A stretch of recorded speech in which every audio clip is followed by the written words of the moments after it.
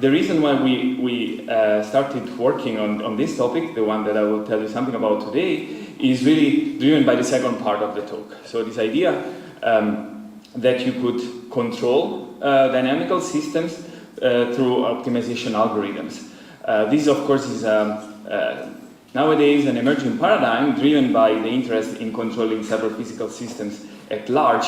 But this idea has been there, of course, for many years and decades. If you think about optimization-based control techniques that are used for that, of course, there is some twist. We want to control systems not necessarily by picking optimal points from optimization problems, but maybe just running a few iterates of these algorithms and then giving picking an action that might not be optimal. In the same vein, we might think of algorithms that are not really solving the exact problems, but maybe have some uncertainty, they have some inexact information. Personally, one of the reasons why I really like this framework for control is the possibility, for example, to integrate data streams. You can think of an optimization problems that is fed with the information available online, and this would be maybe more difficult with conventional control approaches. However, of course, this presents various challenges, and there's a very nice opinion paper that I guess most of you are already aware of, co-authored by Giuseppe, where this idea is reviewed, and quite a few of the authors of this paper, for example, did works where they took the so-called feedback optimization perspective. That's a technique somehow to solve this problem under certain conditions. I see also Mattia Bianchi in the audience that has a very nice work on this topic. I think feedback optimization is a very interesting approach to that. We would like to look at this problem from a slightly different perspective, and for that we take a first step, that is the topic of today, where we really focus on this green box, which is our algorithm. We consider it in discrete time, as it is usually done in the optimization community. And even though today we will only look at optimization problems, so there's no control, we want to retain a feature from this interconnection between a plant and an algorithm, in the sense that now we will have a quantity that varies over time. This will be denoted by theta t. And this somehow retains some property of, if you want, the interconnection between an algorithm that solves the problem that now is not static anymore. This problem is changing because the objective functions, for example, is changing over time. You can think, for example, of an optimization-based controller that needs to solve the same optimization problem but is parameterized with a quantity that varies over time, for example, a measurable from the system. Now we cut this connection here, so we remove the upper part, but still we retain this perturbation in a way to the optimization problem, and now we want to understand how we can formally analyze the behavior of this algorithm when this is somehow perturbed by this time-varying object. So the first goal is to try to formalize this idea by presenting a modeling framework, then try to use really leverage system theory to also provide an analysis pipeline that allow us effectively to understand how the algorithm is coping with this time variation. Is it tracking well, for example, the trajectory of minimizers that is changing over time? Let me formalize a bit these optimization problems that we have in mind. This is a so-called time-varying optimization problem in the optimization community. In composite form, we can describe this problem possibly with constraints as a sum of an objective f, depending on a variable x, and depending, as I said, on this parameter theta t, and an indicator function that will allow us to satisfy constraints. We make some assumptions, of course, of this problem in order to have some tractability. F is assumed to be M strongly convex and L smooth, where these constants can be a function of the parameter theta t. Theta t lives in a compact set, big theta, and we assume that somehow we can bound the variations of theta over time. This is not necessary, but it's a flexibility that you can have in case, of course, you have this information. You can expect that the more you can bound the variation, the anticipated variation of these parameters, the better will be the guaranteed performance of your algorithm. Now, of course, we can define the minimizer of this problem, x star t at each time t, so for each value of the parameter theta t, thanks to the well-known first-order optimality conditions, we have given the problem's property a unique minimizer, x star t.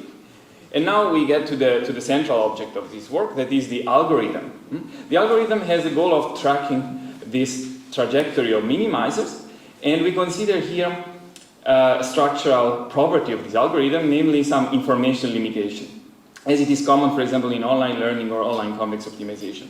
Namely, at decision time t, where I need to provide an action or a choice x of t, the algorithm can make this decision as a function of the history, so all the past decisions, so xt minus 1 and back, all the values of the past parameters, but not the current value theta t. So that's why we say that this is information limited. At the time of choosing xt, I don't know theta t. So I know only theta t minus 1 and so on, and then I have knowledge of the constraint that is time invariant. Now this plot aims at providing you an intuition graphically of what is happening. When I am at decision time t, I start from the last decision, xt minus 1, and then I start doing some iterations. As we will see, we have the flexibility of choosing a generic number of iterations. But the point is that even if I had infinite computational time, but the trajectory that I'm doing at the fixed t would only converge to x star t minus 1, because the current knowledge I have is only theta t minus 1. For example, if I commit everything to the last value of the parameter that I saw, I have no hope of converging to x star t. And that's why I'm information limited. And now here you see two balls. There is the, I don't know which colors you see, but there is the bigger ball that basically defines somehow the distance between where I land at the end of my compute time at time t, so xt, and x star t. That is the quantity that I would like to have very small, right? Because I would like to take a decision that is as close as possible to x star t. Unfortunately, the problem is varying, so there is kind of a fundamental limitation that is captured by the smaller ball, which is the distance between x star t and x star t minus 1. Now, big and small, of course, this is completely arbitrary, but the point is that ideally what I would like to have is a way to formalize what is the distance between the suboptimality gap at time t as a function of the time variations and property of time variations of the problem. Because these are things that I cannot do much against given these information limitations, whereas I would like to do the best that I can as far as everything else is concerned. So at the high level, we would like to provide this type of bounds.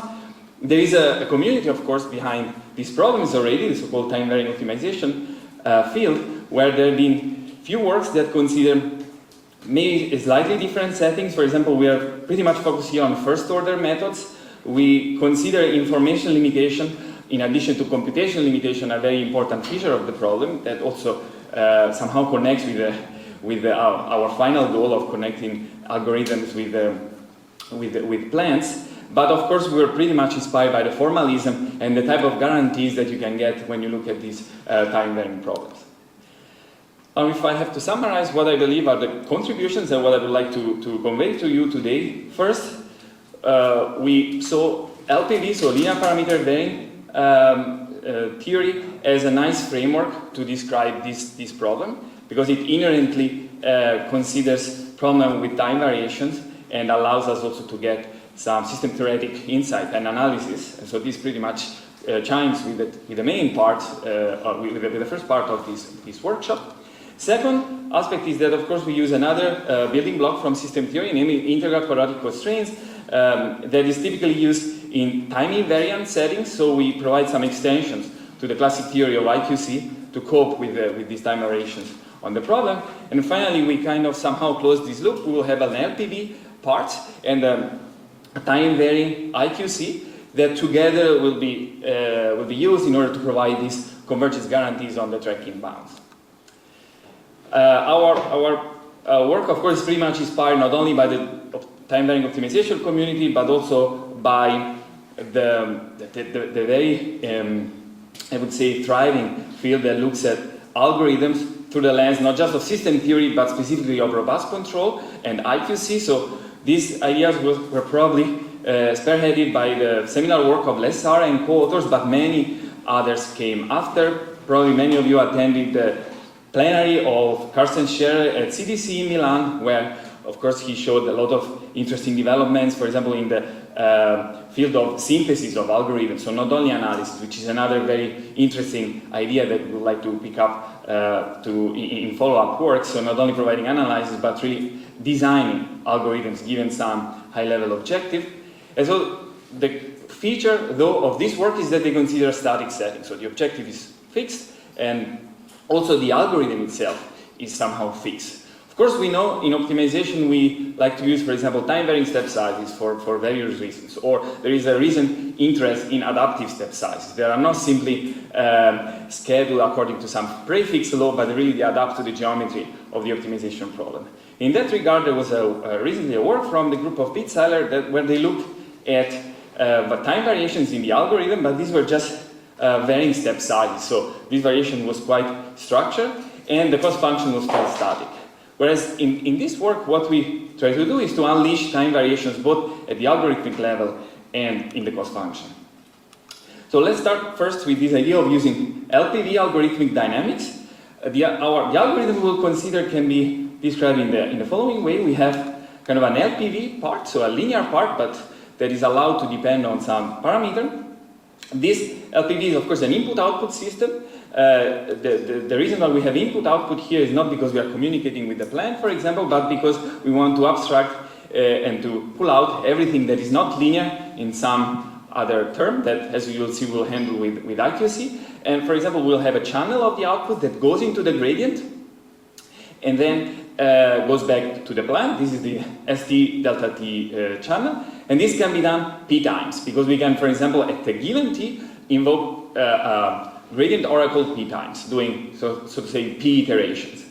Of course, we have also another channel that goes into the subdifferential of the indicator function, so the normal cone of our constraint set, again with this channel z and g. And I would like, again, to emphasize something that I believe is quite interesting, the presence now of two time scales. So there is t. Whenever you see t, you need to think about this external parameter that is changing and of whose minimizer I would like to track. And p plus q are really the number of iterations, those that usually we consider in optimization.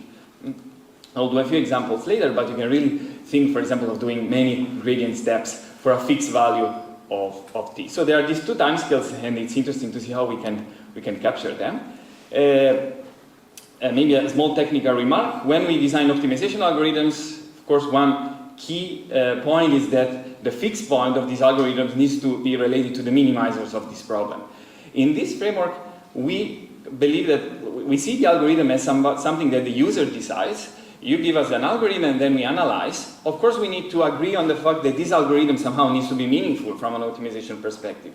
This means that we need to pose some structural assumptions, or have some structural property such that the fixed point of this algorithm, which here is C star t, is associated with the minimizer of the underlying optimization problem. This is, of course, something that is reasonable to do, and of course you have a lot of degree of freedom once you give this property, but this is just to say that this is an assumption that we make once we fix the algorithm. And this is, of course, not a limitation. A lot of online or time-varying versions of standard first-order optimization methods inherently satisfy this property. Now let me give you a couple of illustrative examples of algorithms that fit this setting. So here we consider a multi-step online gradient descent. So we are, in this case, at decision time t plus 1. And all we know, for example, is the past objective f of t. So starting from xt, the last decisions, we take a first gradient step. So this is first step, and we land at x hat t, but we don't stop. Okay, now we do a second gradient step, and we starting from x star t, we do the same thing. So this is a two-step online gradient descent. We can easily cast it in our setting by defining this input delta 1t. If you remember that in this case takes the output of the gradient to the current iterate, and then we just plug it into our first order description, where you have now that this state xt of the algorithm is nothing but xt. So the number of states is the same. This is not surprising. There's no momentum in the algorithm, so really you don't need to increase the size of the states of your algorithm compared to the one of the optimization variables. It's just that you have now two input and two output because you're doing two steps. Great, and this is the block diagram representation. Let's go maybe for a less trivial example. Now we have a constraint problem and we want to use acceleration. So this was a method proposed in a work from the online learning community. What we can do is, of course, to use some momentum term here, where we basically do a complex combination of two, if you want, states of the algorithm. So now the state is not anymore xt, but is this v and w. This is how the algorithm looks like. The point here is how can I cast it into my framework where I do feedback of a linear part with first order oracles. You just write the first order optimality conditions for the first two minimization problems, and the normal cone together with the gradient pops up. And then of course you can rearrange terms such that you have dynamic in terms of these states V and W, and then you pull out one output ST that goes into the gradient, and the other outputs now Z that go into the normal cone. Compared to before, what changed is that we are doing one step for gradients, two steps for normal cones, because we need to solve two constraint problems. Of course, this is not the way you would implement this algorithm. Clearly, you will not implement it in this way that I showed. This is just for analysis purposes. What you can do, of course, is to keep solving your problem, doing, for example, procs or doing some standard operation there. But the point is that you can really describe a variety of algorithms in this setting, so it's without limitation. And the nice thing is that now all these parameters that you see in the algorithm, so in these A, B, C, D matrices, they can be parameter varying. They can be scheduled somehow with your theta. You can analyze what is its effect. Now let's move to the second part. We look at the linear part of this interconnection. Now let's look at how we describe the troublesome parts, and for that we use IQC. In a nutshell, in IQC we are interested in analyzing feedback loop of a linear, or can be time invariant classically, but also, as we will see in this work, parameter varying, but the linear part of the feedback loop, G, and part that is either uncertain or linear. It cannot be handled with classic linear tools. So if phi, for example, is a static nonlinearity, this would be called resistance. But you can use IQC, for example, also when you have phi that is partially an unmodeled dynamic, so linear uncertainty and delays or various other troublesome components. Now the trick in IQC is to somehow get rid of the troublesome part, so the thing that now I showed in dashed lines, and replace it still with the linear component. With a catch, that now this replacement happens through some inequality that characterize the component that you have removed. So let's go step by step. We introduce this filter psi. This filter psi takes now in input the input and output of the nonlinearity, and then generates an output sigma. So again, psi is an LTI filter. Again, in our case, could be also an LPV filter. The point is that it has a state space realization. There is psi, and there is also this matrix M. This is just a symmetric matrix that is key in order to define two possible IQC characterization of phi. The first characterization is quite easy to interpret. It's called pointwise IQC. It's, we say that phi satisfies this characterization if for all time, for all signals y that enters into the nonlinearity, we have that this quadratic form of the output of the filter is satisfied. So sigma t transpose m sigma 3 is always non-negative. Now this is something quite nice and interpretable, but very often is a very kind of broad properties, right? There are many nonlinearities that maybe satisfy this, but actually your nonlinearity has more structure, so you must characterize more properties so that your analysis in the end is less conservative. Because at the end of the day, this is a robust control approach. What you get is something that holds for all objects that satisfy this property. That's why we can step up the game and consider a more refined description, which is the so-called dynamic IQC. Why? Because in this case, the filter psi is really a dynamic filter, so it has A, B, C, D. Whereas in the pointwise IQC, you can easily see that this is just a static multiplication, so it just multiplies the input to the filter. So dynamic IQC has also the flexibility to fix a parameter rho between 0 and 1, and it is defined through this not integral, but if you want, a sum of quadratic constraints, where now this needs to hold for all horizons of this term. So as I said, you can easily see that if a nonlinearity, a phi, satisfy the pointwise IQC, will also satisfy the dynamic, right? So from pointwise, you can always go to dynamic, but not vice versa. So dynamic captures somehow more properties and can restrict the type of analysis that you do. Now, after you have come to terms with this magic and you accept the rules of the game, what you get back is basically a certificate of stability of this interconnection using simply linear tools, for example, SDPs. You need to first characterize phi through an IQC, so through a pair M psi. Then you build state space realization of the interconnection GM psi. Phi is out of the picture, you don't need to take care of that anymore. And last, you need to solve to solve an LMI, so just convex optimization problems, whose feasibility gives you, for example, exponential stability of the interconnection. This is just a particular case. Of course, with IQC, you can study simply asymptotic stability, you can study performance, and you could also do design, for example, for a given objective. What we'll use in this work is just this simple result, but extended to the LPD setting. Okay, so how do we connect now with this framework? The connection is really that gradients or first-order oracles that are related to convex objectives, and those are monotone operators, can be seen as special maps by satisfying IQC.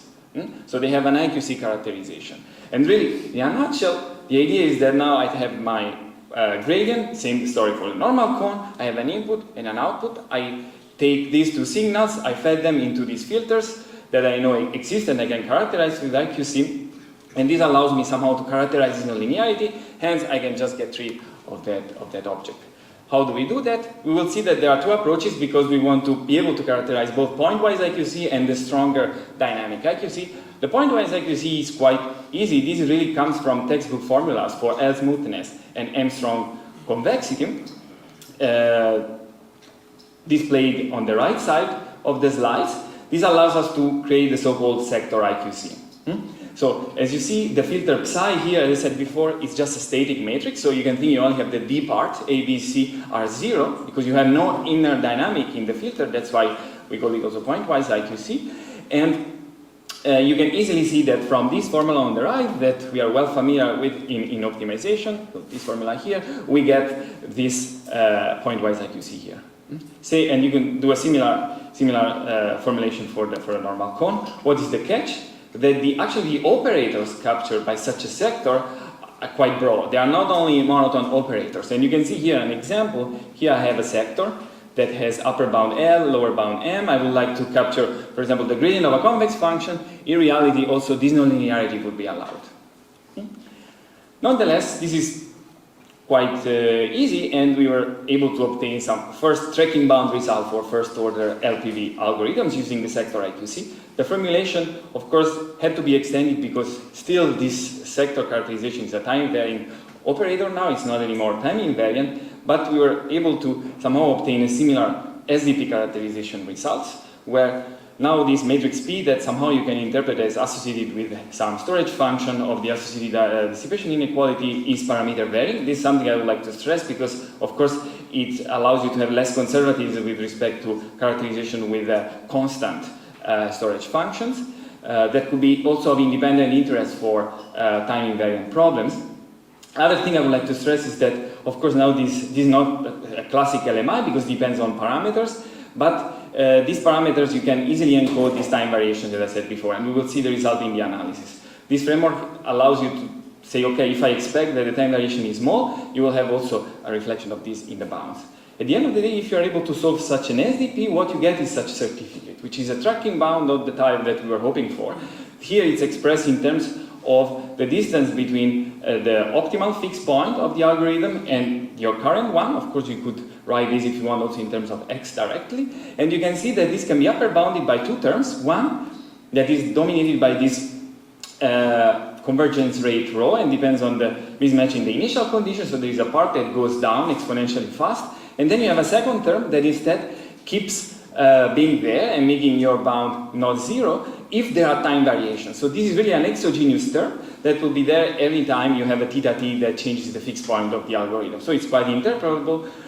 It has an input to state stability kind of interpretation, if you want. So the proof for this combines tools from dissipation inequalities and IQC, as I said, and it has, of course, a higher computational cost than for classic static problems because this LMI now is parameterized with theta, but nonetheless, these are things that you will need to solve offline, so before deploying the algorithm in order to have a guarantee on what will happen then under deployment. Now, just a quick numerical example to get a feeling of what type of results we can obtain. This is a problem where we assume that the strongly convex constant is kept the same, so it doesn't change, but the smoothness constant can oscillate in this range from 80% to 100% of an assumed nominal smoothness constant, We also assume that we have a bound on the variation, how this smoothness constant is changing, and we control it to this over Barney parameter that has at most value 20% of the value of the nominal smoothness constant, so that m is always smaller or equal than LT. So here we have a first plot where on the x-axis you see the condition ratio of this problem that is often taken as a measure of kind of the hardness of solving an optimization problem, at least in this strongly convex smooth context. On the y-axis you see this convergence rate, and the curve you are seeing now is a curve that could have been obtained easily before our work. Right? This is just assuming a gradient descent algorithm for a fixed L, so this is a static problem. Okay? So as expected, as the condition ratio increases, your rate degrades. Now we start applying our framework, and we consider very small variation. So over Barney now it's really like 5% of the maximum allowed variation. And we see that kind of we recover the static case, so it's very close. Of course it's a bit worse if you zoom in, but these rates are really close to the case where you will have no variation. Now what happens when you start letting your smoothness constant change more? You see that you have a degradation in the rates that you can quantify as you increase, right? This also means that, for example, once you start having this variation, not only your rate degrades, but also the point of the condition ratio for which you still have feasibility of your LMI goes more towards left. So you kind of have no guarantee that if you are working with badly conditioned problem, you will still have convergence. And this is something that depends on the time variation of the problem, which I think is something very interesting to observe. Now what we do here instead is that we fix the time variation. So let's say we assume it's 5%, and now we compare gradient descent with other algorithms. For example, gradient descent against two-step gradient descent. When I say gradient descent, I mean p equal to 1. So you are only going once through the gradient block, but you can go, of course, twice, right? You can repeat that operation and then go ahead. And you can see that, of course, now the rate improves. So the rate rho decreases, so you are going faster because, of course, you're doing 2 steps instead of 1. And then, for example, we can see, okay, what happens if we do Nesterov, like an online version of Nesterov acceleration? And surprisingly, things now go a little bit worse. We do treble momentum, they also go a bit worse. We were aware, though, that also in the static literature, it was observed that only using pointwise IQC, somehow, this is, I think, an interesting problem that has not been really, I think, fully understood, but it has been observed that these pointwise IQC don't capture momentum. So if you analyze them only with the sector IQC, you will still get bad results, even though we know that they perform better, at least in the static case. So this was one reason more to really look now into dynamic IQC that can somehow narrow down the class of nonlinearities that we are capturing, because on top of sector, so namely our nonlinearity should be inside the sector, we also know that it's slope restricted because it's a really monotone operator, so we would like to characterize such nonlinearities. And for that, things become a little bit more complicated, so here the extensions to time-varying IQC was a bit more technical, so I will not go in detail, but at the conceptual level, what we need to do now is to add some inputs to the filter psi that are not there in the classic IQC formulation. So it's not enough to connect the input-output of the gradient, but we also need to connect some time variations of the problem. So these are all quantities that have to do with how the fixed point, the optimal fixed point, or the objective is changing over time. Now, if we do this, we are able to construct a filter that is a function of the parameters and find a matrix M, such that now this integral quadratic constraint is satisfied. Again, there is a bit of a twist. The first twist is that we have these two inputs that are not there in the classic formulation. The second thing is that now this is not anymore, this sum is not just non-negative, it's lower bounded by a term that, again, depends on the time variation, but is there.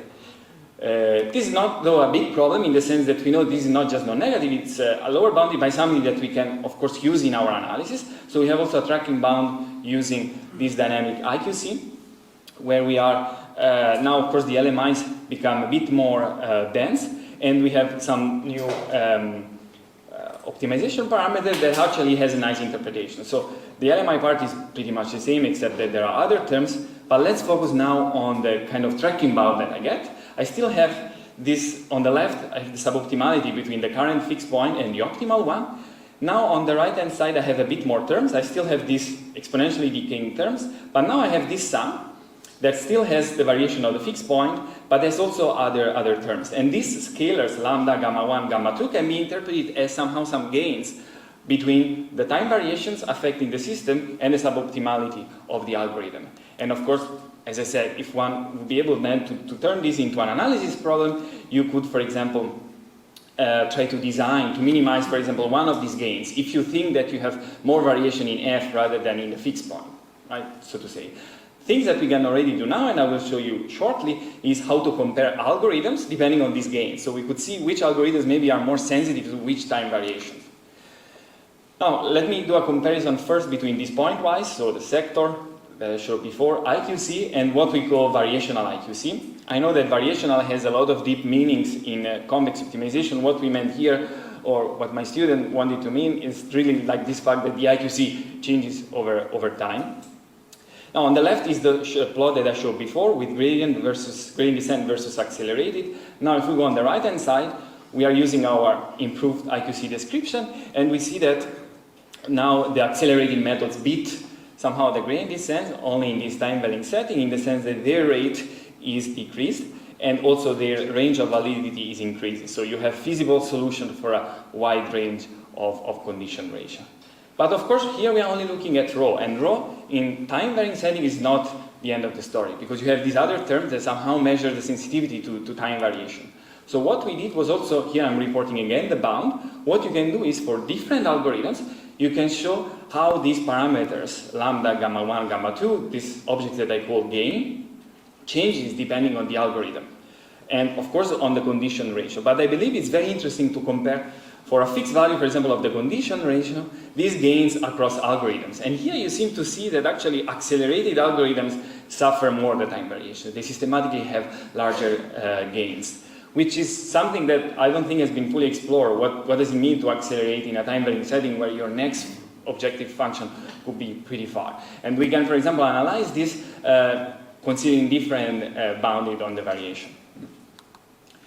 Now, closing remark on the fact that, of course, there is another community out there that is looking at time-varying problems, maybe more in the online learning, machine learning optimization field, which is online convex optimization. I would say the problem statement is rather similar. The key difference is that the objective, the performance metric is different. We don't look at tracking bounds, but we look at so-called regret. That is the accumulated suboptimality of an algorithm that plays without having full knowledge of what is the objective. So exactly our information limited context.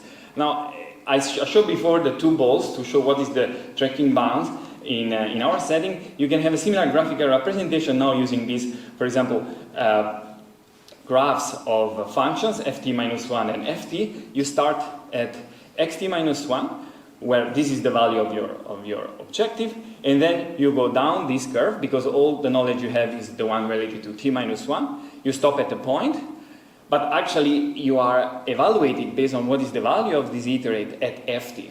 So that's the value you need to consider, not this one, unfortunately, and you are compared with the minimizer, so the optimal value of the problem at t. Okay? So this vertical distance is the pointwise regret, and in regret what you do is to sum this up over all time t. The other aspect is that typically researchers want to capture how regret depends on these regularity measures, path length, square path length, and so on. So these are distinctive features that again measure somehow the time variation. And very often what one does is to look at an algorithm and then try to prove that the regret scales with some order of magnitude with respect to these regularity measures. And here I'm just reporting a few works that consider, for example, online gradient descent, accelerated gradient descent, and so on, and they show that the regret bound was of the order of some of these regularity measures.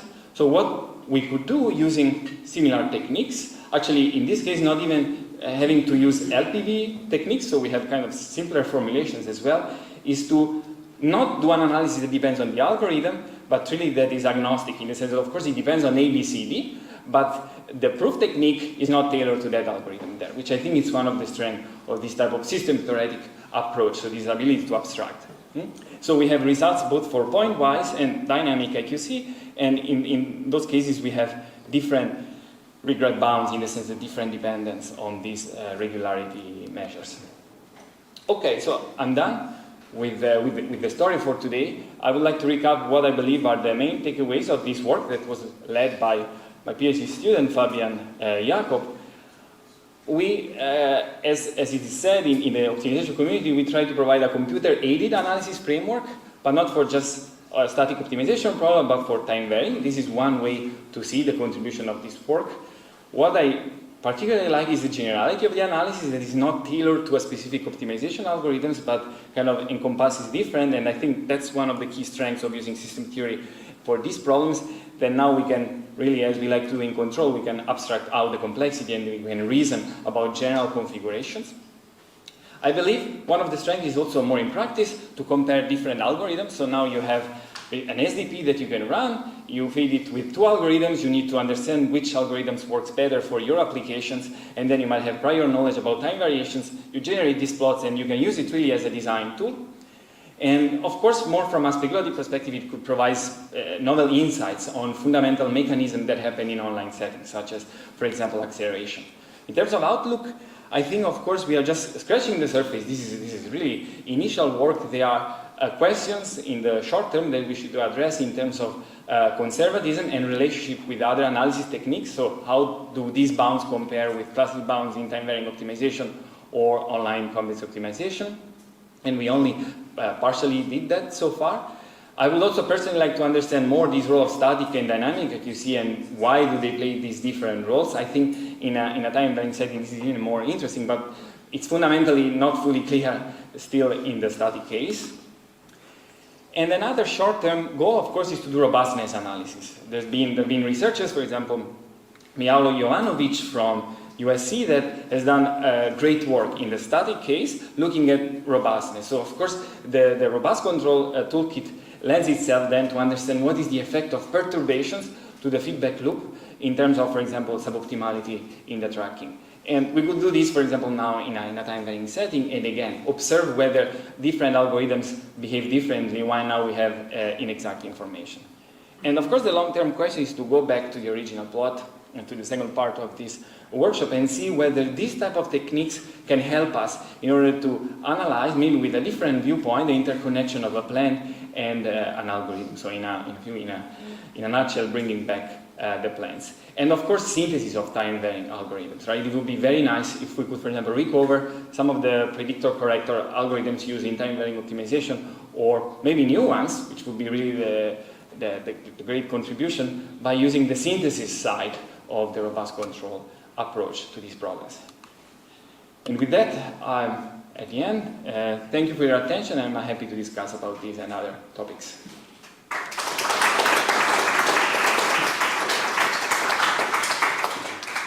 Thank you, Andrea. Very, very interesting. So the floor is open for questions from the audience. Is there any? I can ask one.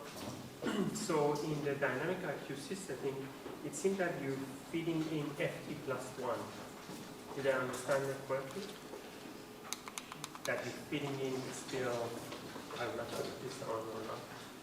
So yeah, the question. Yeah, but yes. typically we don't have access to FT plus 1. Right? Yes, so that's neat observation. This is the kind of the analysis part. So for analysis, we require having this input in order for our filter to generate an IQC of this sort that then we can use in analysis, which then makes this bound possible. But the algorithm has no access to all this information. In fact, it has only access to t-1 information. So it's just an artifact of the analysis, of course, that we provide that. As, for example, we don't have access to these as well, clearly, yeah.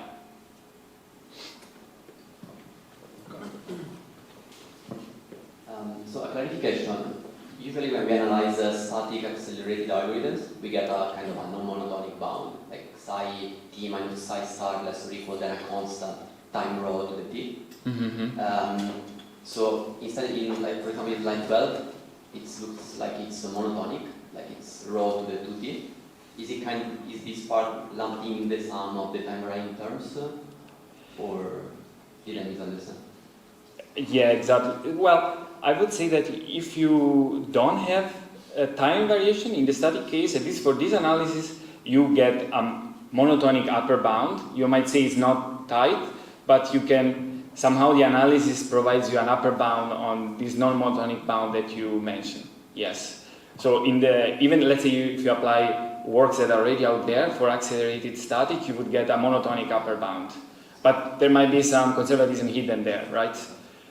In this case, yes, then you have this parse that also can capture non-monotonic effects due to time variation. And just out of curiosity, if we went to synthesis of algorithms, Yes. then the goal will be to minimize this row in the worst case, or?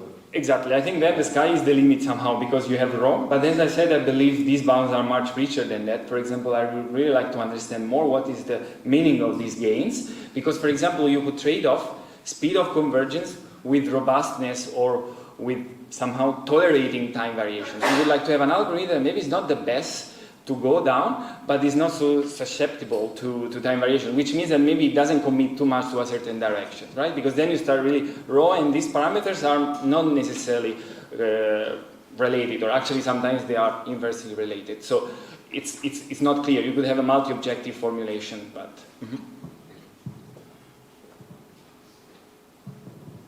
Do we have other questions? I have actually one myself. Is there any chance to model time variant step sizes or adaptive step sizes with this framework of yours? Yes, so time varying step sizes of the type 1/k but not only 1/LT, it's already there. That's what we are already doing, because you basically have your step size here. So as long as you can write it as a function of theta, yes. Now the more tricky question is how to do adaptive step size, like closed loop adaptive step size, where, for example, you change your 1/L according to the local smoothness constant. That means that your L will depend on Xi or X, right? So it's not just anymore theta T type dependence. But of course, in LPV there is a so-called quasi-LPV setting where your theta is actually a function of the state. So this is definitely something that I ask Fabian to look into that, because of course it would be very nice. The framework is not there yet, but it's definitely, I think, at reach, because it's possible to kind of build a feedback loop around that, where you are basically seeing how theta changes effectively as a function, for example, of your output theta T. So first part of the question, yeah, it's already there. The adaptive, I think, requires still some work, but it's also in the pipeline. Yes, thanks. That would be very interesting to see. Yeah. And you'll also have to explain at a certain point how you can model projections in algorithms with normal cone blocks. That's something I never understood. Okay, great. We have time this week. So essentially, in the spirit of the workshop, I will discuss how the interpretation of algorithms in different scenarios as dynamical systems, the benefit of this interpretation, and as of the use of tools from system theory to design and analyze them, from most standard one, like Lassalle's and Lyapunov theorems, to more advanced one, like time-scale separation and averaging theory. So let's start from the setup of distributed algorithms. And so let us briefly introduce what I mean with a distributed algorithm. So a distributed algorithm is a method to perform a given task over networks of n peer-to-peer agents, in which without a central unit that coordinates them, and thus in which each agent can only perform local computations, only knows a part of the global problem and can exchange data only with a subset, only with its neighbors, only with a subset of the whole set of agents of the network. And these neighbors are defined by a communication graph associated to the network. So in the literature there are several scenarios to model several tasks in both cooperative and competitive frameworks. And here there are 4 examples. The first one on the left is probably the most popular one in distributed optimization, is the so-called consensus or co-scaffold problem, in which there are n function fi to be minimized, all depending on a common variable x that can be, for instance, can represent the parameters of a neural network. And the goal is to train this network by using n datasets rather than a single one. Then we have the so-called constraint couple problem, which we still have n function fi to be minimized, but now each of them depends on a local variable xi, and there is coupling among them only in the constraint. And thus this scenario is good to model setups in which there is a common resource to be shared and thus to be optimally allocated. Then there is this recent framework named aggregative optimization, in which there are still n function fi, each depending on a local xi, but also on an aggregative variable sigma of x. That can be, for instance, the barycenter of the position of a team of robots, and thus this scenario is gaining attention from cooperative robotics. And finally, there is the aggregative game setup, in which we still have a local function depending on both xi and the aggregative variable sigma of x, but now each agent is only interested in minimizing its own cost. And thus the goal of a distributed algorithm is typically to find a Nash equilibrium of the game rather than a solution to a common problem. So I will show a unifying approach based on system theory to design and analyze algorithms in a systematic way over these and possibly other scenarios. But before discussing of this unifying framework, let's see a specific example on a popular distributed algorithm to better understand the idea behind this approach. So we focus on consensus optimization that, as already said, consists in minimizing the sum of n function fi depending on a common x.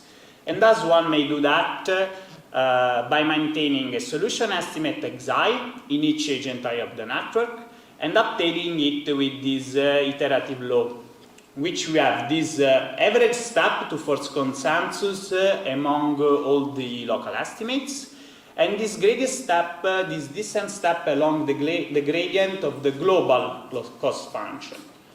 And here gamma is a tuning parameter, is the step size. The problem of this update is that it requires the local knowledge of the mean of the agent estimates and the gradient of the global cost. And these are both global information that was local knowledge would violate the desired distributed paradigm.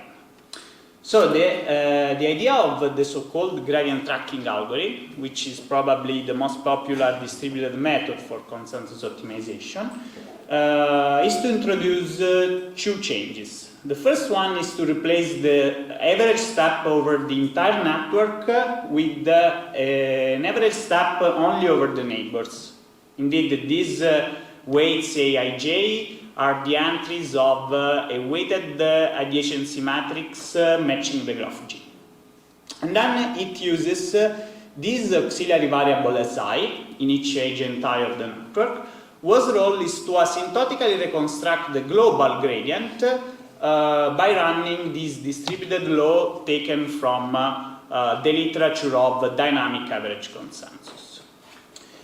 An interesting thing is that if we take a step size gamma that works for this, let's say, centralized inspiring method, in general, you may find this step size gamma that works for this centralized method, but that do not work for this distributed counterpart, for gradient tracking.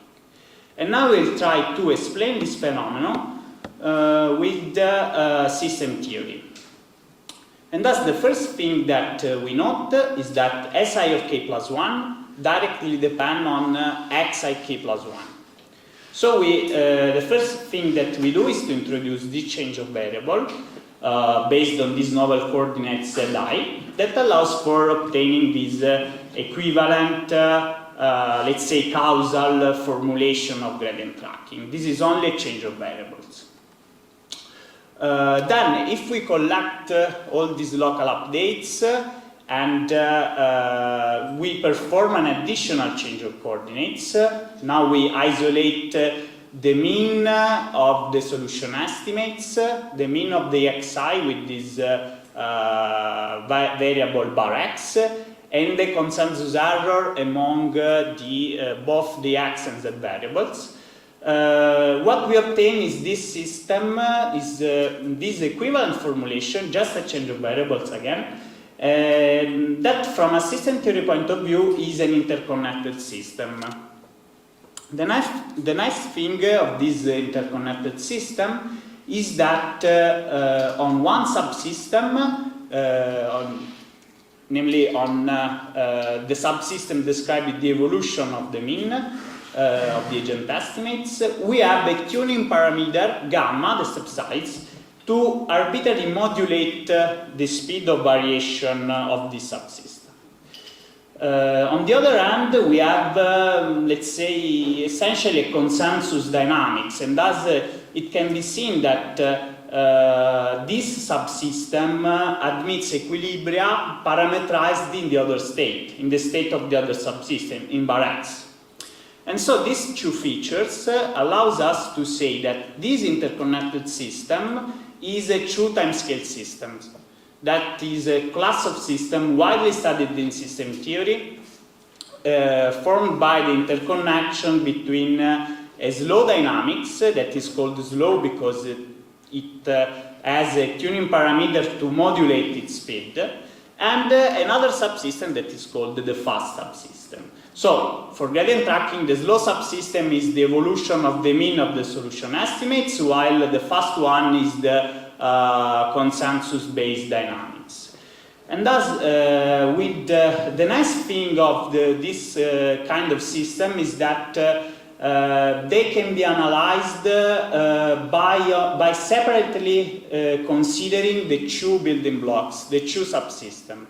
And this is nice because typically is analyzing two separate systems is significantly simpler than studying the interconnection. This is also the case of gradient tracking because we have a gradient method on one hand and essentially a consensus method on the other hand. And so with this point of view, with this interpretation, we achieve this convergence result for the interconnected system, namely for gradient tracking, because it is only an equivalent formulation. Specifically, we say that for small values of gamma, namely with a sufficient timescale separation between the two blocks we identified, gradient tracking asymptotically converge in a set in which the solution estimate xi agree on a point that belongs to the set of stationary points of the global problem. Indeed, we don't need to take any convexity assumption, and thus we may have multiple solutions. We have a set of solutions, and this translates in proving the attractivity of this set of solutions for the algorithm rather than proving the stability of a single equilibrium associated to a single problem solution. And so this, I think that this is a good example to show the power of system theory, because when we wrote this paper, there was many papers studying gradient tracking, but there was only a very nice paper by the group of Professor Scutari that studied gradient tracking in the non-convex setup. But let's say it is a a paper from a pure optimization perspective, and as it is very complex proof, very long proofs.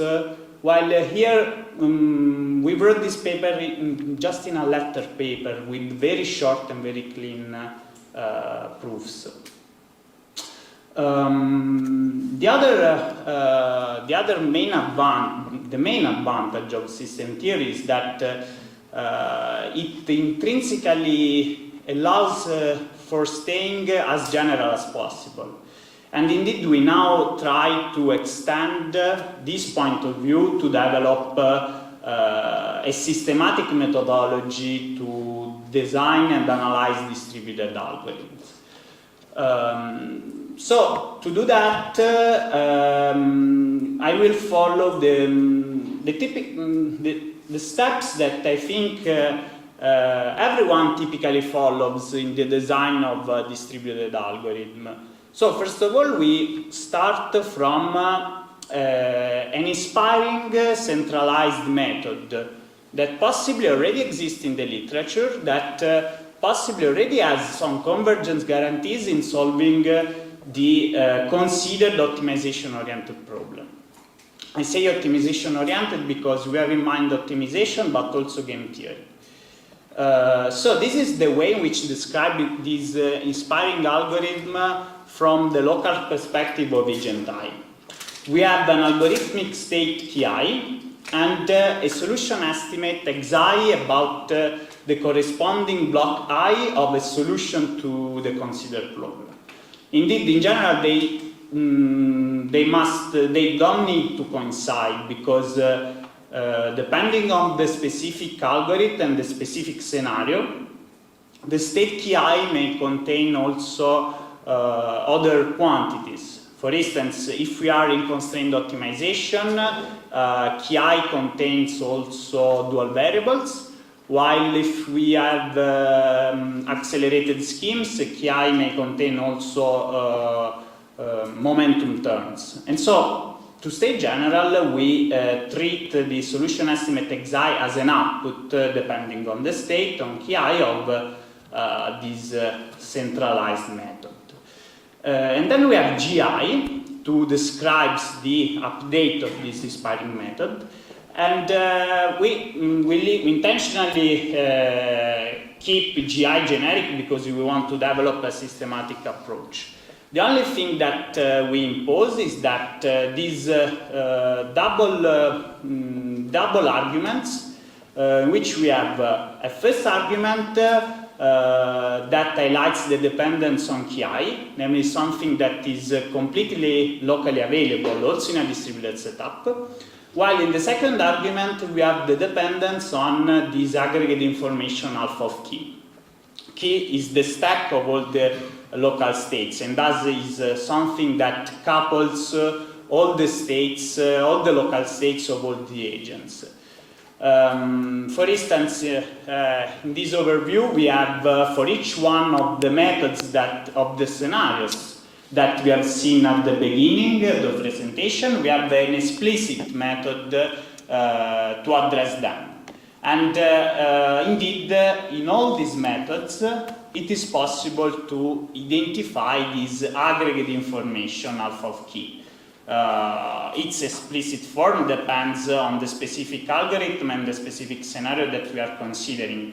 For instance, for consensus optimization, we have already seen it contains the mean of the agent estimates and the gradient of the global cost. While here, for constraint coupled optimization, we have the mean of the dual variables and the global constraint, and so on so far according to the specific scenario and the specific algorithm. So,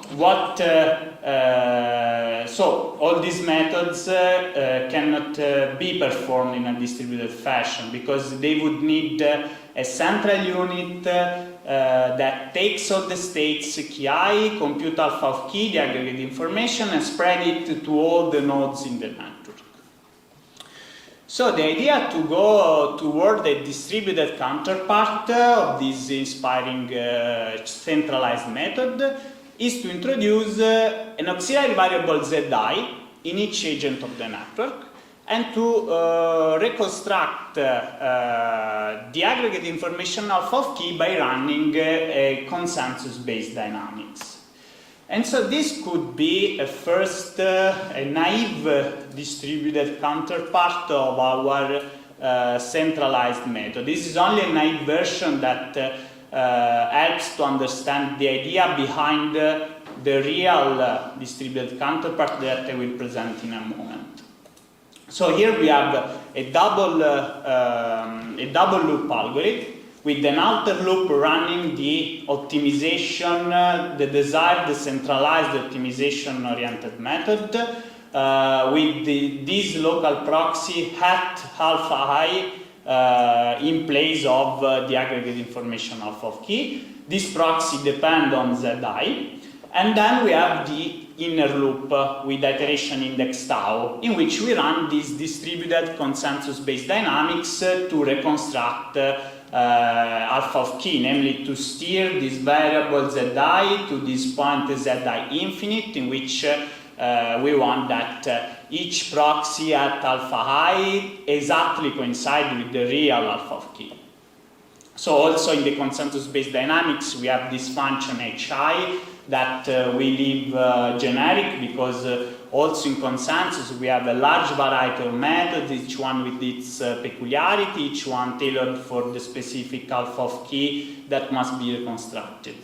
For instance, if alpha of key is the mean of n-local quantities, we have already seen this for gradient tracking, then it can be, HI can be designed by resorting to the literature of dynamic average consensus, for instance with this update.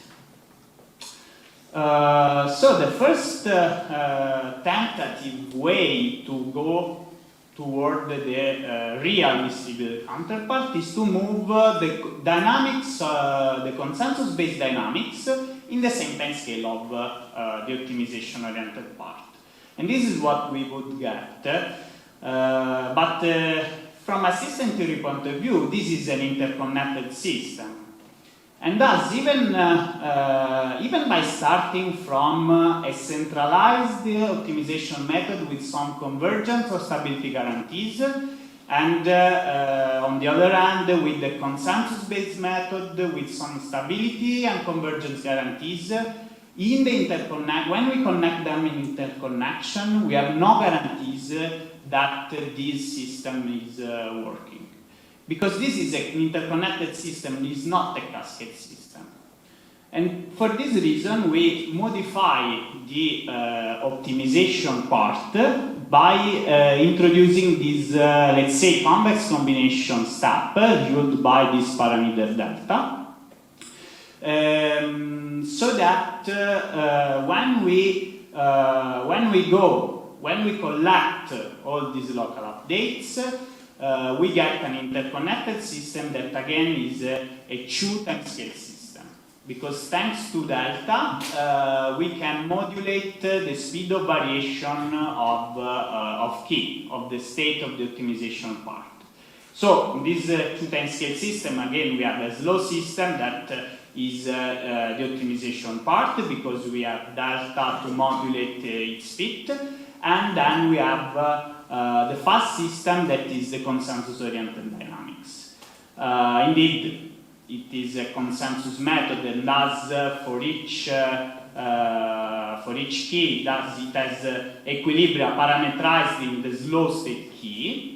And in this equilibrium manifold, the optimization-oriented part, the local proxy exactly coincides with the aggregate information alpha of key, so that the optimization part exactly recovers a filtered version of the inspiring centralized method.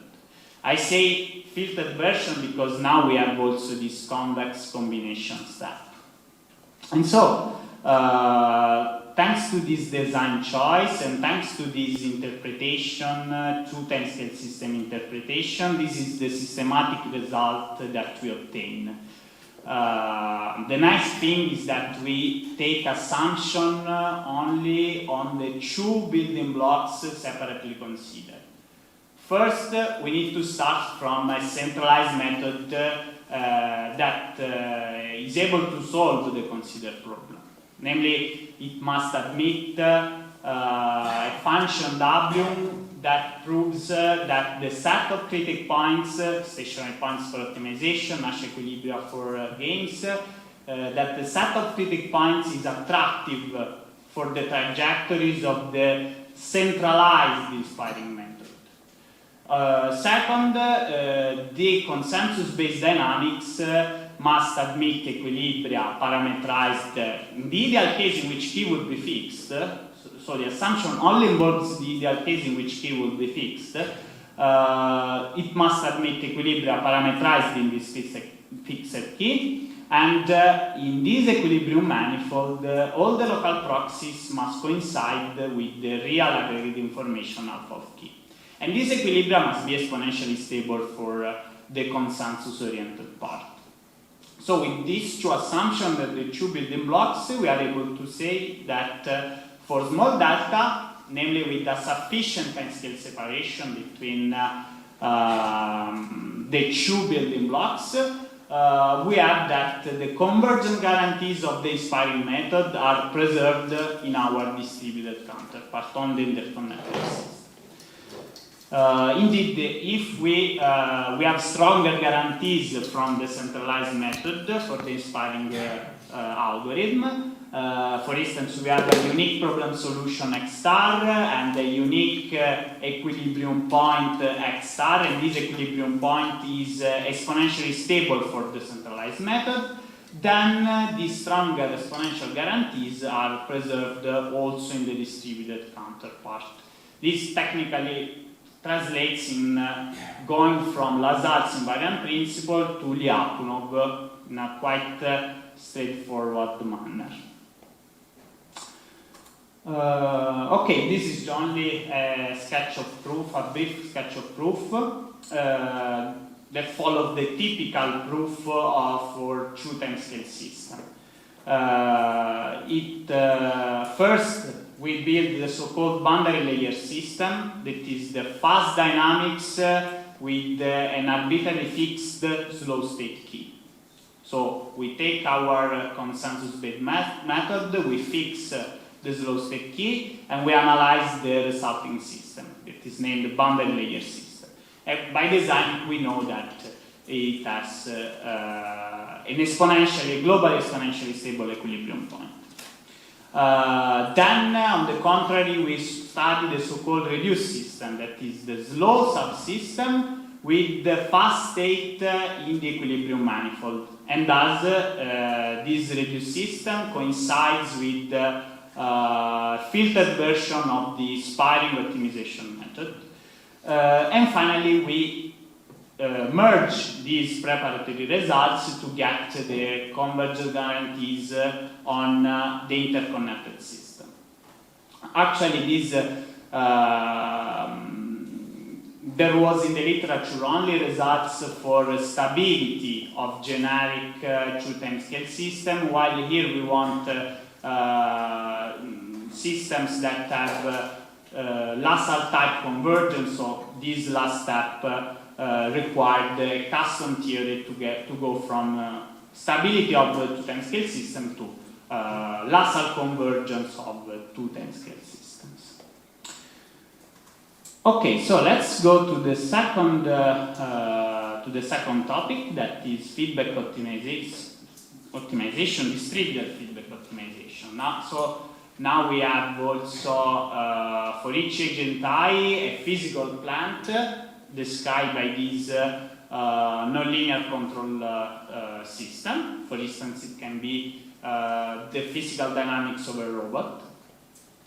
And we want to develop a distributed feedback controller that steers the network, the overall network, to a configuration that represents a solution of an underlying aggregative optimization problem. So in this problem we have these constraints, xi equal to hi of ui, in which HI is, let's say, a steady state function for each plant I. Namely, for each fixed UI, we know that by assumption, we know that the point HI of UI is exponentially stable for the plant I. Namely, let's say we are considering plants that already have a low-level controller that provides these stability guarantees. So, to design the controller for this setup, we plug these constraints into the objective function, obtaining this reduced problem formulation, and then we may design the update, design the dynamics, we are in continuous time, of each UI by resorting to gradient flow. Here we just use chain rule to find the derivative of this overall cost with respect to UI. However, this controller has two issues. The first one is that it uses in the arguments HI of UI, namely it uses information at steady state, and it completely ignores the dynamics of the plants. And so we solve this issue by replacing this argument HI of UI with the current state of the plant, with XI. The second issue is that it uses sigma of x, that is the aggregative variable, for instance, the barycenter of a tumor robots. It uses sigma of x and the gradient of the global cost with respect to sigma of x. But these are both global information that are not available locally when in a distributed setup. And so, as before, we replace this global information with these two local proxies, depending on these two auxiliary variables Wi and Zi, and then we add their dynamics designed with the consensus-based law. Here we have delta 1, the parameter delta 1, to slow down the optimization-oriented part, while on the contrary, we have this parameter delta 2 to speed up the dynamics of the consensus-based dynamics. And so when we collect all these local dynamics, we get this overall closed-loop system that is a 3 time-scale system. So in feedback optimization, when we also add the physical plant dynamics, we add the third time scale to the 2 that we have already discussed. The slowest part is the optimization part. Indeed, we have delta 1 to slow down them. Then we have the mid system that is the plant's dynamics. They are given, so we cannot say that we have the tuning parameter to slow down or speed up them. And finally, we have the consensus-based part that, on the contrary, we can speed up through delta 2. And so, again, with this interpretation, we can analyze the overall interconnected system by studying the blocks separately. We have a gradient flow for the optimization, we have a physical plant with stability by assumption, and then we have consensus. So, studying these blocks is simpler than studying all the interconnection. And then with this interpretation, we get this result that says that for small values of delta 1 and delta 2, namely with timescale separation, we have asymptotic convergence to the set of stationary points of the aggregative problem. So again, we don't need to take convexity assumption. Then if you want to study the stability of each class of equilibrium, local minima, saddle points, and so on and so forth, we can study them with Lyapunov. Okay, so let's go to the third and final topic, which is data-driven optimal control. In particular, we consider this LQR problem, so linear dynamics and the usual quadratic infinite horizon cost. And we want to address this problem in a non-policy framework, namely by sampling data from the unknown system actuated with the currently maintained policy, and then use this data to refine this policy. Okay, so to address this problem, we, let's say, merge ideas from AQR, from reinforcement learning, namely taking experiments, taking rewards from experiments and use them to improve the policy. And from extremum seeking, which is an approach widely used in system theory, in which essentially you have a parameter. In extremum seeking, typically a scalar parameter, but there are also multivariable extensions. You perturb this parameter with a Dieter signal time-varying Dieter dt, and then this perturbed parameter is used to measure a cost, and then a cost that is wanted to optimize, and depending on this measure, the parameter is refined.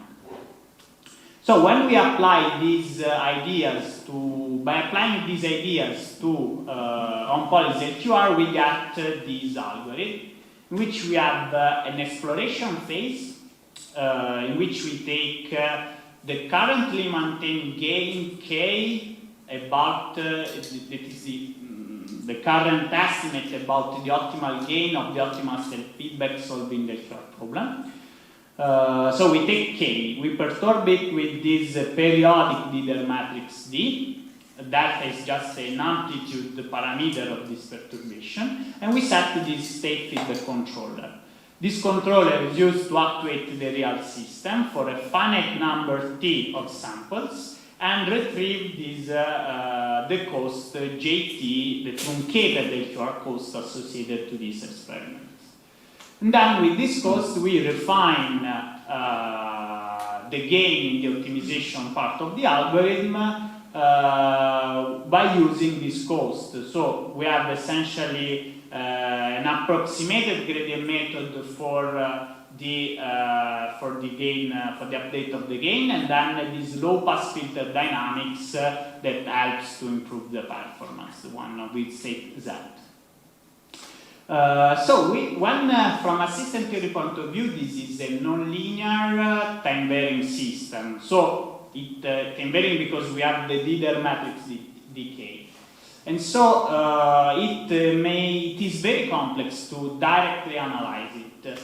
But we can resort to averaging theory and consider the so-called average system, which is an auxiliary system obtained by averaging the nonlinear vector field driving the original time-varying system over the period of the Dieter matrix. And so we get this average system is time invariant. And thanks to the specific choice of the Dieter matrix, we have that the average of the samples associated to a given k provides an approximation of the gradient of the AQR cost that is as good as this small the amplitude parameter delta. And so this means that on the average system we have this cascade between the low pass filter dynamics that has some exponential stability guarantees, just a low pass filter, and then we have an approximated gradient method applied to the AQR problem. The approximation is due to the finite accuracy of the let's say extremum seeking gradient approximation, and by the fact that we are taking finite time experiments rather than infinite horizon one. So since the AQR cost has been recently, the landscape of the electrical cost has been recently characterized. We know that it's gradient dominated. We know that it admits Lipschitz constant over compact sets, and so on and so forth. So we have exponential guarantees for the gradient part. We have exponential guarantees for the low-pass filter, so the entire cascade system is exponentially stable. Thanks to averaging theory, we can come back to the original time varying system, namely to our algorithm, and get this result. Let's say that given an initial stabilizing k for small values of the step size and the amplitude parameter, we exponentially converge in a neighborhood of the optimal gain k star with the radius r that can be made arbitrarily small. So this is a result that typically in system theory is named practical exponential stability. Okay, so this is just a final slide to summarize what I presented. And so thank you for the attention, and if you have some questions, I'm happy to answer.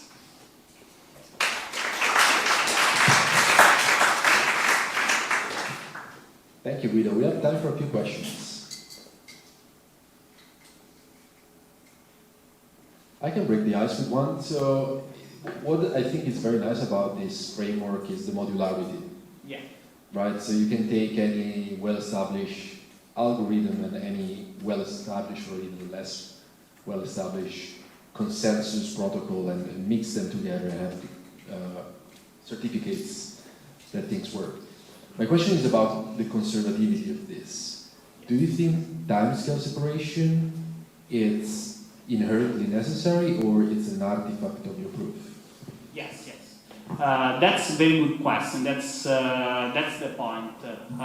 Finding, let's say, the optimal gap or the largest gap, the largest step size.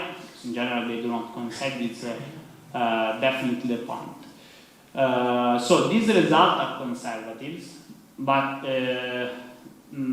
they are necessary. So if you can see this numerically, if you start, for instance, from this update and you take step size gamma that are too close to the maximum bound, but that works for this centralized update, when you go to the distributed counterpart, they do not work. The bounds in the distributed setup, the distributed counterpart, are much more restrictive than those of the centralized version. And this is the reason why we use timescale separation to analyze them. But yes, the current bounds that we have are very conservative, but because we try to stay as general as possible. We have Lassal convergence, non-convex scenario, and this translates in very conservative bounds. I hope that by taking a step back, by adding some structure, we may find some more efficient bounds. I would like to tell you about the topic of learning to optimize, which is essentially using machine learning and neural networks to synthesize new optimization algorithms that hopefully work better than classical algorithms for certain classes of problems of interest. Today specifically I would like to focus on how we can learn to optimize while preserving convergence guarantees that we care about both in convex and non-convex landscapes. Let me just mention that this is a joint work with Andrea Martin for KTH and Professor Ian Manchester from the University of Sydney. And mainly I'm going to talk about the two works listed here. So, in many fields in engineering and especially in optimal control, we often have to deal with optimization programs in this form, where the goal is to find an optimal vector of decision variables that minimize a certain objective function while complying with a set of constraints. Now, typically, we cannot just solve these problems analytically. We don't know what is the solution. So we employ iterative optimization algorithms, such as the one shown here, to navigate very complicated optimization landscapes. Now, an optimization algorithm will essentially update an initial guess of the decision variables through an update rule that is aware of the function we are trying to optimize and the current guess, in order to hopefully converge to a solution as the iterations tend to infinity. When we design an optimization algorithm, we usually have to comply with several requirements. I would say the most fundamental requirement is that of convergence and having feasible iterates. So we hope that as the iterations goes on, we find a good solution and we comply with the constraints. The second important requirement is that usually we only have access to a budget of time or iterations, so we want our algorithm to converge fast to a good solution. And third, and this is especially relevant in non-convex landscape, we want to find a good solution. So we might have to deal with several stationary points, saddle points, and so on. So we want to find one that has a low cost. So optimization algorithm design is a huge topic, and here I'm highlighting kind of two main philosophies that we can consider to deal with it. The first philosophy is that of analytical design, and this is actually the topic of this workshop, where the idea is that to define mathematically a class of problems, for example, the class of convex optimization problems, gradient-dominated PL problems, and so on, based on the mathematical description of these problems, we will end up with designing an algorithm that has formal guarantees for this class, and this designed algorithm will be used to solve instances of the optimization problems from this class. A completely different perspective comes from machine learning, where an algorithm can be seen as a tunable entity, where the parameters of the algorithm can be optimized based on a set of example problems. Upon training this algorithm, we will end up with a learned algorithm that hopefully will perform well for new and unseen optimization problems. Now, starting from some background on the analytical side of optimization algorithm design, we know that system theory is a very powerful tool, a very powerful lens to analyze algorithms, and Andrea has done an excellent job at introducing how this can be done. Basically, as also highlighted in the seminal paper by Lessard and the recent papers also by Sharon and others, we can see classical optimization algorithms as a feedback interconnection, essentially between an uncertain plant that computes a gradient of an unknown cost function and a linear controller which acts like the algorithm. And the linear controller has memory and is described by a linear time invariant system. We have also seen how to do this in a time varying way in the previous talk. For example, the simple gradient descent algorithm is just an instantiation of this scheme here with this choice of matrices A, B, C, and D. Beyond that, we can also design new algorithms by designing these matrices A, B, and C, for example, by leveraging integral quadratic constraints and robust control theory. This is very good because robust control theory, the guarantees that it gives us, translate directly to optimal worst-case convergence guarantees. And the main limitation is that so far these approaches, with some exceptions, are limited to convex objective functions. The other side of the spectrum, the machine learning point of view, has also seen some interest in the last few years. And here, the idea is to just let a neural network guide the algorithm updates. So we essentially start from a guess solution and we train a neural network that gives us a good next solution. How this is done is to simply train the parameters theta of this neural network to minimize an empiric loss over a set of example cost functions, and this algorithm performance here tries to balance speed of convergence, as highlighted by this term penalizing the gradient, with the solution quality, penalizing the actual cost we are incurring. This has been shown to have very good empirical performance and generalization to new problems beyond the ones we have seen in the examples. However, there is absolutely no formal guarantee on what will happen in general when we let an algorithm be guided by a neural network. We are not sure whether we converge robustly and so on. So the idea today will be to try to exploit the flexibility of these learned updates while still preserving essential convergence and feasibility guarantees. Okay, so let me move on to the problem formulation. We define a family of objective functions as Math-Calef, and these functions can be the set of convex functions, non-convex and smooth function, gradient-dominated functions, and so on, for example. And we also define pi as a legacy algorithm that we already know of, that is known to be a good algorithm to optimize any function in the class mathcal F. For instance, gradient descent or accelerated methods for strongly convex functions. Now, these classical algorithms are usually designed to work well for the worst case realization of a problem in the class, but in many applications, some objective functions in the class are way more frequent than others. And I think a very evident example of this is model predictive control. For instance, in model predictive control, we want to optimize a sequence of inputs to minimize the control cost, subject to the dynamics of a dynamical system with some constraints. Now, while the initial state of the instance of this MPC problem changes every time, there are many components that remain constant. For instance, the system we're trying to control is usually constant, or maybe it varies because we're linearizing a nonlinear system, but it's kind of similar to each other every time. The cost is usually the same at every instance, and so on. So in the end, if we gather all the variables in a vector, in the case of MPC for linear systems, we will get a quadratic program where the quadratic part is fixed, but the linear part changes based on the initial states. So in general, yes, F is taken from a class, for example, the class of quadratic programs. However, it is drawn from a distribution that favors certain instances with respect to others. So the goal that we consider today is how would we evolve the performance of a legacy algorithm over the instances taken from a distribution of problems in a certain class. However, we want to do it without losing the worst case guarantees over the entire family, because we are never sure which problem instance we will have to solve.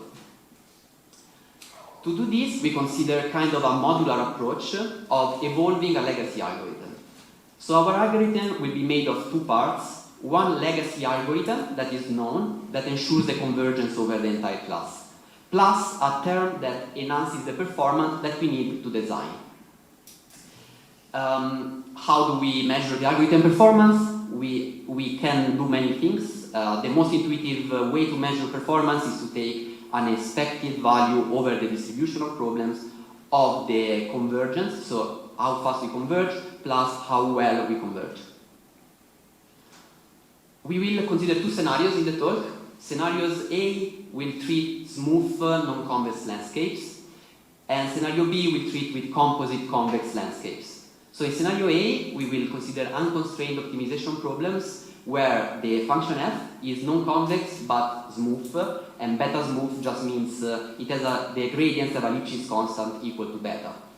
The legacy algorithm we want to evolve in this case is simple gradient descent, and the convergence guarantee we aim for is asymptotic convergence to a stationary point. So just ensuring that at least we find a stationary point. In scenario B instead, we will consider composite landscapes where we have to minimize the sum of two functions. Both f and g are convex, and usually actually f is strongly convex, but the g can also be non-smooth. This can be used, for example, to model constrained scenarios where when g is an indicator function. The legacy algorithm to evolve in this case will be usually an accelerated method that is known to be better for this case. For example, Nesterov, heavy ball, triple momentum, and so on. And the convergence guarantee we aim for will be not just asymptotic convergence, but linear exponential convergence. So we want that the distance to the set of optimizers shrinks exponentially according to a factor gamma and a polynomial that gets eaten up by the exponential part. Alright, so let's start with the fourth scenario, which looks like it's the most complicated one because it's non-convex, but it's actually easier to analyze. So, our first theoretical result is what we can call like a separation principle for algorithms. Essentially, if we take these iterations split up in two terms, the first term is a gradient descent step, and this term is an enhancement term that perturbates this iteration.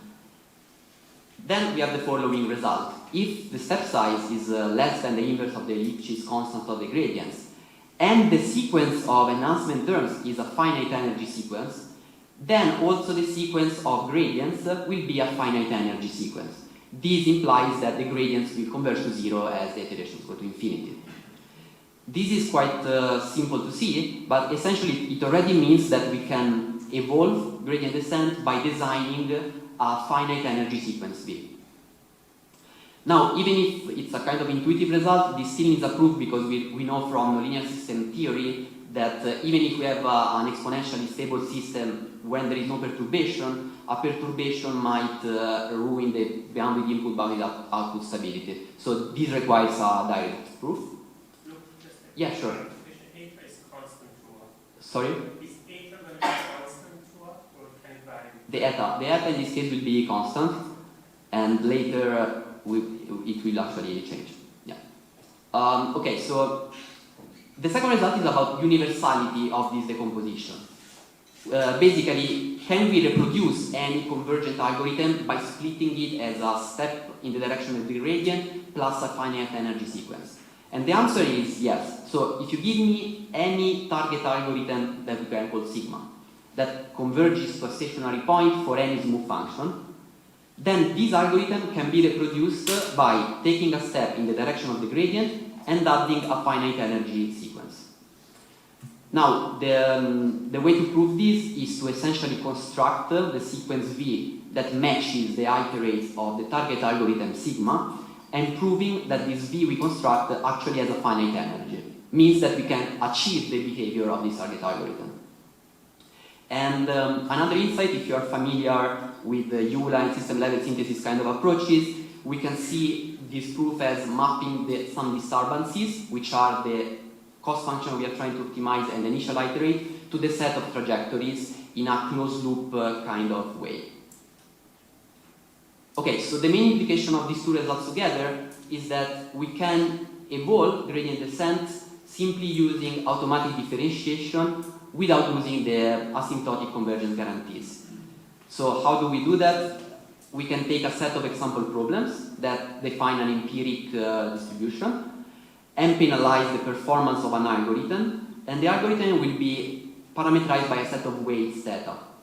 Then the dynamics will be split as a gradient descent plus the action of our parameterized enhancement term, and we can use neural network parameterization in combination with PyTorch to try to improve the behavior.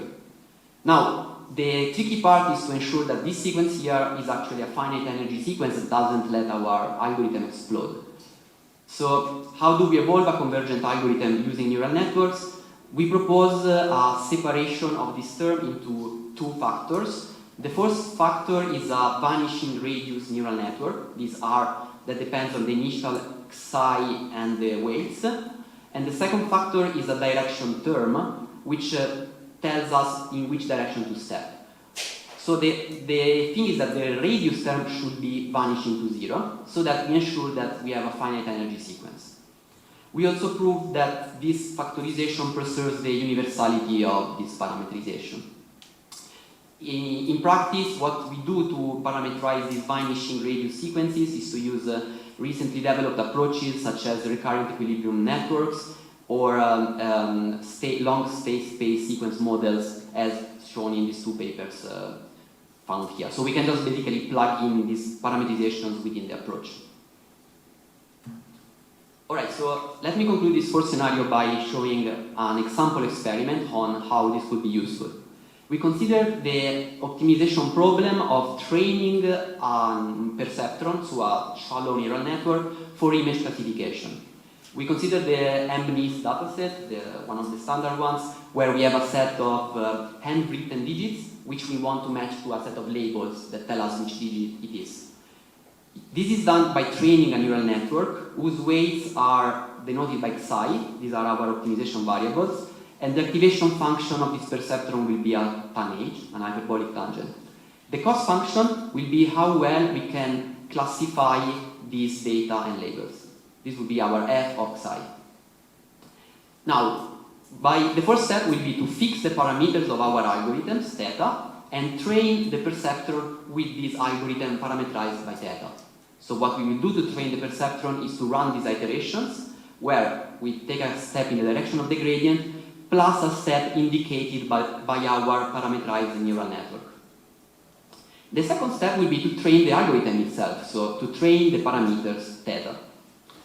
the thing we have to do is to evaluate the algorithmic performance as a function of theta, which will be how well the iterates perform in optimizing this cost. After we do it a few times, we get an empiric average, and we can backpropagate through it in order to update the weights of the algorithm, ending up with an improved algorithm. And the first step is to compare how well our trained algorithm will perform against classical optimizers. So let's see how that works out. Here I'm plotting the training curves of this perceptron using different optimizers. In purple, you see the performance of our trained optimizer when the perceptron has a hyperbolic tangent activation function.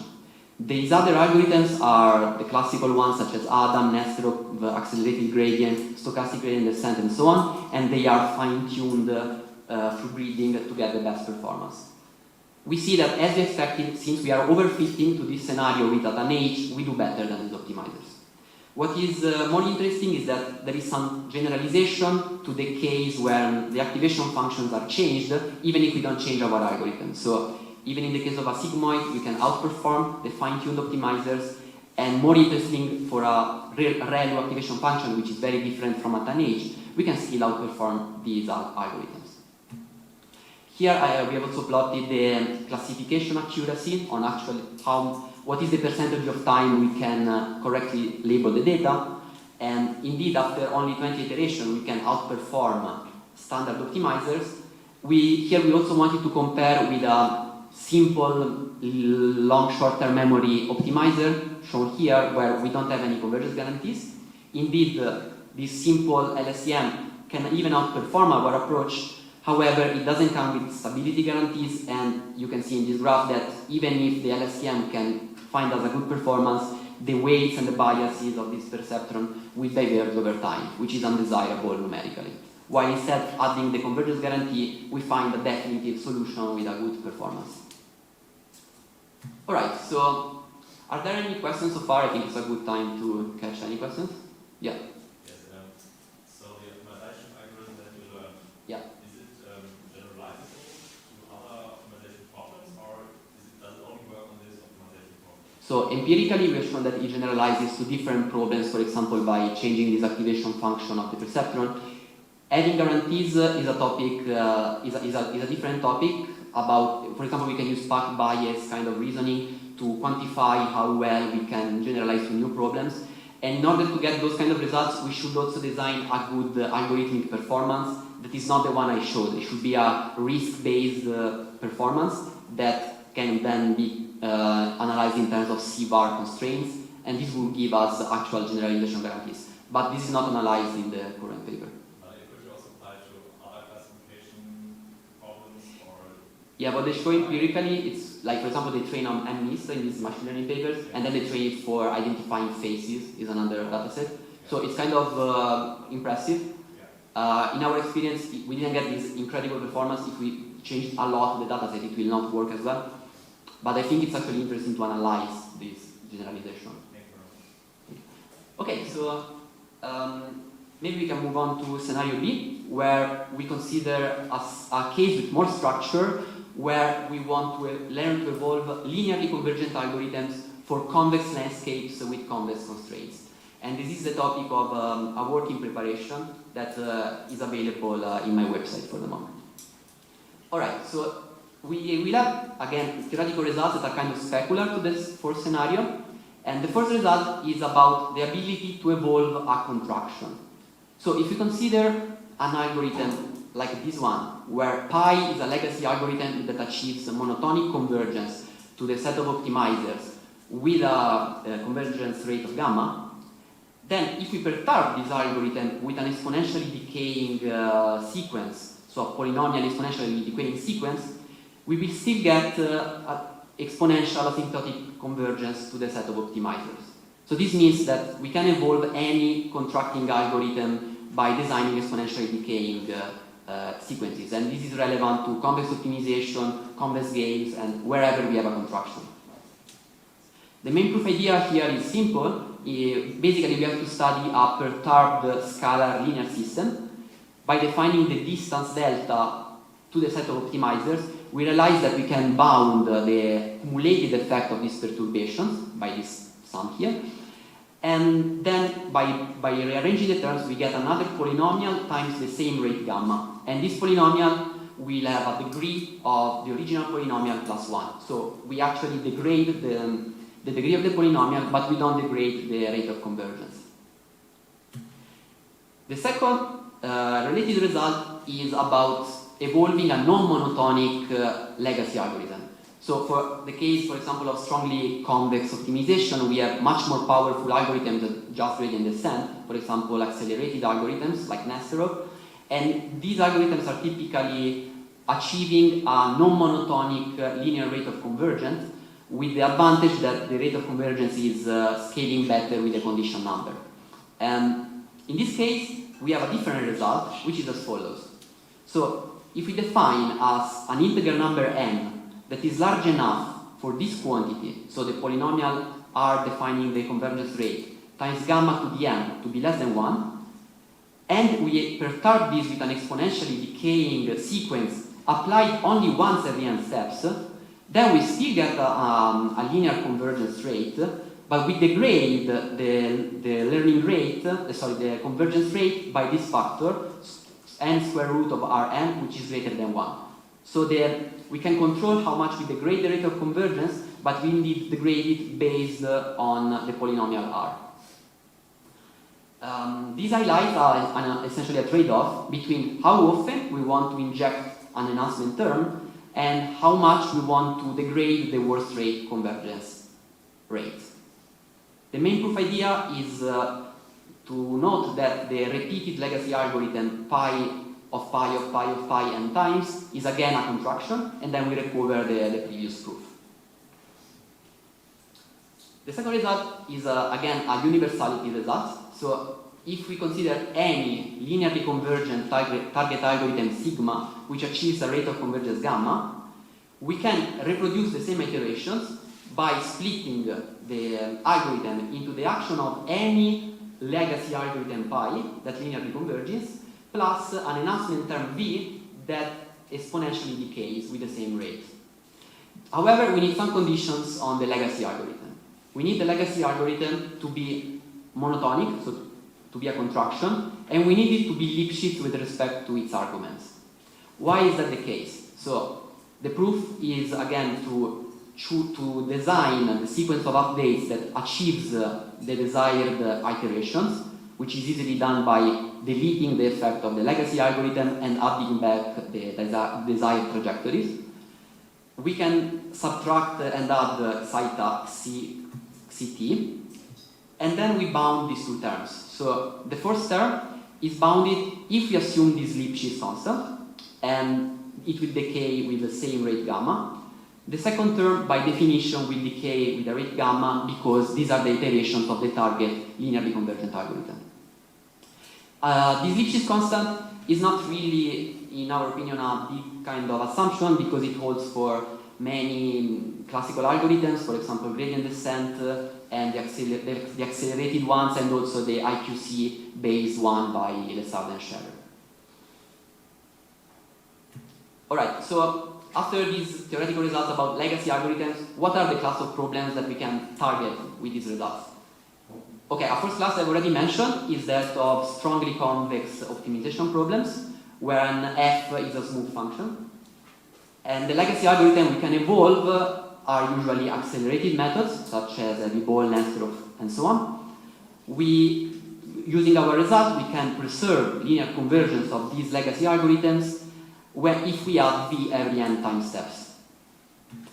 The second class of target problems is that of convex problems with a no-smooth part G. In this case, the legacy algorithm to evolve could be proximal gradient descent, which is known to provide a contraction. So in this case, we actually get a universal approximation of linearly convergent algorithms by adding a properly designed exponentially decaying enhancement term. And a fourth class is that of constrained convex problems, specifically strongly convex problems with polyhedric constraints, AX less or equal than B. In this case, the legacy algorithm is still proximal gradient descent, which actually simplifies to projective gradient descent on the set of constraints. And this achieves a contraction, so again, we can achieve all the possible linearly convergent algorithms. What about feasibility? Well, if we just add an exponentially decaying sequence, we will only have convergence as the number of iterations tends to infinity, because this term will only reach 0 at the end. So how do we get feasible iterates? We can expand this result by not only requiring that V is an exponentially decaying sequence, but also requiring that A times V is less or equal than 0, so a conic constraint on V. Usually this is not too difficult to impose by projecting on a cone with some iterative algorithm. In this case, we prove that we still achieve a contraction, so we can parameterize all the linearly convergent algorithms with feasible iterates in this case. And let me conclude with some preliminary experiments where we consider the quintessential quadratic problem of solving a system of linear equations A, C equal B. This is equivalent to a strongly convex problem where we want to minimize AX minus B. And we consider a hard instance of this problem when A is a 66 by 66 matrix, but the reason why it's difficult is that on the diagonal there are huge values, like on the order of 10 to the 8, while in the off-diagonal there are extremely negative values. So the condition number of this matrix A is huge, it's around 18 millions, which means we cannot just invert this matrix with a reasonable method and find a solution. So we have to use some optimization algorithm to approximate the solution. Okay, the first thing to try would be, let's just throw gradient descent at the problem. And indeed, gradient descent achieves a monotonic behavior towards the solution, but even after 10,000 iterations, we are still stuck at a pretty large cost. And we know that the optimal cost is 0 because this matrix is invertible, so there should be a solution. So gradient descent is not a good algorithm to try to evolve. The next step is to throw an accelerated method at it. This line in green is the performance of Nesterov. And as you see, this is not a monotonically decreasing method. We have oscillations. However, after 10,000 iterations, we find a pretty good solution to the problem. This is achieved by adding momentum to the problem that adds acceleration. And then the next thing is to try to see if we can evolve Nesterov for this problem. Okay, so here we added our trained enhancement terms to evolve Nesterov. And as you see, something interesting happens. The algorithm realizes that a good idea for this problem is to accelerate a lot at the beginning in order to have cumulated benefits later of finding a better solution faster, while reaching the same asymptotic rate as Nesterov as the iterations go on. Also, let me mention that there is a variability in these problems. We are letting the linear part of the cost function be chosen as a Gaussian, so we are overfitting to this instance of problems, which is why we can beat Nesterov for this distribution of problems. Alright, so this actually brings me to the conclusion of the talk. The main message is essentially possibility of using neural network to what I call evolving classical algorithms, and by that I mean improving the performance on some instances of problems we care about without losing the worst case convergence guarantees. This can be done in several setups, and there are many others to study. So far we have considered asymptotic and linear convergence guarantees. There are several directions that I can think for future work. One of them is actually been mentioned during a question before. What about performance generalization guarantees? So can we optimize well for out-of-sample problems? And I would like to point to a recent paper by the group of Stellato about data-driven performance guarantees, indeed for classical learning and alert optimizers, where using a pack bias kind of framework, we can predict how well our learned algorithm will perform for completely different problems. Well, not completely different, but related problems. Another direction that I think is interesting is to see what is the impact of learning to optimize in model predictive control or in optimal control in general.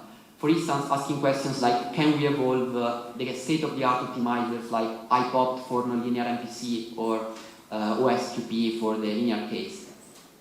And I think this control perspective of having a control cost for the algorithm kinds of opens new questions of inverse design, such as, like, let's take classical algorithms like Nesterov, for which control cost is this optimal? Because we know that we have an rate, an optimized in terms of the convergence rate, but I think there are still not many interpretations in terms of HQG and LQR theory. So these kind of questions would also drive the question of how to improve these algorithms for a control cost, which in this case is an algorithm performance cost. With this, I thank you very much for your attention, and I'm open for questions, and you can refer to our recent preprint shown here. Thank you. Thank you, Luca. We're indeed open for questions.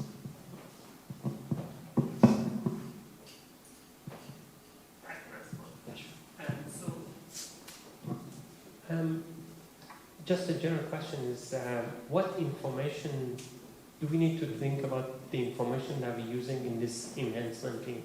Like, for instance, the enhancement term, does it need to know anything about where the optimizer is, or does it need, right, just a general question. Yeah. So let me go back to the composition of V to answer this question. Indeed, the point you mentioned is what information is available for design. And the answer is that all the information that we need can be added to the algorithm. For example, the sequence of state variables, or the sequence of the costs we incur over time, or the sequence of the gradients. This can be thrown to the neural network inside the direction term. Why? Because if we add this in a generic closed loop, this might, of course, bring us instability. So the way, this is not the definitive way, but the way we thought to dealing with this is to put all the reactions to this information inside the direction term. Instead, this radius term, as you see here, is only dependent on the initial state psi 0, which means we design a finite energy sequence that reacts only to the initial state, but is by design converging to 0. So if the radius goes to 0, v goes to 0, and we don't care how we react to information in the directions. This preserves universality, but is only one of the ways to do this, and it could be conservative for a fixed number of parameters. Other questions?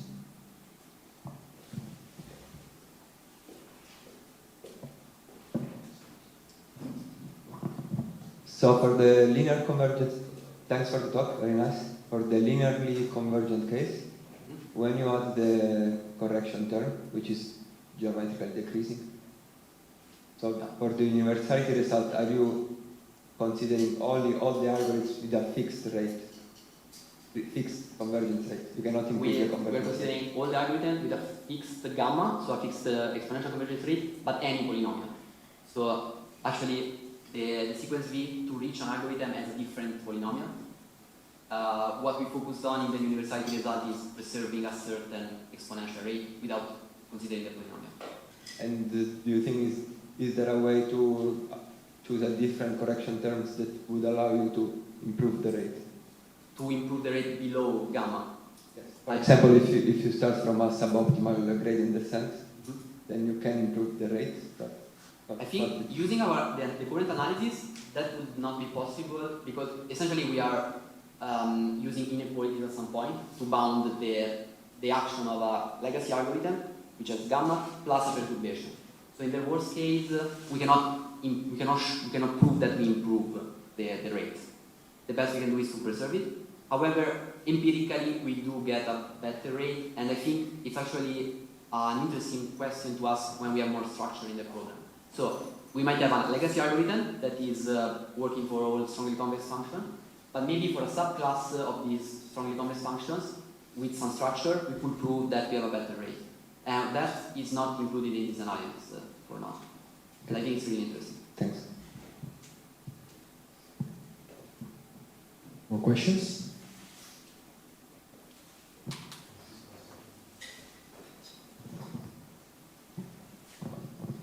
I have just a curiosity. So I was wondering if you could use this framework also in the case of derivative-free optimization, where you typically have no gradient information and you aim for a sort of a global solution of maybe not the best accuracy possible, but at least global nonetheless. That's one of the directions that I think would be interesting. The main difference would be the kind of guarantee we get in, for example, 04, the optimization or extreme seeking kind of frameworks. Because in those cases, the exponential rate is probabilistic, usually.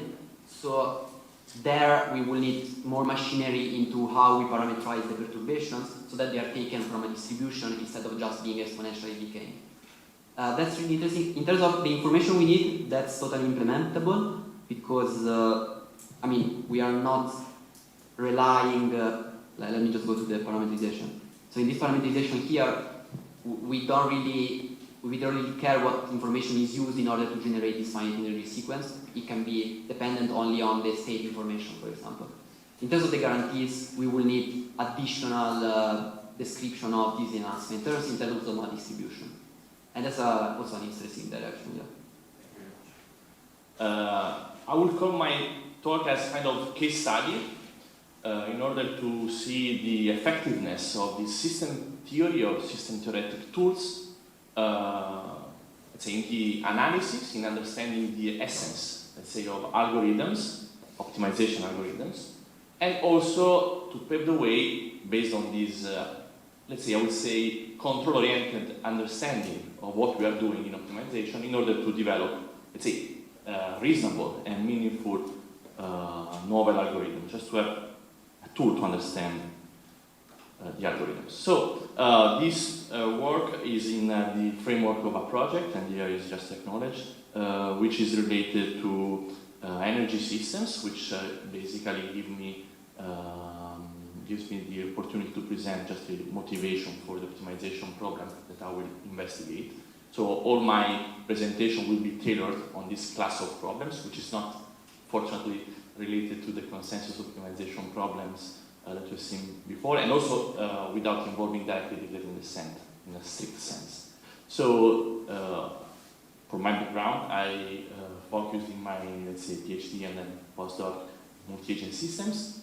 So consider, probably most of you are familiar with a network with N systems, and they have local cost functions depending on a target goal that you want to achieve. Think about optimal control, you want to achieve a reference or something like that. They have local dynamics. I will focus and I will stick with a convex problem, so the dynamics will be linear, so these are equality convex constraints. And also local constraints on the states, on the inputs. And on top of this, in order to make the problem meaningful from let's say, a network perspective, there is a budget constraint. So basically we bound part of the states, or also, let's see, maybe you can also generalize this to part of the output, let's say, part of the output. So basically part of the states and the input to fulfill, for instance, demand and the power of the network. And applications come from, let's say energetic systems, but also, let's say, cooperative robotics, in which you want to, for instance, create a formation. So let me move to a more abstract formulation of the problem. I will call this problem constraint coupled optimization problem, meaning that I want to solve the minimization of, let's say, the sum of n cost functions. Each cost function depends only on the local variable xi. Thinking about the previous example, is just a stack of the local state input trajectory over the horizon. And we have a constraint coupling part of the states, okay? And also we have local constraints. So in order to solve this problem, you can have a bunch of solutions. The goal at the end of the day is that you have an iterative approach in which you update the estimate, let's say xik, just to fix the notation, in order to drive these local solution estimates toward the optimal solution. Let's call it x star, or the step of the xi star.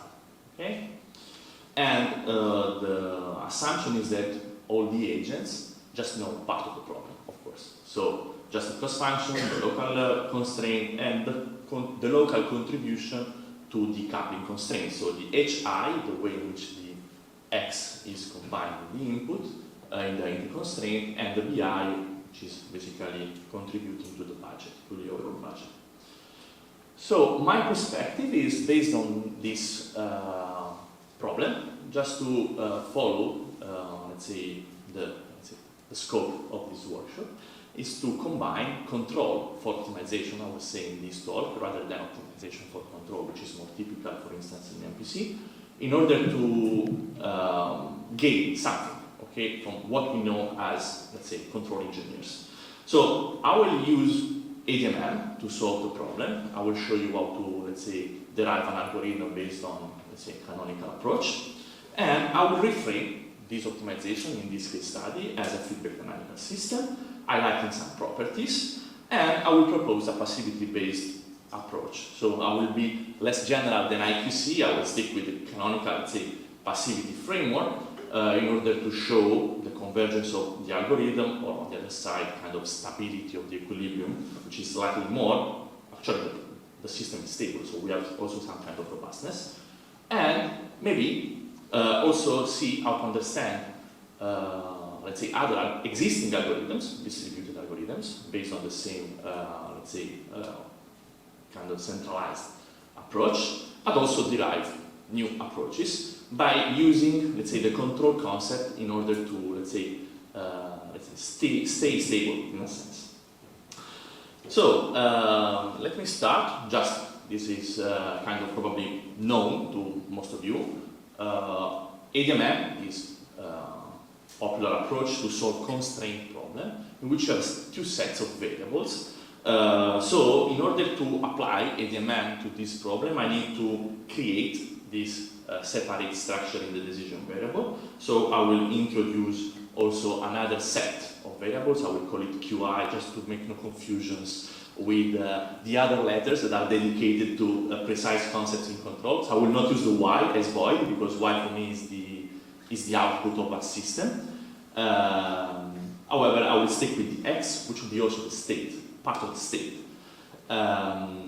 Also, if you want to use the ADMM, you need to isolate, let's say, the coupling between the two sets of variables, and then the local constraints for the two sets of variables. So the X's and the Q's. And then what you do is to introduce the augmented Lagrangian with, let's say, a penalty parameter small c, and then you keep alternating in the minimization of the augmented Lagrangian, first over x, then over q, based on the updated value of the x and the old value of the multiplier, lambda, which is then updated in the canonical way in the direction of the constraint you are dualizing. Okay?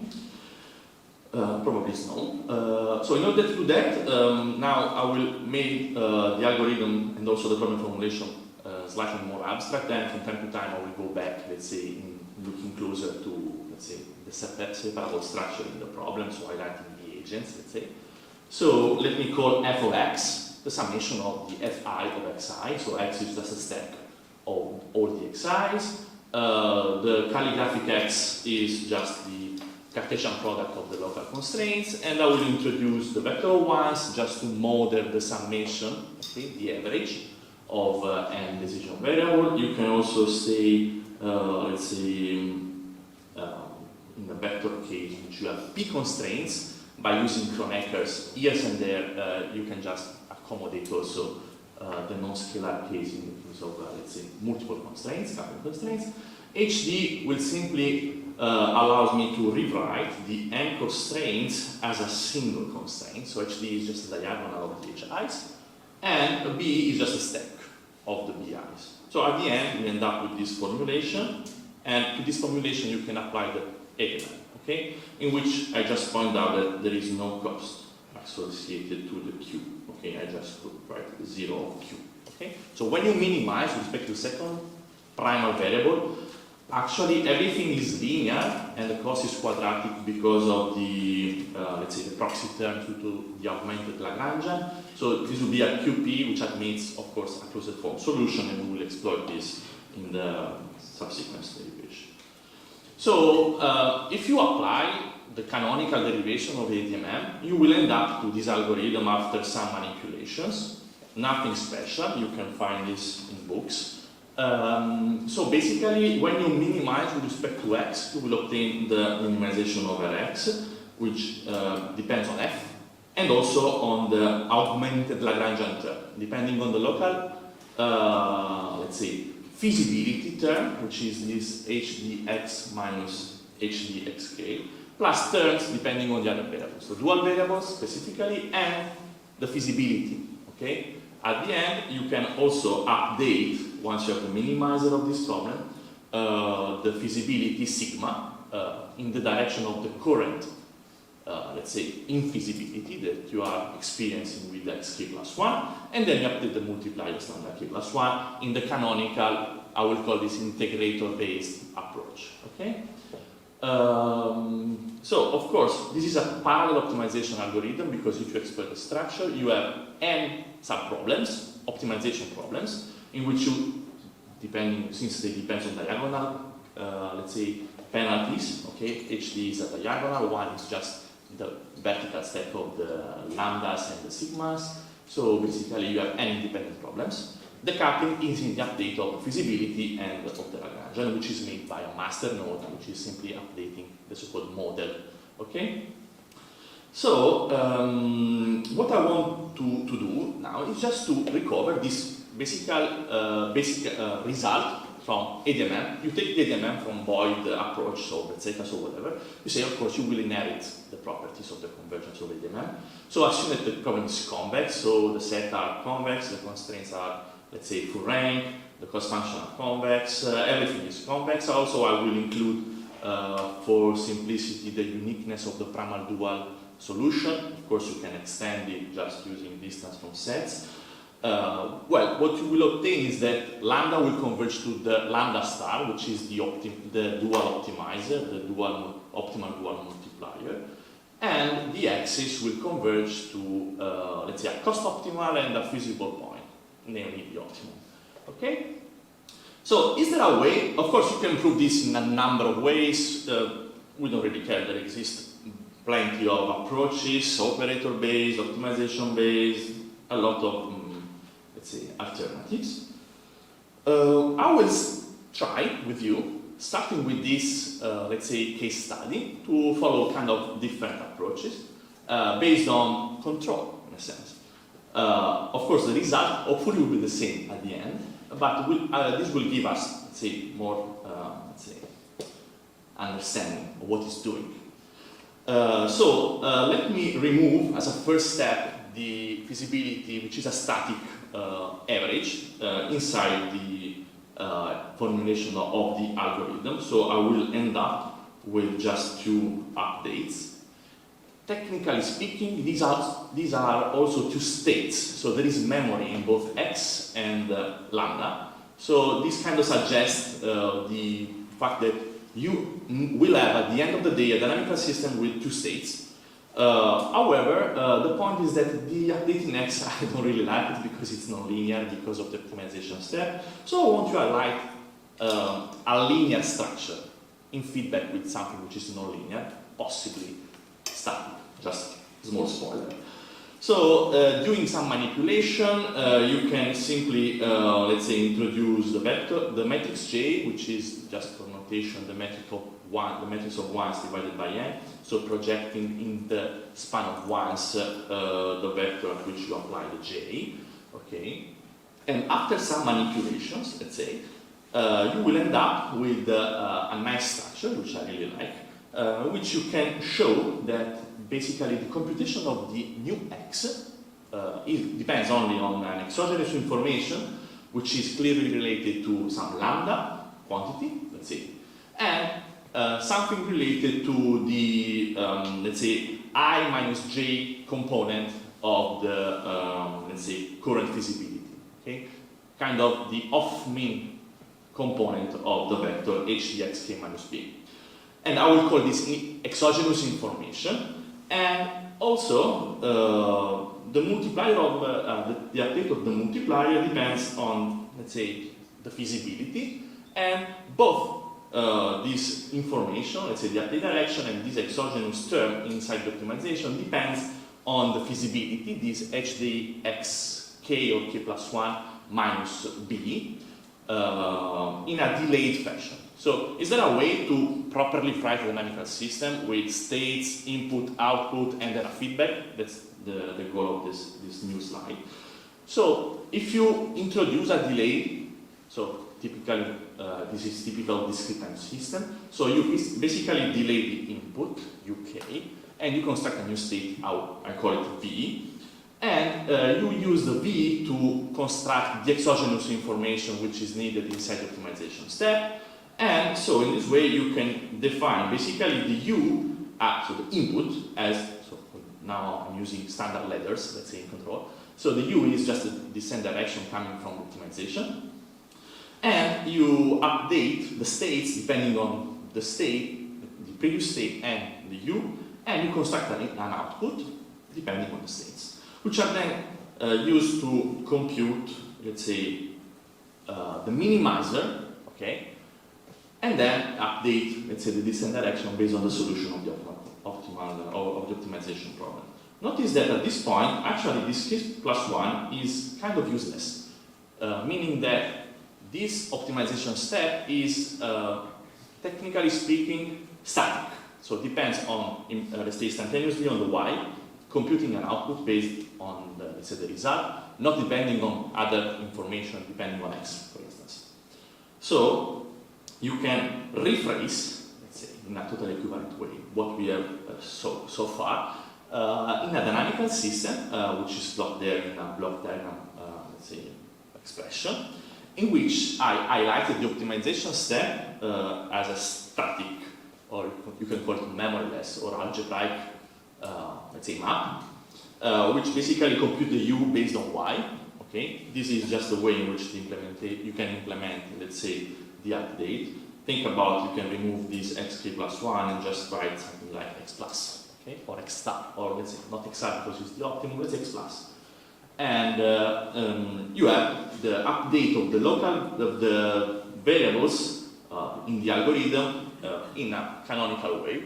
I just made a small variation because this will give me the possibility then to extend this to the distributed framework, in which I basically included a J here. So I replicated the scalar update of lambda with n copies. Actually, it's without loss of generality at this point. However, I put it there because just to have, let's say, I don't really need, let's say, the J. However, it's useful just to have them there. I will stick, let's say, with these two notations. And for this audience, this is the Laurier system already mentioned several times so far. Well, now at this point, we'll use the reformulation to move, let's say, toward an analysis. So I will use the control tools to write, let's say, the Lyapunov function to show the convergence of the algorithm. I need to move in error coordinates, so just adding and subtracting terms in order not to alter anything. So I will introduce kind of output y tilde. Let's start with the optimization part, then also dual error and kind of dual delay, error in the delayed state. So writing, let's say, the steady state values for these quantities. And at the end, of course, I will not alter the, let's say, state space structure of the system. The optimization step will be then expressed depending on u tilde and y tilde, okay? And the dynamical system reads exactly as before, because you are adding something basically in the kernel of the matrices. And here I also highlighted the, let's say, the metric structure ABC. And then I will try to study the properties of the two components in order to, let's say, assert for free the stability of the interconnection. I would say for free because in a passivity-based framework, we know a lot of things when we interconnect passive systems. So we don't need sophisticated result to move them to the interconnected system. So just I will go super fast on this, let's say, passivity in a nutshell, probably already known to all of you. So important facts that I use later, some kind of terminology. So I will stay with discrete time system, so I will move to, let's say, transfer matrix with the z variable rather than the s, usual, let's say, in continuous time. So I will say that a dynamical system, a discrete time dynamical system, is passive. Let's say there exists a lot of nomenclature variations to this, let's say, terminology. I will stick with the simplest one just to get the idea. So it's passive is there exists a storage function, basically an extension of the Lyapunov function, depending on the fact that we have now an input-output description, which basically the increment along trajectories is bounded by the supplied energy in a sense. Of course, you can also have other terms, let's say dissipative terms, depending on the so-called dissipation rate, depending on the state and the output, and so on and so forth. When it comes to linear systems, or linear dynamical systems, you can use the alternative input-output representation of a linear system, which is the popular frequency domain, let's say, approach or perspective, in which you can introduce transfer matrices, and you can characterize the passivity property in terms of the so-called discrete positive realness, or positive realness in the case of continuous time system, in which you basically need the system to be stable, let's say without holes in the instability region, so outside the unit disk, and also with a prescribed sign in the Hermitian of the transfer matrix, outside the, let's say, stability region, so again, outside the unit disk. So if you have this, then there exists a popular KYP lemma which ensures the existence of a V. So you can make a bridge between state space representation of temporal domain and the frequency domain. Also, you can extend passivity also to static plant. Of course, my optimization step is a static plant, which translates in other, let's say, terminologies in the monotonicity of the map. So basically, you can say that whenever you enter inside a passive map with an input U, the output will satisfy a sign. So enter positive, stay positive. Enter negative, stay negative in the scalar case. Of course, you can generalize this to the vector case, but also with more, let's say, refining the bound. And also in the optimization step, we have a refined bound for the passivity of the static map. And let's say, the result is that if you have the interconnection of two passive systems, then the stability of the interconnection is for free. So the stability, I mean the asymptotic stability, then you can also try to gain asymptotic stability, solving the so-called absolute stability problem, and number of variations. Okay, however, let's say, putting the system in as a feedback interconnection of two passive systems allows us to, let's say, straightforward conclude the stability of the interconnection. So let's go back now to our ADMM. So on the left, I have my system in error coordinates. So I put there my ABC, description of the linear part. All the nonlinearity is inside now this map, this memoryless map phi, which is there. And what I typically do, let's say in robust control to the analysis of these interconnected, let's say, systems, is to substitute what we know about the optimization. For instance, I'm referring, of course, to the general class of convex programs, so I can just characterize the optimization step in terms of a sector bound, which is then derived in the subsequent slide, which is basically writing just the optimality conditions, so nothing that special. And at the end, what you know is that you can replace the nonlinearity with the bound. So I will not go inside the IQC approach, I will just stay with the sector bound. So y times u is less than something. Notice that now I'm using the less than rather than the greater than, which is the monotonicity condition, the canonical one, because actually if you see this interconnection is not in negative feedback, it's just in positive feedback, so you have to add minus there just to change the sign in the input, and then you will end up with the correct sign. However, let's stick with this, just with this because it's correct. And also, I will try to replace the linear system with the easier description, let's say the transfer matrix. So, suppose the transfer matrix is easy to analyze, for instance, it's diagonal, okay? Well, we are done, more or less, with the proof.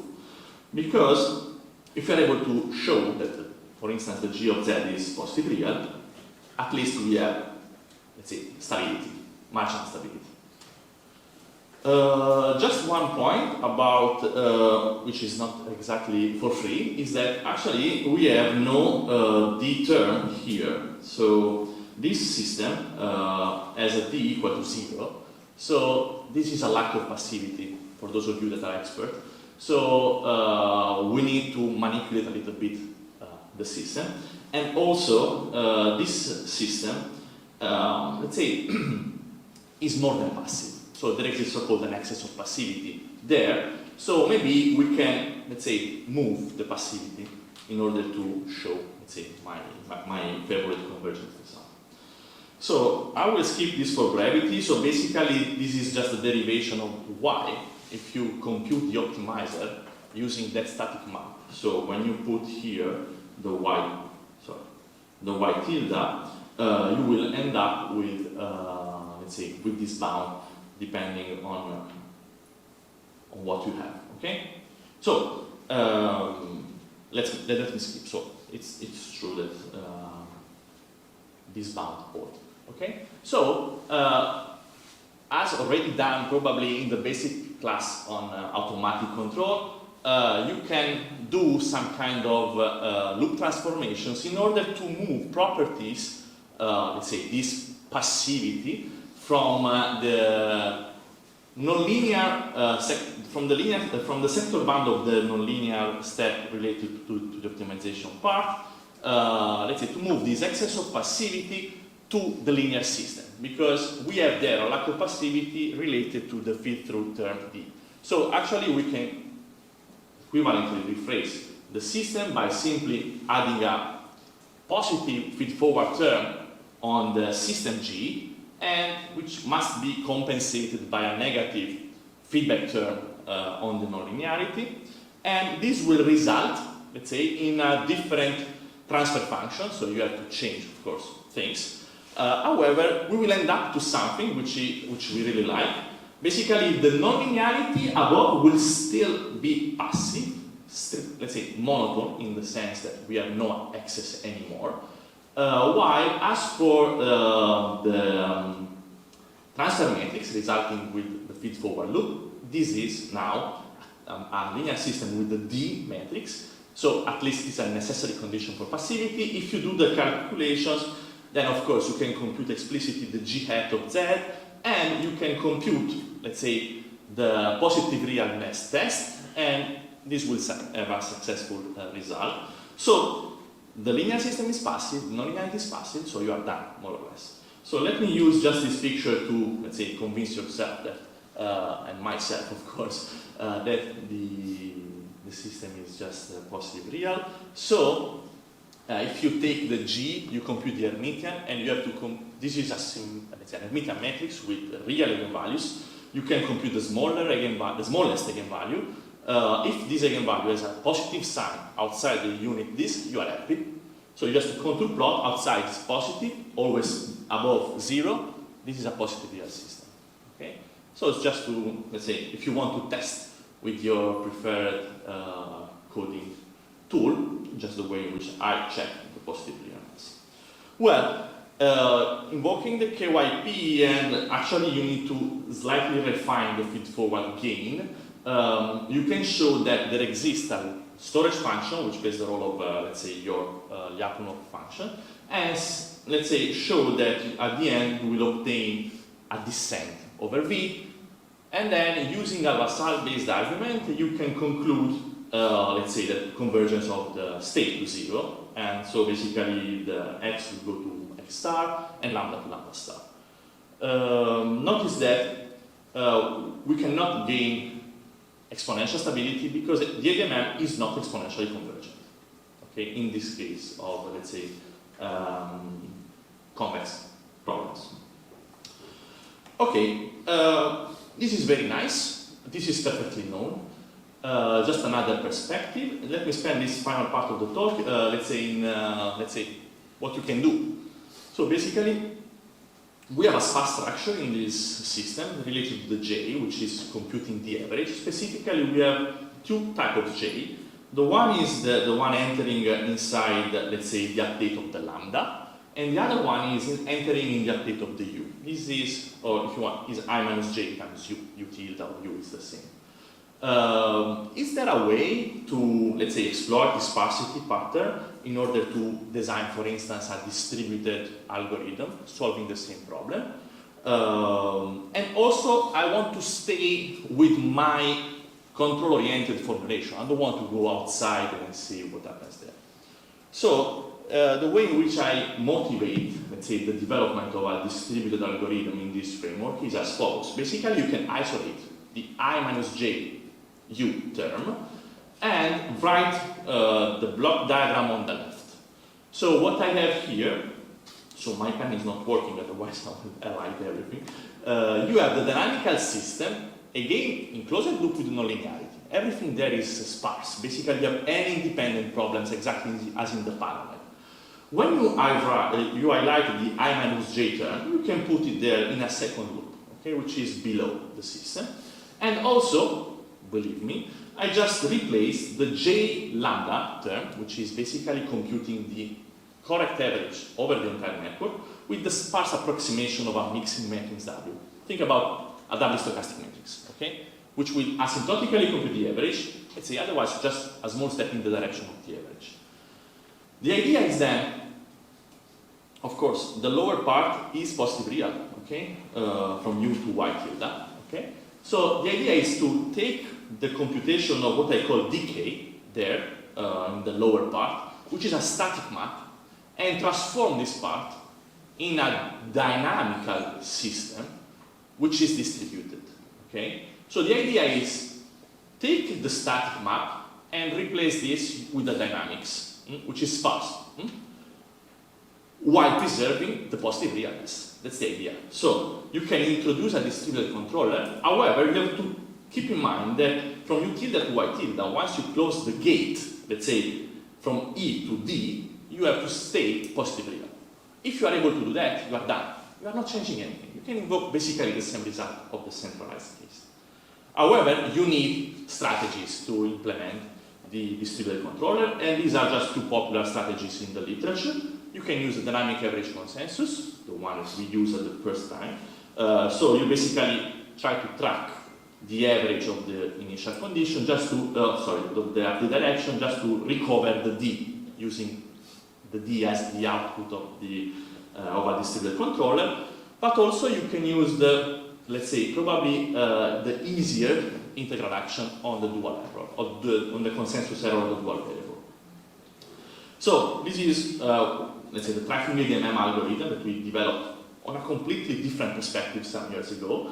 So basically, you take the E, which is basically equal to U tilde, and you apply this controller with state CK plus 1, and you can show that if you do this, the closed loop, let's say, if you close the loop, the transfer function between U tilde and Y tilde is still positive real. So the methodology is the same. That's the message. This algorithm has a kind of a problem related to the initialization, which cannot be arbitrary, so the system is not completely reachable, so you need to initialize in the optimal set and several things. However, it works. Okay? So this is just the local perspective. Let me go fast because we have just 5 minutes left. So you can compute explicitly your transfer function, and you can prove that it is positive real. We have a paper at next CDC, hopefully. We are waiting for the answer in these days. This is just a plot that I showed you for the centralized case previously. So I plotted here the case of a complete network for this augmented system with the controller there, so with the W equal to J on the left. And as you can see, I plot here the smallest and the second smallest eigenvalue of the Hermitian of the G of Z. And it is positive real. Okay? So actually we have, let's see, positive real. We are done. If you go in the sparse case, I brought these two, let's say these 4 pictures because I want to see that they are different, and they are different, so it's not exactly the same transfer function. And again, also with the, let's say, what I suggested for the tracking BDMM, you still have positive realness, which is actually, in my opinion, the true property that you are implementing with your distributed algorithm. And again, you can invoke the KYP and basically conclude, again, stability of the equilibrium, okay? So, optimality. What about the interaction? So, now you can say, okay, well, and now you can have room to design your preferred algorithm as soon as you preserve, so this is actually under preparation, so as soon as you preserve positive realness, you can do whatever you want, more or less. Of course, you have to, let's say you are in error coordinates, then you have to go back and put everything implementable, let's say from a network-based perspective. However, this can be done. Notice that with this PI approach, so we have an integral controller, let's say, elaborating the consensus error, and the PI controller has no problems inside the initialization. So for sure, we have gained an initialization-free algorithm, for instance, perfectly working. So this is the local perspective. So this is the updates that you have to implement locally to have everything working. And here I put just the comparison. So I didn't try all the possible, let's say, configuration and fine-tuning of the algorithms. However, if you look at this, okay, the integral action is slower, at least. However, we have initialization free, so we are past 2 errors inside the initialization of the algorithm. And this leads me to the conclusion, because actually I showed you that as long as you preserve, let's say, the positive realness, then you can play a little bit. For instance, you can include acceleration. As long as you preserve the, let's say, you can accelerate the dynamics of the dual update, for instance, using Nesterov momentum, triple momentum, or whatever. And then, of course, if you are able to show that this acceleration will not alter, let's say, the positive realness of the transfer matrix, you are done. Centralized, distributed, everything is under the same hood. So you have a tool which allows you to, let's say, cover all the possible cases that you can imagine, at least in my mind, at least. Limitations, of course, we are limited to linear systems. Okay, this is a problem. So you cannot use, let's say, nonlinear consensus. However, and also you have to refine the bounds if you want to go non-convex. Of course, this applies also for gradient method or other stuff like that. Okay, let me conclude so that Giuseppe can conclude this morning. Okay, thank you.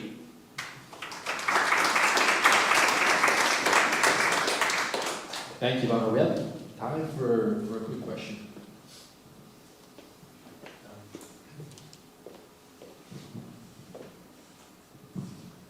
Yes, thank you very much for the nice presentation.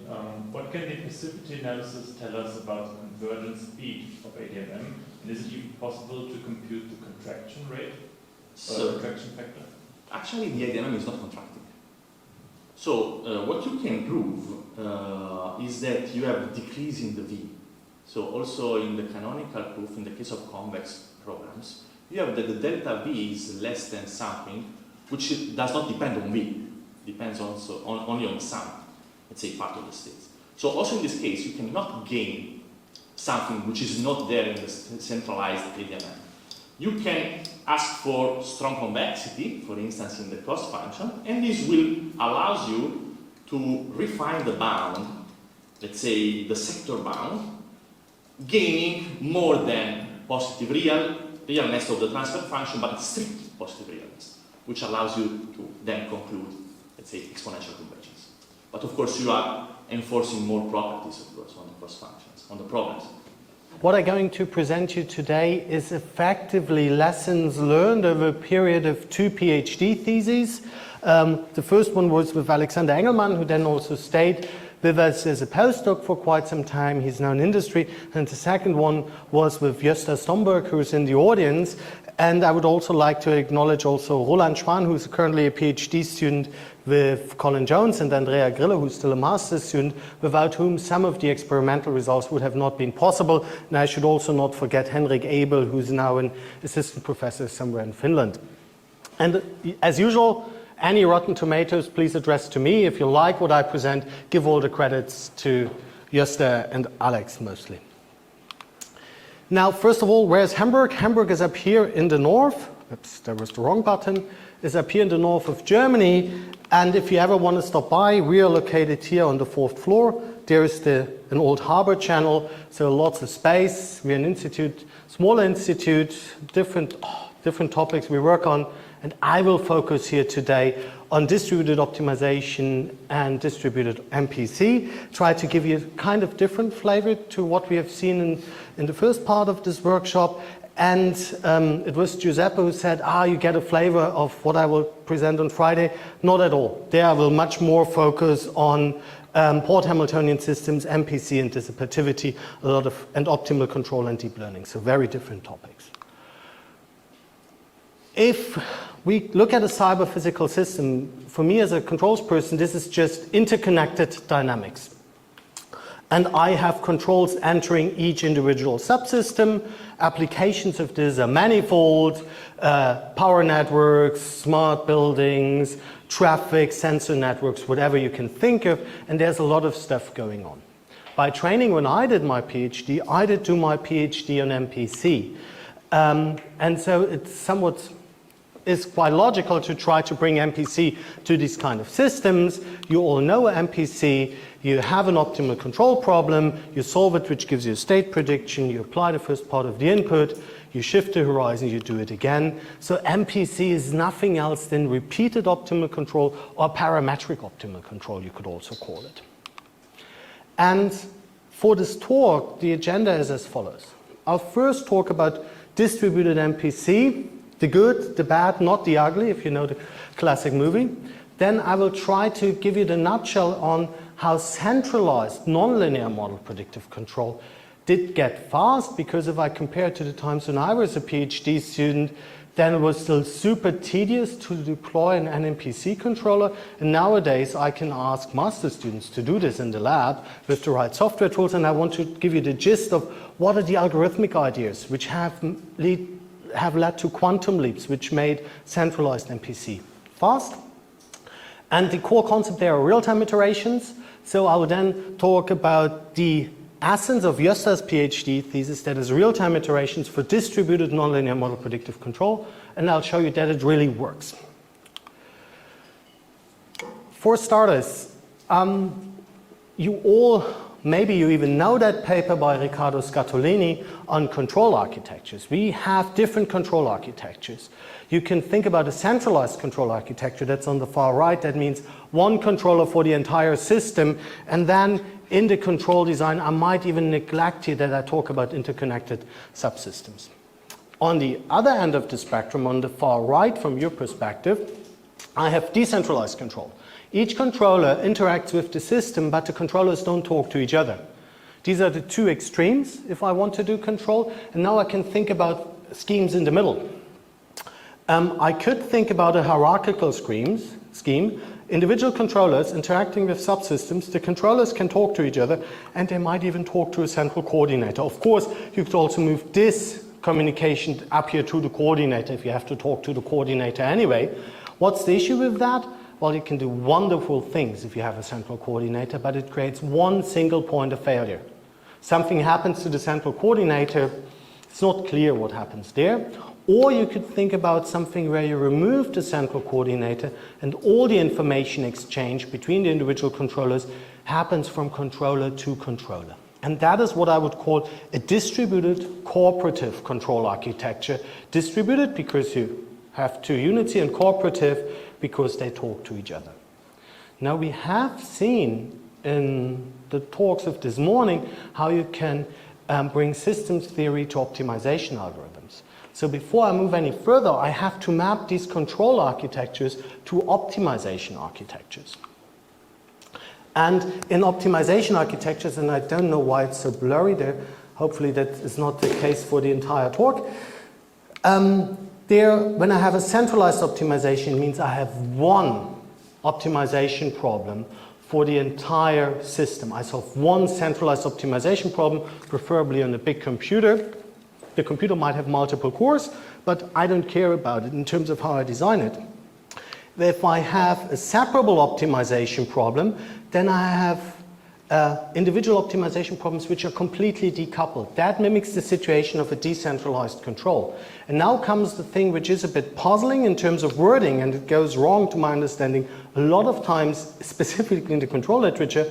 Distributed optimization, if we follow, I think that was Bertsekas who coined it like this, means you have these individual optimization problems, but there is a coordinating entity. And decentralized optimization, according to Bertsekas, would mean that the individual optimization problems can talk to each other. So decentralized optimization mimics the situation of distributed control. Okay? And what I want to do here today is I want to do distributed cooperative control with a decentralized optimization algorithm. And the key point is decentralized optimization means if Guido has one of the optimization problems, Giuseppe has one of the optimization problems, I have one of the optimization problems, we're connected over a graph, we can talk to the neighboring optimization problems, but we're not having a central information broker. We have not a coordinating instance. That is the point. And I really have an issue with my formulas, and I know why. That's a PowerPoint thing on the wrong computer. Josta, can you do me a favor? Can you grab my laptop and we'll try to switch it? There is an HDMI adapter. I will continue until Josta is ready. So I will talk about the cooperative optimal control problem with couplings in the cost dynamics and constraints. Here I have the coupling states which come from the neighboring systems. I will also have couplings in the dynamics and in the constraints. So we are very brave here. We allow for any possible coupling that can arise. And I want to do this is an optimal control problem. I want to solve here an optimization problem. The HDMI adapter is in that green little bag, which is in my bag. Thank you. I can now do two things. I can take that optimal control problem and ignore completely its structure and do a system theoretic analysis of the optimal control problem, or my MPC design. So I come up, and here the formula looks nice, with one centralized optimal control problem. This is where I design my OCP. Before you unplug anything, I'll see whether it works on the other slides. So this is where I design my stability guarantees, maybe with an end penalty, maybe I'll add some terminal ingredients, whatever. The algorithmic implementation, however, I will come up with what we call in optimization a partially separable nonlinear program. That means I transcribe my structured optimal control problem with the individual agents such that I have individual cost functions per agent. Guido has one cost function, I have one cost function. Guido and I have individual equality and inequality constraints. Dynamics would be hidden here. And then there are a final linear coupling between our optimization problems. Now you may think that this is a very specific and special structure. However, it's true that you give me any two coupled optimization problem, if I introduce extra variables, I can always write it like this. Even if the coupling between our two optimization problems is nonlinear, what do? I simply create my own copy of your variable, you get a copy of my variable, and then I say, your copy has to match my original variable, my copy has to match your original variable. I always can have it that the coupling is linear or affine in the worst case. That's without loss of generality. I'll leave it there. I'll try to see which formulas do work. Now, if we do that, let me go one thing back. The corporate nature of this problem is in this design of the OCP of the stability guarantees. We don't play against each other, we play in one team. The decentralized optimization will come into play how I solve this one here. Now, why should I do that? Why should I use a distributed optimization algorithm to solve my MPC problem in the first place? That's a super fair question. What Josta did in his PhD thesis is he looked at linearized synchronous generators, so a problem from power systems. Each node in this grid graph is one generator. Turns out to be a second order system with constraints. I have certain coupling which is described here on the edges. If I write that down, this becomes a strongly convex QP. And this is one subsystem, one of these blue boxes. I consider not one subsystems, but first 4 of them, which gives me a partially separable QP with 30,000 decision variables and about 4,000 coupling variables. Then 9 boxes, which is 80,000 variables and 12,000 coupling variables, and I go on until we end up at around about 300,000 variables and 60,000 coupling variables. So a pretty big problem. And now I want to see, can a distributed algorithm outperform the best centralized algorithms? That's the question.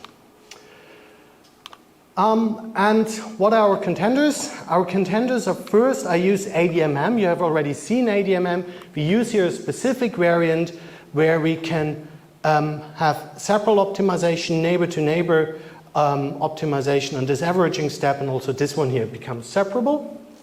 What are my optimization algorithm contenders? IPOpt with MUMS is underlying the linear algebra, and OSQP. OSQP is a very, very scalable QP solver developed by Paul Goulart and colleagues in the UK. And we put this on a virtual machine, Julia implementation. So what we see here is, well, IPOpt is not really a match for ADMM, right? IPOpt is designed for something very different. It cannot exploit the QP structure. It solves the problem, not too bad. Even 300,000 variables in less than 200 seconds, that's actually quite good. But it's not really a competitor, so you will always be better if you do it correctly than IPOpt if you want to use ADMM. It becomes much more interesting if we compare to OSQP. There you see we have to get up to 200,000 variables, more than 200,000 variables to see a small margin. Now there are 2 possible interpretations of that. Interpretation 1 is our implementation was not good enough. I'm very sure we can exclude that because Gösta did a terrific job on that. Interpretation 2 is OSQP is simply a very, very good structure exploiting QP solver, and that's what it is. It, so to speak, can exploit the coupling structures super efficiently. So it's a tough benchmark. But you will see eventually we will get there. Now we should zoom in a bit. And what we have here is, these are the required ADMM iterations to meet a certain distance to the centralized minimizer. Sorry about these, some partially blurry formulas. And what you can see is, as I tighten the accuracy, I need more iterations. But what is more important, as I make my problem larger, I don't need more iterations. So for our ADMM implementation on this problem, whether you give me a problem with 10,000 variables or 300,000 variables, the number of ADMM iterations that I need to solve, that's the same. And that's a situation, if this is the case for your distributed MPC problem, then distributed MPC will pay off. Now, you could rephrase this, the computation time per iteration depends on the difficulty of the subproblems. We have linear, nonlinear dynamics, and on the number of neighbors, but not on the number of subsystems. And if this situation is there, you can make it scale. If then this is not too difficult and you don't have too many neighbors. Indeed, small advertisement on Friday, Gösta will tell you how the situation looks like in the non-convex, nonlinear domain with some algorithms that he has been developing, and show you what you need to make distributed MPC scale there. And now, I'm sorry, terribly sorry for the cameraman, but I would like to switch to my laptop, if you don't mind, to avoid these blurry formulas. Is everyone fine with that? If I do that, okay, then I'll do that in a minute.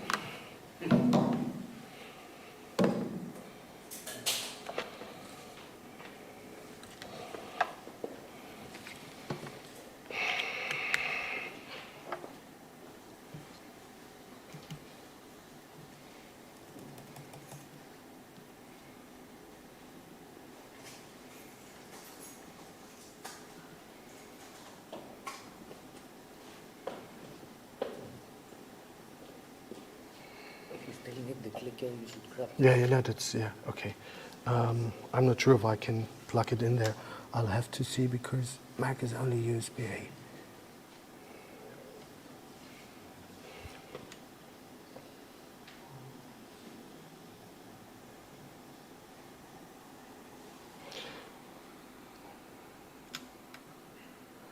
Okay, and we had been here.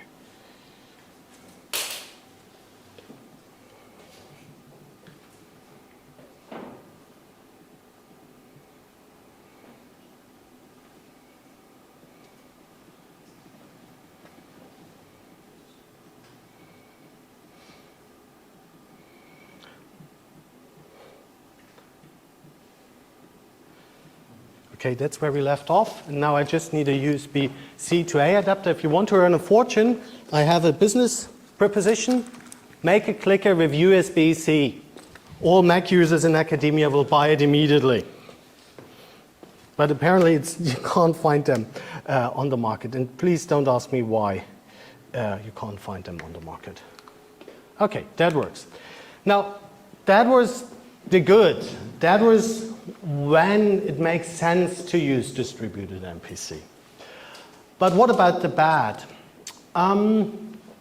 We take our optimal control problem, and now I give you one example. 3 states, 1 control input. If you look sharply at that system is controllable, super easy to see.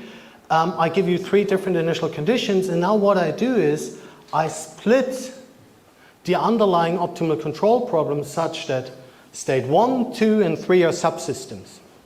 And of course I'll have their decision variables because I have to compute the solutions to the state dynamics. I also have all these variable copies, but only in problem 1, that's Guido, will you have the physical control input, and you only have other decision variables in the other optimization problems. I pick some input constraints, some state constraints. And this is really a strictly convex QP setting. Now, what do I have here? Black, decentralized MPC solution, stable. That's how I constructed the solution. Red is a solution with 70 ADMM iterations. And you already see, there is this peak with 140 ADMM iterations. State X3 and X2 stay much closer to the centralized solutions. But here now comes the bummer. If I go down to 69 ADMM iterations with the proper tuning parameters, the state X3 branches off into the nirvana. Becomes unstable. Why is that? Well, let's go back to the state X3. The state X3 is clearly unstable. If I take a finite number of iterations, it means that Luca's internal state X3 differs a bit from my copy, or from the copy that the 2 other agents have.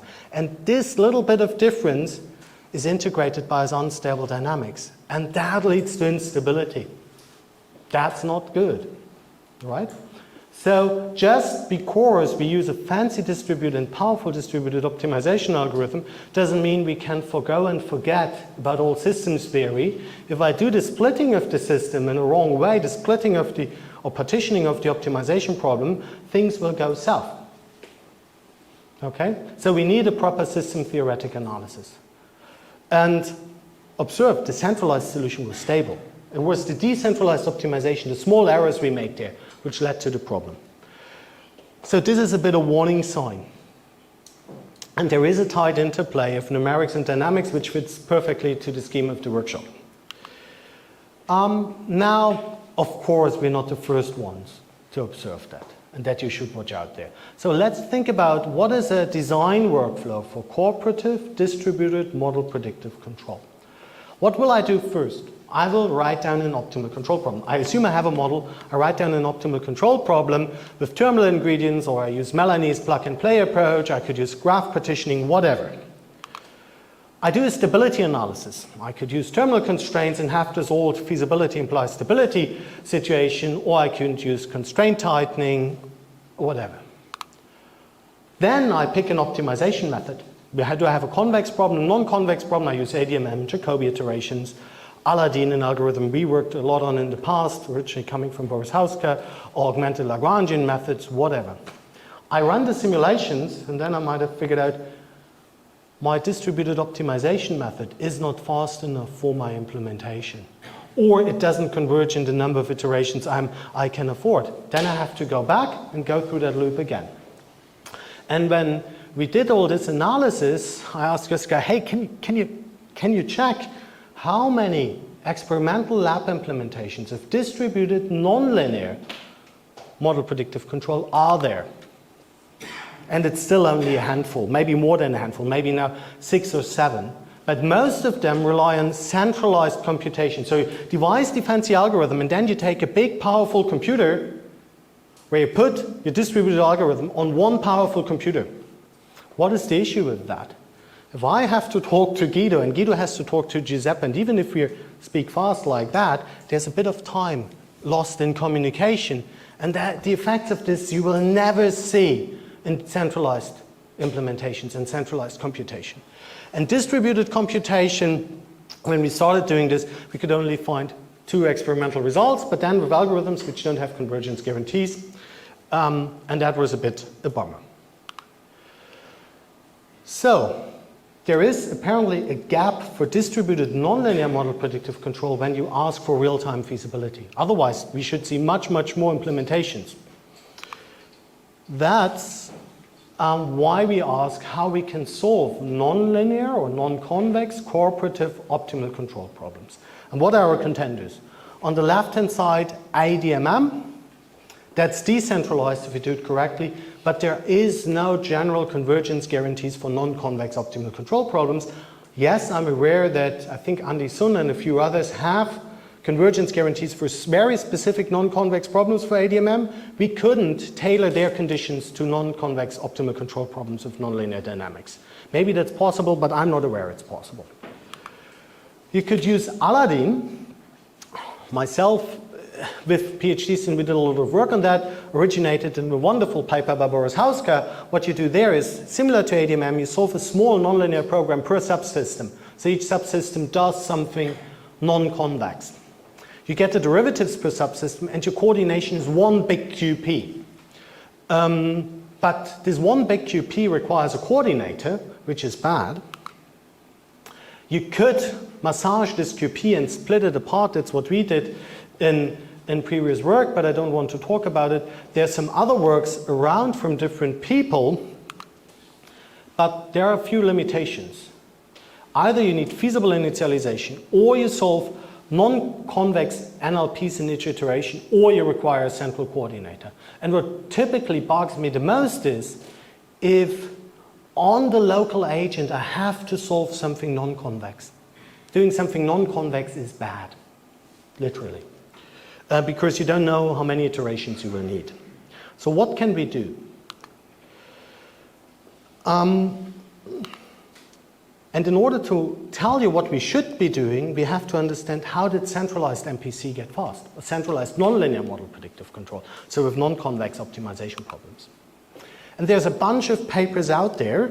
I collected some of them. And the underlying core of all of them is a concept which is called real-time iterations. And what is the real gist of this? The gist of this is as follows. I measure the system state, or I get it from an estimator. Then I warm start my optimizers with variables from the previous optimization problem I have been solving. I run one or very few optimizer iterations, apply the control input, and do this again. And if you think about this, you do this with an SQP method, I hope all of you are aware that an SQP method is a fancy way of saying you do a Newton's method, knowing the active set. It means what you do here is, let's say, take one Newton step at each time you compute a control input. And now if you can do this fast, this means the system will have not moved very much in between two problems you solve, and that is why the old gas is the old solution is a pretty good guess, and you can on top apply tricks to keep the sensitivities constant, etc., etc.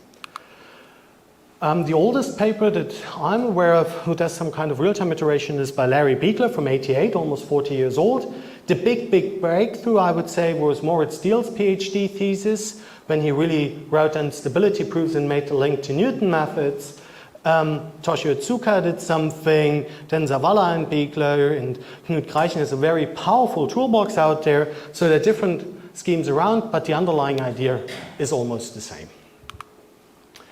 So what you do exploit is that the optimal control problem you solve, if you write it down, and if you have had any course on MPC, you've hopefully seen that, is finding the initial condition of the optimal control problem. That's a structure you can exploit. So it means you keep everything else constant for 2 iterations and just update the initial condition and the warm starting.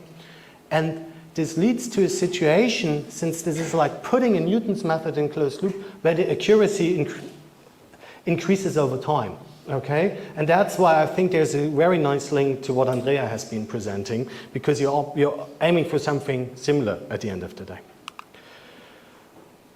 Okay, how do we bring this to distributed nonlinear model predictive control? How can we do real-time iterations for that? We start directly with our partially separable NLP. We recall the pitch, my claim is, I write down one OCP, which is with stability guarantees, then I massage the problem to have it in this partially separable NLP form, where I can attribute cost functions to each subsystem or agent, and all the coupling is hidden in linear variables. Now we need a bit of notation. Behind this vertical bar, these are the Lagrange multipliers of their respective constraints. That's quite important here. Now what we do is, I like linearization, quadratic approximation. I take my big quadratic approximation hammer and hit that partially separable NLP. The QP I arrive at has the very same coupling structure. Linearization or quadratic approximation does not introduce new couplings between subproblems. That is, I end up with a structure where I have locally quadratic objective functions and locally linear constraints. This QP approximation, which is convex, if I do it correctly, I can now think about solving. What do? I compute derivatives per subsystem. I do this locally. I construct a partially separable QP, and then I apply ADMM to it. But this means each of my 3 agents, Guido, Giuseppe, and Luca, has to solve just QPs in his ADMM algorithms. And I have nominally convergence guarantees for that. So I have what we call a bi-level scheme. Don't think about bi-level optimization here. I mean a bi-level algorithmic structure with an outer layer, which just does derivative and sensitivity computation, and an inner layer, which exchanges information between agents to solve this sequential QP approximation with ADMM. So for each QP approximation, I have to run a number of ADMM iterations on my 3 agents here. Then I might say, oh, I need new sensitivities, have to again run a number of ADMM iterations. So they're 2 nested algorithmic loops. And what just I did show in a CDC paper 3 years ago is that under suitable regularity conditions, and if you start sufficiently close, the primal dual solution here will converge to the optimum. And the cool thing is, this is a decentralized algorithm, which is small in footprint, because each agent is just tasked to solve QPs. And each agent is solving small QPs. So you can use your favorite embedded QP solver as you like. Now, how do we make ADMM work? That's our partially separable QP. I color here objective and local constraints in blue and red, and coupling constraints in green. I write this in the ADMM2 block form. Then I construct the augmented Lagrangian. And then this is my ADMM iteration. A small QP for each subsystem, then the averaging step. And due to the fact that we structure the problem in the right way, you can also distribute this with neighbor-to-neighbor communication. This is what a lot of people, if they don't dig into ADMM deeply enough, get wrong. They think you have to do the centralized. And then this averaging or this integrator kind of step is again easily to distribute between agents, and you get convergence guarantees provided your partially separable QP is convex. And that's what I will assume locally, that I have sufficient curvature, as you do always in non-convex optimization. A small remark there, I always say ADMM. I think it's very advisable to think about ADMM as a family of algorithms. It's not just one algorithm, because how you realize certain of the steps, how you make them work, and which form of ADMM you use, you have certain design degrees of freedom there. That's maybe an advice from my side. Okay, now let's compare. That's what Gösta is proposing.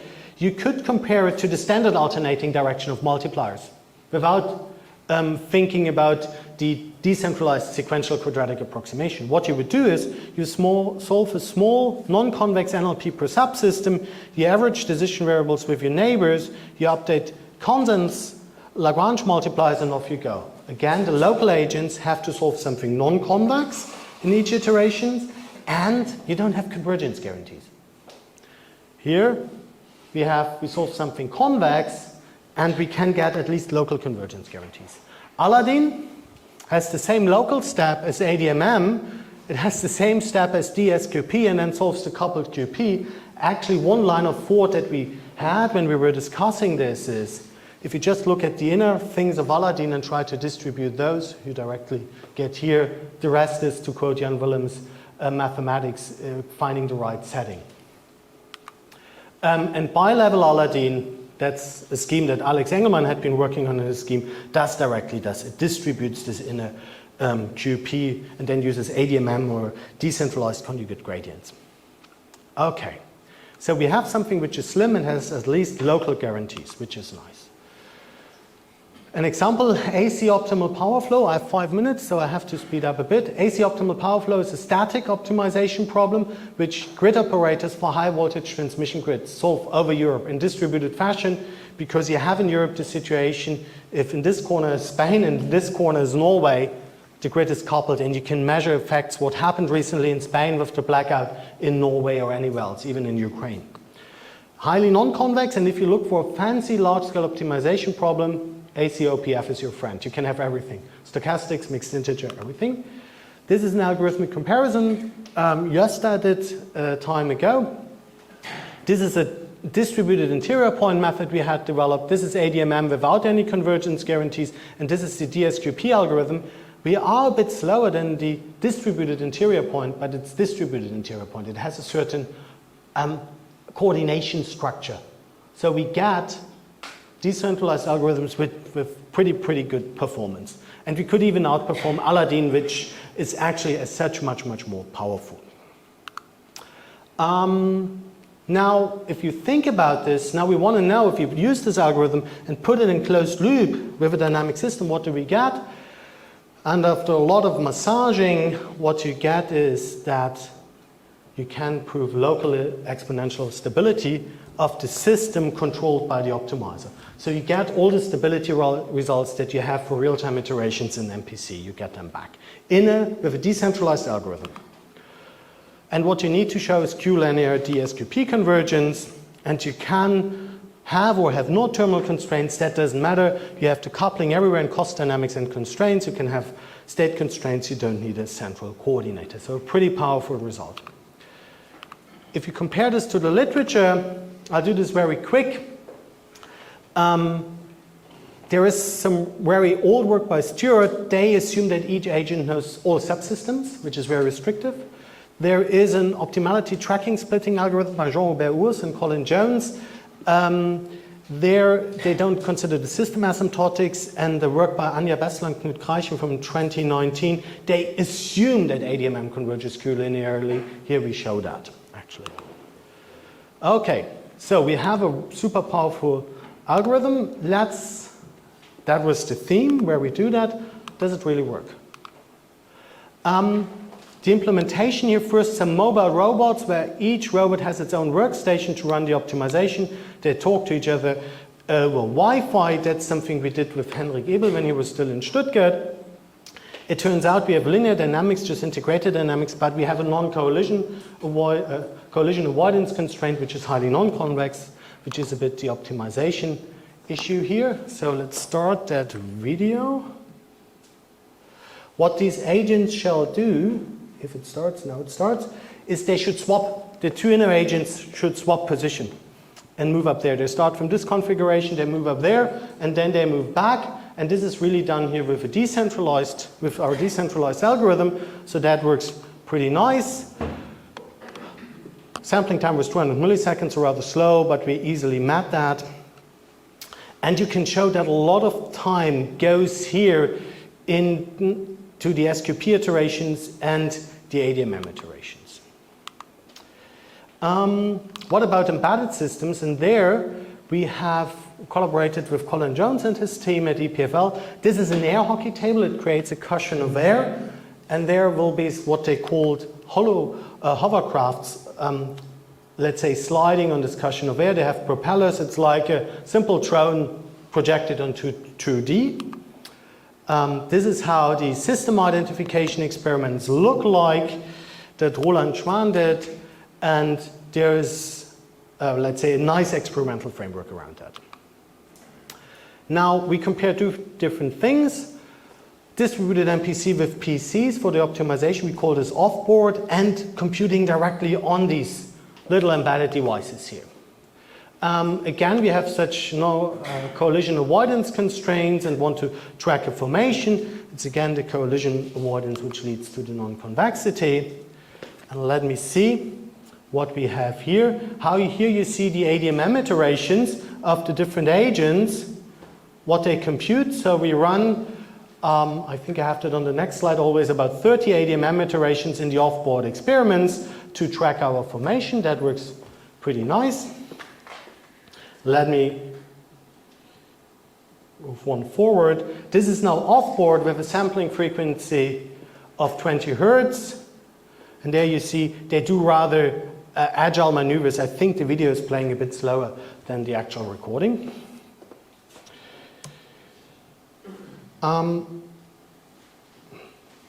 Now, what happens if we do the same onboard?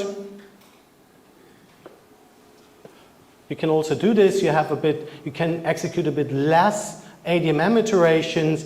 And here, I hope you can see this middle agent is like the moving obstacle, and you want to move from left to right. Onboard, we had just 2 ADMM iterations and 1 outer iteration. Offboard, we had 30 inner ADMM iterations. Number of decision variables is the same. Here we could have 100% time the MPC steps, here only 99.5. Interestingly, the most time we waste is in waiting on the communication. And that's why I think if you really want to master distributed MPC, it is not really insightful if you don't demonstrate it with some kind of communication network, because this is where the actual time goes, in the communication, both setups, 60%, 40%. Where just communication, just idle time of the processes. Okay, and with this, I think I can sum up. So, what have I tried to show you?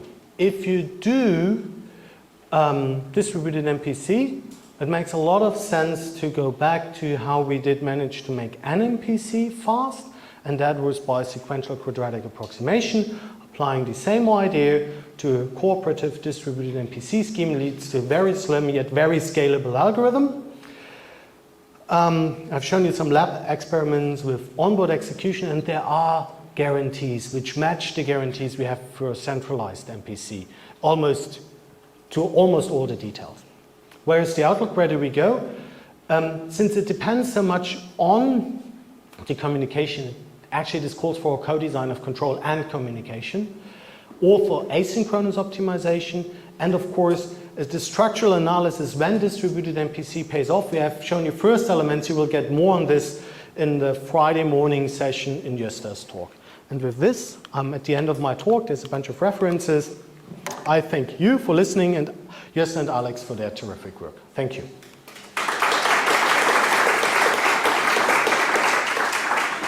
And sorry for the hiccup with the computer. So the type of guarantees they have with closure stability can you quantify the number of iterations? Yes. We can give a quantitative bound, or Gösta did this, but as so often for these bounds, they're extremely conservative. The first version of the paper and the first talks we gave, we discussed, should we write down these bounds? But we said, they will be conservative as always. So we didn't write them down. Then came this question that we wrote them down just to find out, yes, they're a hell of a lot conservative. That's You can do beautiful theory there, but don't expect it to be of any application relevance because they're orders of magnitude off. We could make this work here with 3 inner ADMM iterations and 1 outer SQP iteration. In each MPC step, the bounds would have told, I don't know, probably several hundreds of ADMM iterations, if not at least dozens. So these bounds are very much off. This is due to the fact that you have to do a lot of upper bounding by Lipschitz constants and use certain results on Newton methods. I think if we would look for better bounds, if you would force me to do this, I would rather try to learn them with machine learning. Learn a predictor for a bound from running a bunch of problems. That might be way closer than the analytic analysis. But that is, by the way, the same for linear, quadratic MPC and the available iteration bounds. They all are hilariously conservative. Unfortunately. It is what it is. So I recently launched my group at KTH. Here you can see a nice photo of us with in the old part of the campus. Unfortunately, our offices are not there. But anyways, we work on many different things, but I would say somewhere around the intersection of, or better, at the union of 3 main topics. Automatic control, games and optimization, and we are very much interested about applications in complex systems and with a special focus on energy. And of course, thank you to the sponsors. Okay, but this work is mainly old things, and for that I need to thank my previous co-authors, so a bunch of people I collaborated with at ETH Zurich, Florian, Dominic, Matthias, Savary, and John, who co-authored this paper, who's going to be, that's going to be the main thing that we're going to discuss today. But also my former master student, Andrea, who runs some interesting experiments using some crazy flight quadcopters. Okay, so I want to start with this quote that I stole from a talk of Manfred Murari at the Automatic Control Lab.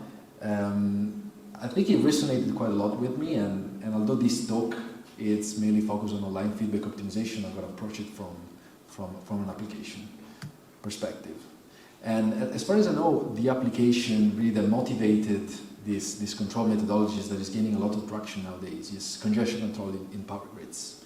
So you can see the map of the Bloco area, so it's in France, and the lines that you see are not roads, but are transmission lines of various voltages. Okay, and this area is particularly interesting because there are a lot of renewable generation, in particular a lot of wind farms, 42 wind farms, that can generate up to 1200 megawatt, and by nature the power that these wind farms generate is very volatile. So in a few minutes can increase 10 to 20%. And this is quite risky from the stability of the grid, so it can lead to line overloads. And therefore system operators are obliged to take some preemptive measures to avoid that to happen. What they do in practice is to curtail generation. So when generation from these wind farms reach 70%, they just take it off the grid to avoid these overloads and damage to the equipment. So there are 2 possible solutions that operators see to fix this. One is physical reinforcement, which basically means building new lines, but it's quite expensive. The second one is virtual reinforcement, what we control theorists will call control. And this is actually what we advocate for, and a nice report from RTE, which is the French transmission system operator, show that has the potential to save up to 7 billion euros over 10 years. And this is just in this small area of France. But from a control optimization perspective, the challenges of doing these virtual reinforcements are quite high. So, and the reason is that frequent interventions are needed, so the time scale is very fast, and operators have limited knowledge of the grid, so they have very, very uncertain models. And the complexity of decision making increases over time, so there are a lot of decisions, a lot of actuators, curtailments, etc., etc. From a more technical perspective, the operators each day face a steady state optimization problem of this kind. So they're trying to choose control input U that are many and different. So this could list, for example, the active power curtailment, set points of regulators, etc., etc. With the goal of minimizing or achieving a certain objective, which is encoded with this cost function phi. And this could be, for example, minimize curtailment, so I want to use the most of the renewable energy that I can. Or also I want to track predefined profiles that are given by higher level of the grid. I have constraints, of course, my actuators and the set points I can choose at limits. And also the state of the grid, so the voltages and the currents in the lines needs to be within certain bounds for security reasons. And this is the important thing, so Y is not really a decision variable, it's implicitly defined by my control input U, right? So Y is the state of the grid, the current and the voltages of the grid. And this is not just function of what I choose as operator, but it's also function of something that the operators cannot control. So it's these exogenous disturbances in a control German, right? This could be the variable microgeneration or uncontrollable loads in the grid. So what operators do right now is what we would call fit for optimization. So they forecast the disturbance on the grid, so demand generation, and they use the model that they have available to run an optimization, right? And for this optimization, they can use a classic solver, like here put Gurobi, and they will use something to evaluate the grid response, right? So Panda Power, for example, but they have more commercial solvers that are better than Panda Power. Of course, once this optimization is performed to completion, then they're gonna input the output of this optimization on the grid and see what happens, right? So the drawbacks of this is that this procedure, this feed-forward control procedure, is heavily model-based.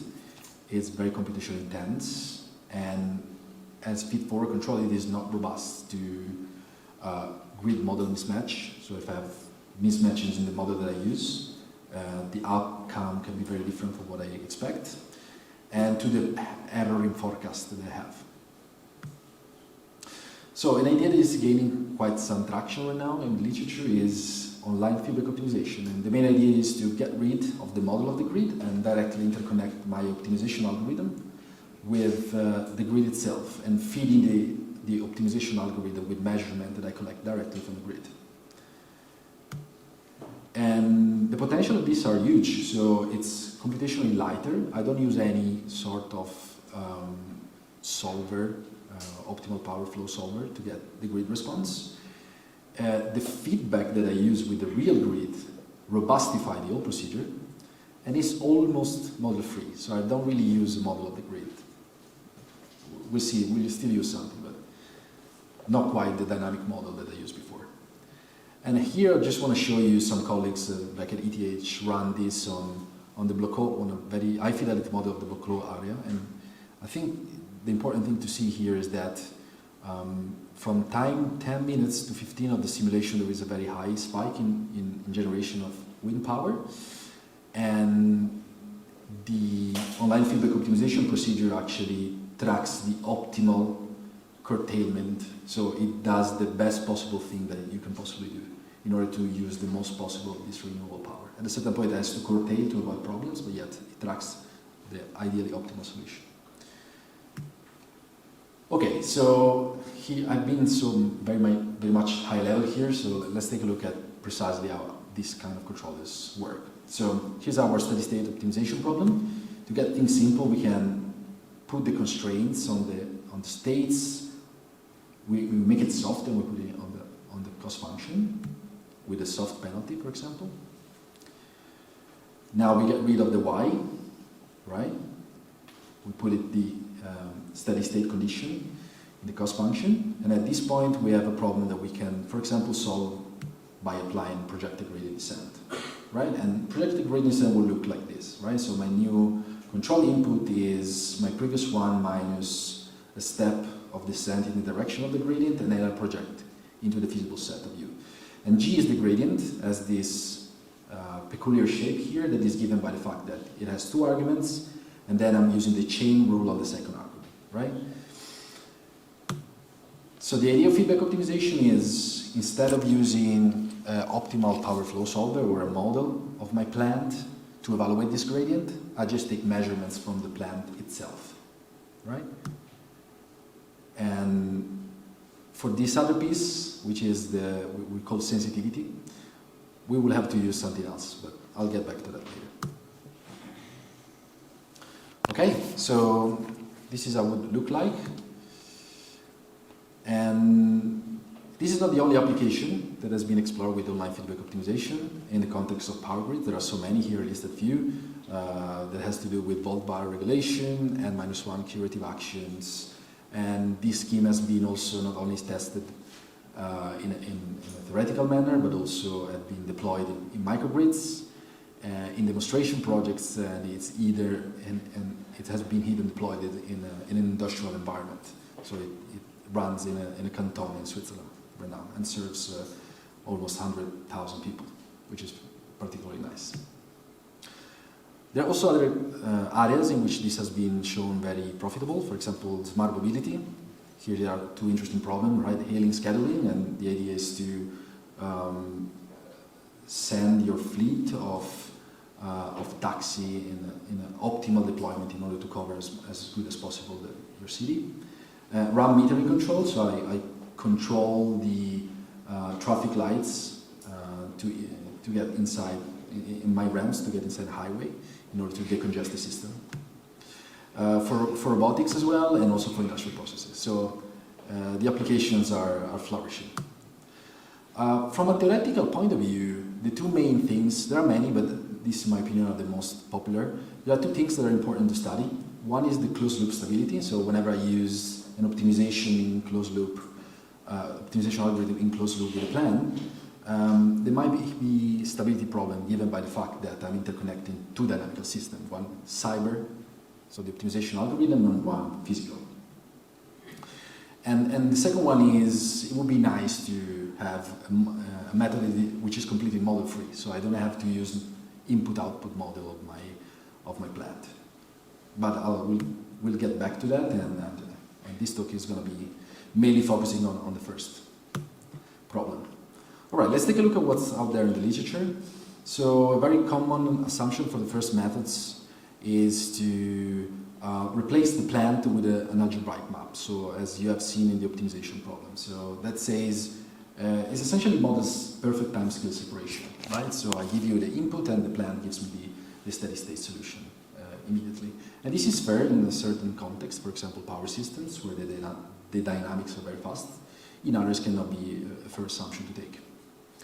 And people have been looking at the problem in a time invariant setting, meaning that the objective function is really fixed and I want to drive my system there, or in online settings, right? There is something like, for example, the disturbance that changes over time, and what I want to do really is not get into an optimal steady state, but I want to track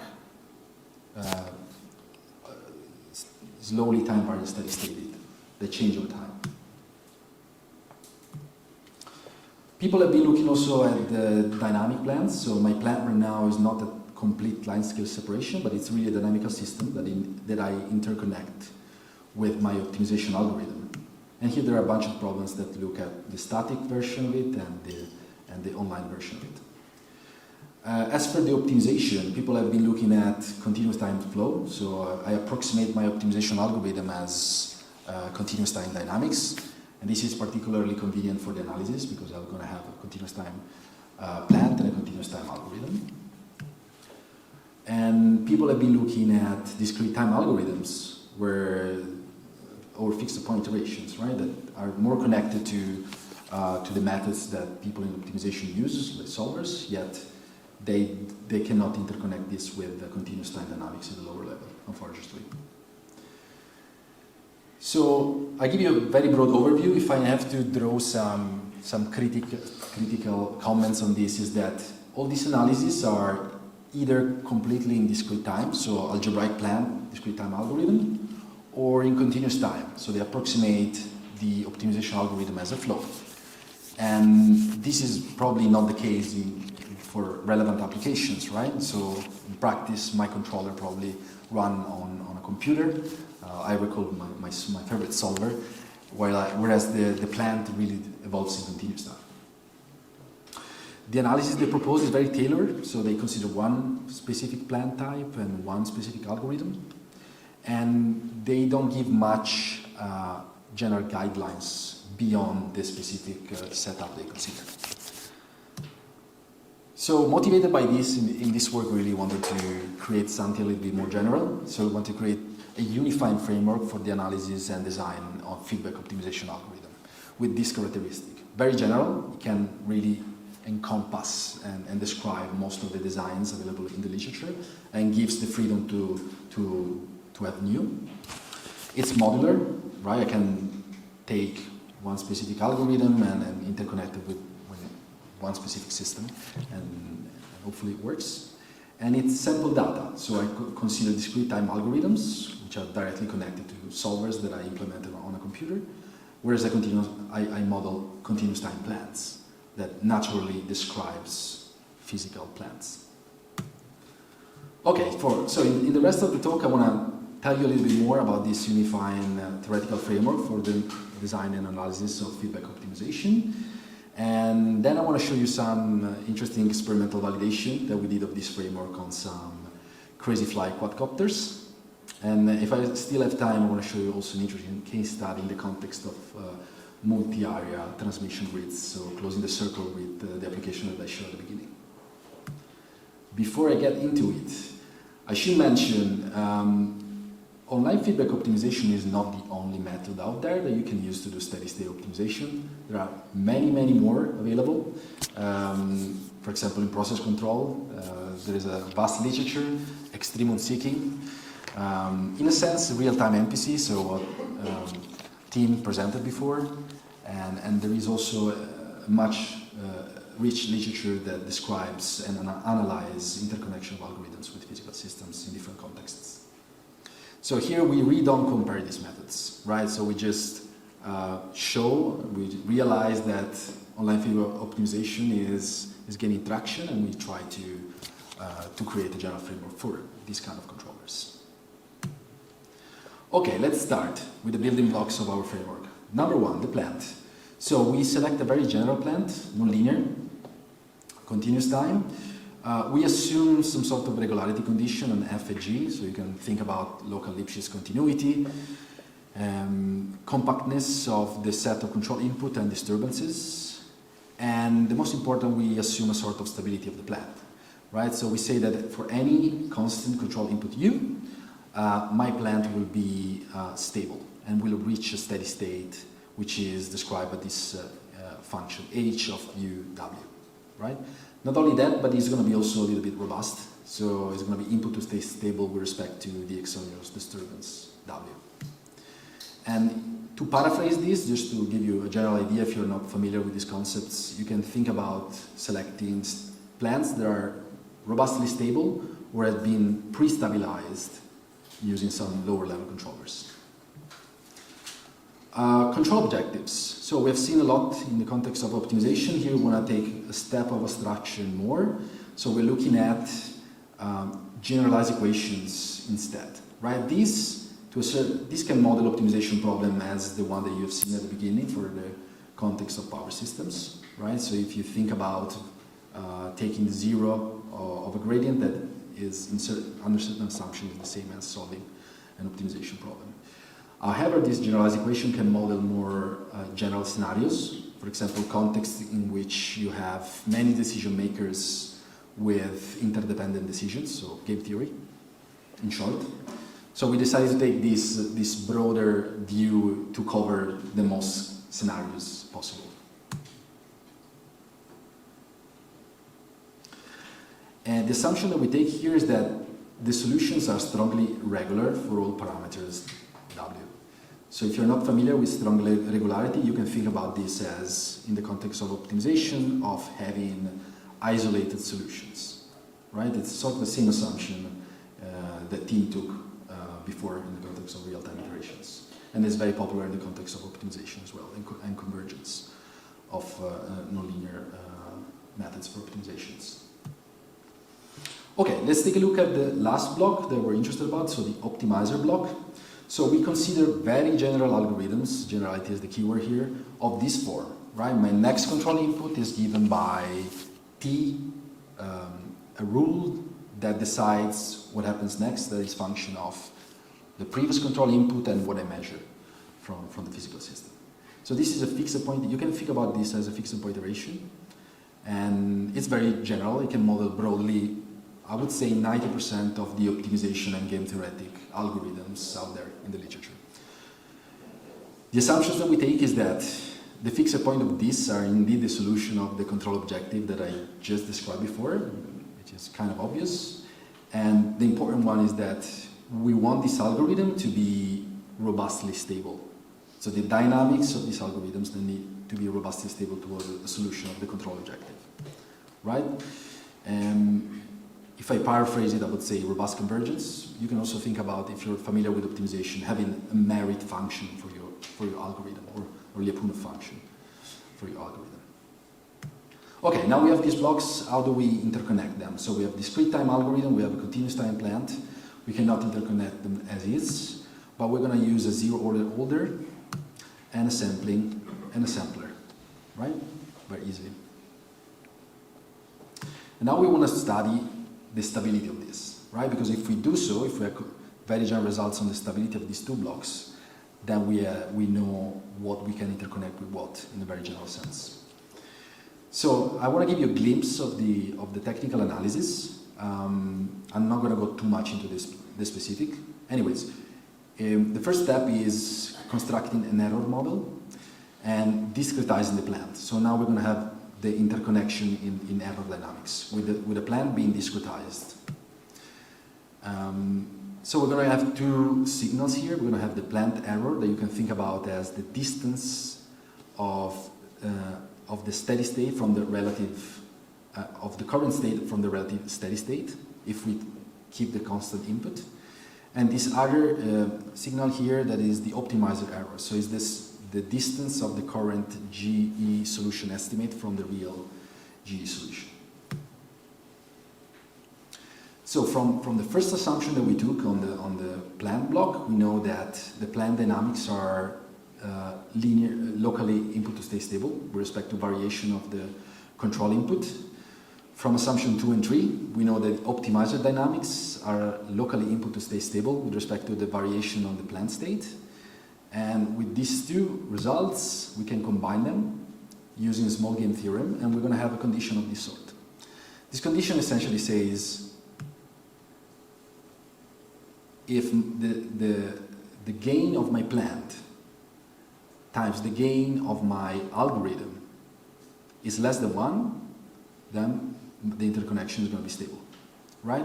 And the catch is that the gain of my plant is a function of the sampling period, which is a tuning knob that I can decide.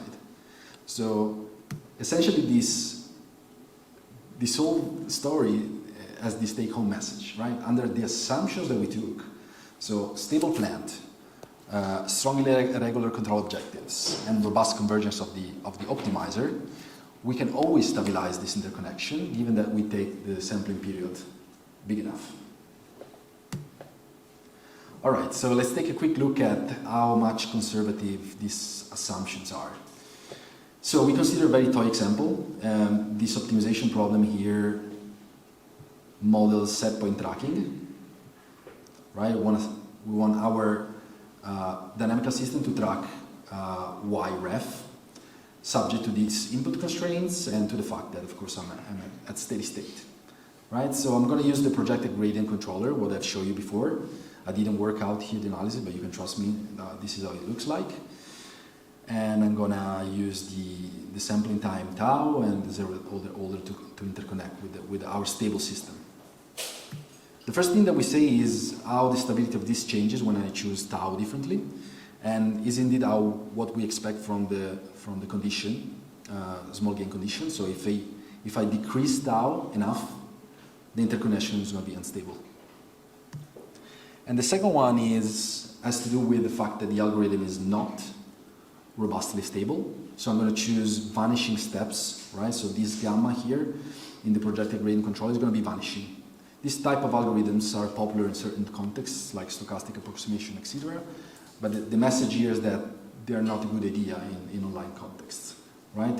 So what we show here is that the tracking error, so how much I track the optimal solution of this that changes over time, diverges if my algorithm is not robustly stable. Okay, good. This is the end of the technical analysis, and I'm going to show you something fun right now. How much time do we have? We have 15 minutes. 15 minutes. Okay, perfect. Okay, so we ran some experimental validation using crazy fly quadcopters. So the problem here that we consider is we have a swarm of quadcopters with low-range wireless communication, so they can communicate with each other within a certain range.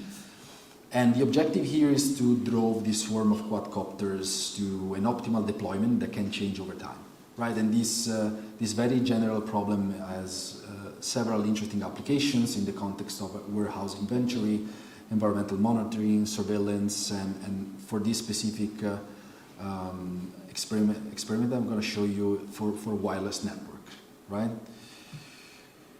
So let's get more technical. So this is how the optimal coverage problem looks like. So what I'm going to try to solve here is to find the control input, so the reference position of my drones within the area they want to surveil, this polygon here, with the goal of minimizing the coverage and let's say how good the coverage is encoded with this cost function, right?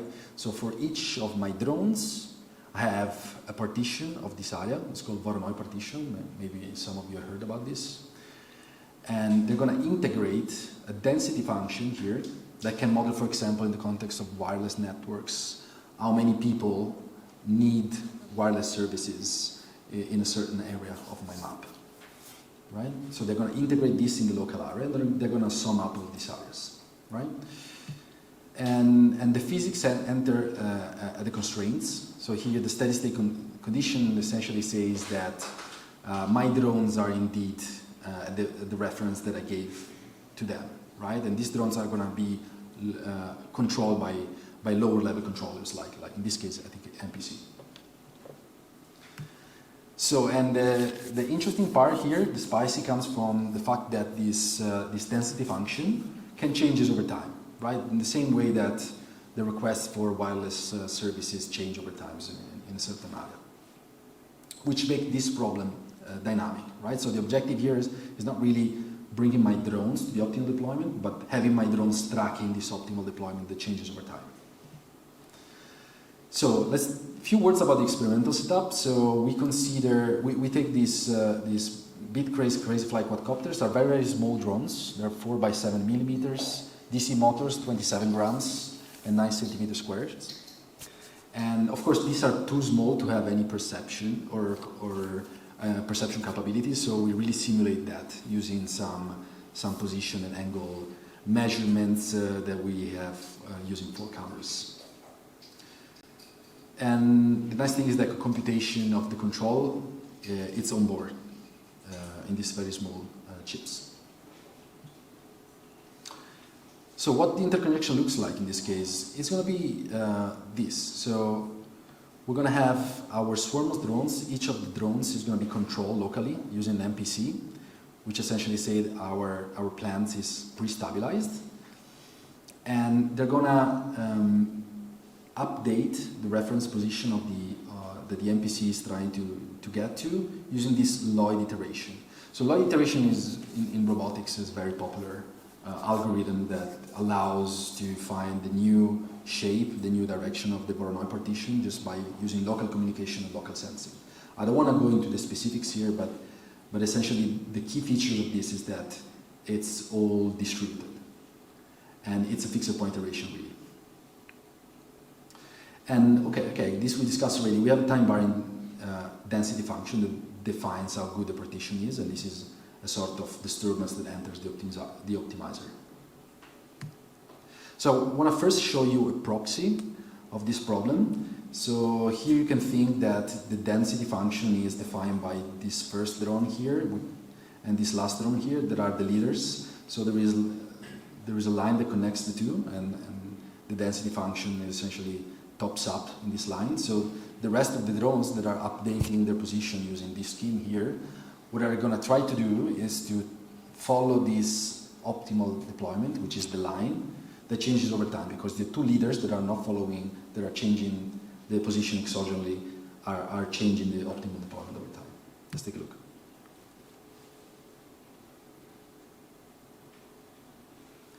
So here you're going to have the equivalent of the position of the drones just in a simulated environment. And here on the bottom, we in post-processing we computed the tracking error of the optimal deployment. At this point, the two leaders are still, so the drones are not moving anymore because they reached the optimal deployment already. Okay, this was a warm-up with some that was very intuitive to see. But this is the real deal. So for this, we run experiments, yet it's very complicated to understand what is going on if you don't have the density function out there. So we took the data from the experiments and we just run a simulation with this data. So here the density function is sort of 3D Gaussian with a spike that changes in magnitude and roams around the area where the drones can operate. And qualitatively, what you can see on the left-hand side is that the drones are sort of hovering over the peak, and they're changing their density based on how high the peak is. On the right-hand side, you have a more quantitative version of this, which is essentially the tracking error of the optimal deployment that we computed offline, right? And essentially, they're doing what they're supposed to do. Okay, good. I have maybe a little bit of time. I want to talk about. Closing the circle. I want to get back to power systems. So I showed you before that we actually can control the congestion on sub-transmission grids using line feedback optimization. Yet, sub-transmission grids are not isolated entity, are really connected with the rest of the grid. And you can think like in the future where all the sub-transmission grids will run on feedback optimization, there are going to be some dynamic interactions happening there, right? So here you can see that the sub-transmission grids are coupled, yet the decision making is local, right? So each of the sub-area that is going to be an entity, you can think about this state, France, Italy, Switzerland, etc., etc. They're going to try to solve their local optimization problem, yet it's coupled with the decisions of the others. So there are a few questions that arise here. So what is an appropriate solution concept in this case? Can we still say something about stability and robustness in this multi-area setting? And what is the performance of this design with respect to something that runs in a centralized fashion? And this is not just an academic exercise, so these kind of incidents happen all the time. There was a big one happening between Switzerland and Italy at the beginning of the 2000s because of massive blackout. They're still right now trying to figure out whose fault was this. Okay, so the solution concept in this case is really Nash equilibrium, right? So for those of you who never heard about game theory, Nash equilibrium is a configuration which all decision makers are taking the optimal decision given what the others do. So no one has an incentive in deviating from it. Right, so I guess I'm going to fast forward on this. The idea is that if the sub-areas are evolving, are choosing their next control input using the algorithm that I showed before, then all the assumptions of our general framework are satisfied. Right, so we have linear convergence of our local gradient descents combined into a Nash. The power grid's dynamics are locally input to state stable with the local control, group controlled. And the control objective under certain assumptions is strongly regular. So what we have by the theory that we developed before is that we actually know what happens in this setup. So what the sub-areas do is really tracking a competitive equilibria that changes over time. So we run some simulation on IEEE 30 bus test case. to see how this looks like and to get some more insights about this setup. And we're not very much interested about stability. We have it from theory. We wanted to look at the performance of this multi-area setting against a centralized one. So here are the results in terms of total power curtailment, so how much power from a renewable we curtail, we cut off in the two designs, right? So the centralized one in blue and the multi-area one in orange, and the respective cost on the right-hand side, right? So what you can see, although it's not self-evident, is that the power you curtail in the multi-area case is more than in the centralized case, which means that you waste more resources if you do not cooperate, right? So multi-area is inefficient, yet if you look at the right-hand side, you can see that the centralized setup is not strategically stable, which means that in this case, my area 2 is having a higher cost in following a centralized scheme rather than being selfish and do the multi-area case, right? So there is a mismatch. On one side, centralized is inefficient, in the other side, centralized is not strategically stable or is not incentive compatible. So what we're doing right now in another project is trying to fix this and to align efficiency with strategic stability. And we're doing this with using incentives. There is a project that started 1 year ago at ETH, UBC, and KTH called Maestro. If you're interested about these kind of topics, you can take a look. We have a nice website. Okay, this brings me to the conclusion. I think I'm pretty much on time. So I guess the take-home message here is that you can use optimization algorithms. I would even more general, you can use game theoretic algorithms as controllers to control your favorite complex plant. And if you want to know about the stability of this interconnection that you developed, you can just look at our unified framework. It gives very general and easy guidelines to follow, although the technical analysis is very complicated. So what we're working on right now, so there are a few directions that has been explored, not directly by me actually, but I think it's interesting. So getting rid of timescale separation. So it's unclear if this is really an artifact of the proof or is necessary to say something about the stability of the interconnection. And one interesting one is getting this completely model-free. If you remember at a certain point when we developed the projected gradient controller, we used some input-output information of the system. And it would be very nice to get rid of that, in which case these feedback optimization methodologies will live in the same domain as a lot of other model-free methods like a stream of CT. And it's totally unclear, to the best of my knowledge, what are the pros and cons of these two methodologies in which context. We also explore new applications for feedback optimization. An interesting one that I suggest you to take a look at are recommender systems. We depart from really physical system and we look at opinion dynamics, and our controller now is a recommender system. I think it's a very neat application. That's it. Here is the QR code for the paper if you're interested, and thank you very much for your attention.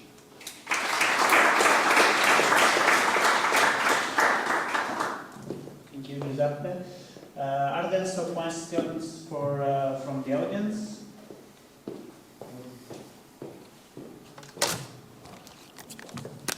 Thanks for the interesting talk. I have a question about the small game theorem that you showed, because you said that the sampling time is larger, then you can always fulfill it, right? But I guess there's a performance trade-off, because it sounds like if you never communicate your system is stable, then it probably has never sample basically, then it's stable, but the performance is probably very bad then. Like, did you consider any trade-offs or look at what's the optimal sampling time basically? Yeah, I mean, you nailed it, right? So there is a trade-off between stability and performances in terms of how good you track the solution trajectories of the control objective. We didn't explicitly discuss it. I think it's implicitly given by the stability condition that we developed and we designed in the paper. Okay, thanks.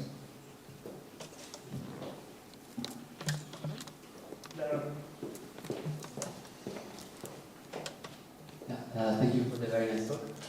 So, just maybe a more basic question. So, if I understood correctly, the algorithm is not aware of the dynamics of the system, and the system itself is not aware of the algorithm in the sense that the base controller doesn't take into account So that's why the kind of result is asymptotic stability to the optimizer of an optimization problem. Do you think that adding more information in the loop will allow to optimize the trajectories themselves of this loop? And in that case, will you make the algorithm aware of the dynamics or vice versa? Yeah, it's a good point. So I guess the point of feedback opt is really you don't know the dynamics, so you want to work under this problem setup. If you do know the dynamics, then you're in, let's say, the same league of other methods that can optimize transients, right? Like, for example, MPC or distributed real-time version of it. So yeah, it's part of the problem setup, I guess. On RL for model-free control, and it's with my student Amir Reza at UCLA and Alex Olszewski at BU, my collaborator. And so the theme of this talk is a little different than the rest of the talks, okay? And the way I try to give this talk, I was thinking it's a workshop, some of your students, so even if the main context of the talk you're not going to understand, the first couple of slides are just preliminary, basic. If you've never seen RL in your life, for instance, that would be your chance, okay? Not that you should learn it this way, but this is, I'm going to do my best, okay? So what is the setup for RL, okay? So you have what's called the Markov decision process, and here's how it's defined. You have a bunch of states and a bunch of actions, okay? Just like it is in control. The only difference is you transition probabilistically, right? So you take the action A, right? And at state S, and then you transition to the next state, which is S next, and then, but probabilistically. So you could be anywhere, depending on how this probability transition is defined. Now, anytime you move, there's a cost, which let's say you want to minimize. In RL, people want to maximize. Everybody here wants to minimize. So let's say we want to minimize it, okay? This cost is random in general, because you know, the way the world moves, things are random, right? So what happens is the rough idea of objective in RL is this. As I said, things are random. You cannot just say, I'm going to minimize the cost, right? You're going to get an expected cost. This expectation is with respect to randomness coming with this probability transition matrix, right? And naturally, it's an infinite horizon problem, but because this cost, even if it's bounded by something, it's going to blow up. We discount it by some gamma. This should be really clear, okay? Now, again, I cannot give a full account of this. However, the key point of RL is, so we want to design policies, meaning how do we take actions given states? Typically, in a general problem in RL, the number of states and actions are really large. We're not going to just design policies the way we do in control, okay? We're going to parameterize the policies. This pi is the action you take at state S. You should think about pi as the action you take at state S. But your action could be probabilistic also, right? You could say, with this probability I take this action, with this probability I take this other action. I'm just saying, parameterize this by theta. In control, a lot of times we use linear controllers. That's a parameterized control because you use kx, right? So it's a linear control. This theta, think about it as some parameterization, then rather than designing policies in general is impossible in these type of problems. You go after optimizing, finding the best theta, only theta. You should think about theta as being a lot lower dimension than S and A, okay? This is the key point of RL, is this parameterization.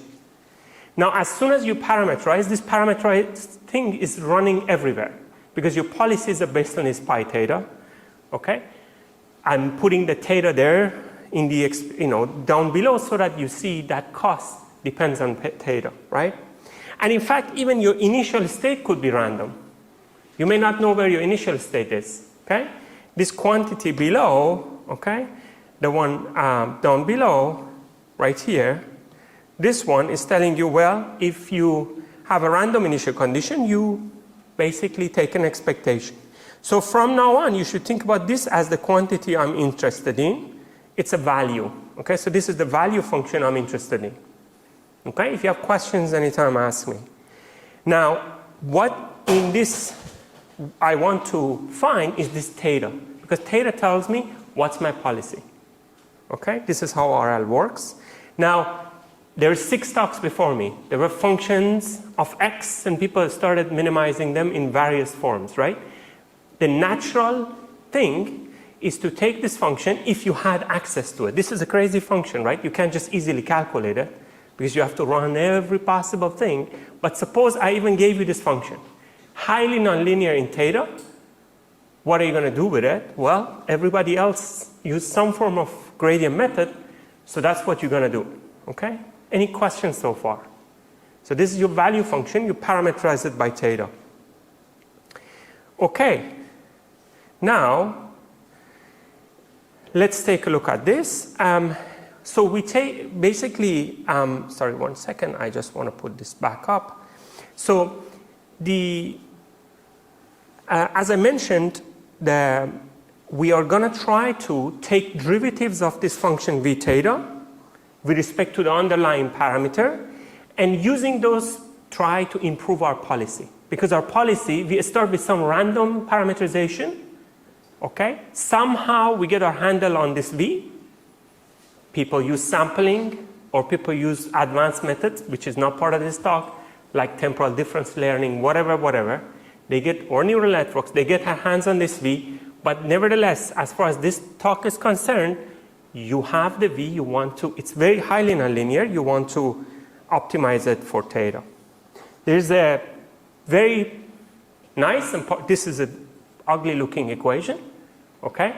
Don't think about it too much. One parameter that I maybe did not define is this one down below, which is called a Q function. It's just like value, okay? But the table is not just for the state, it's for the action state pairs.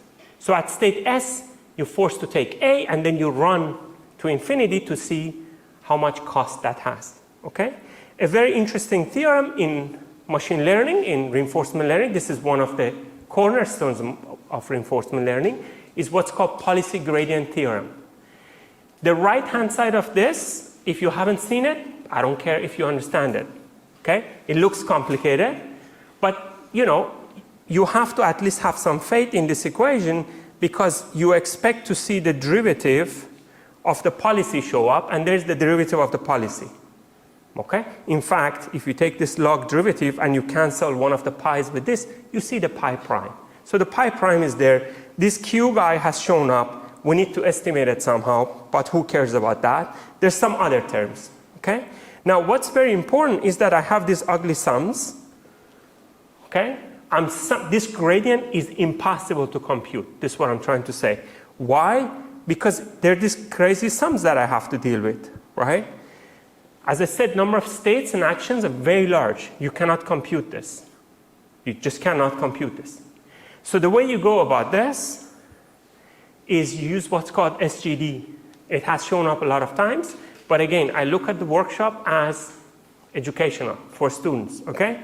So let me give you a quick, brief overview of what SGD does. Remember, you have this sum over a state and action, okay?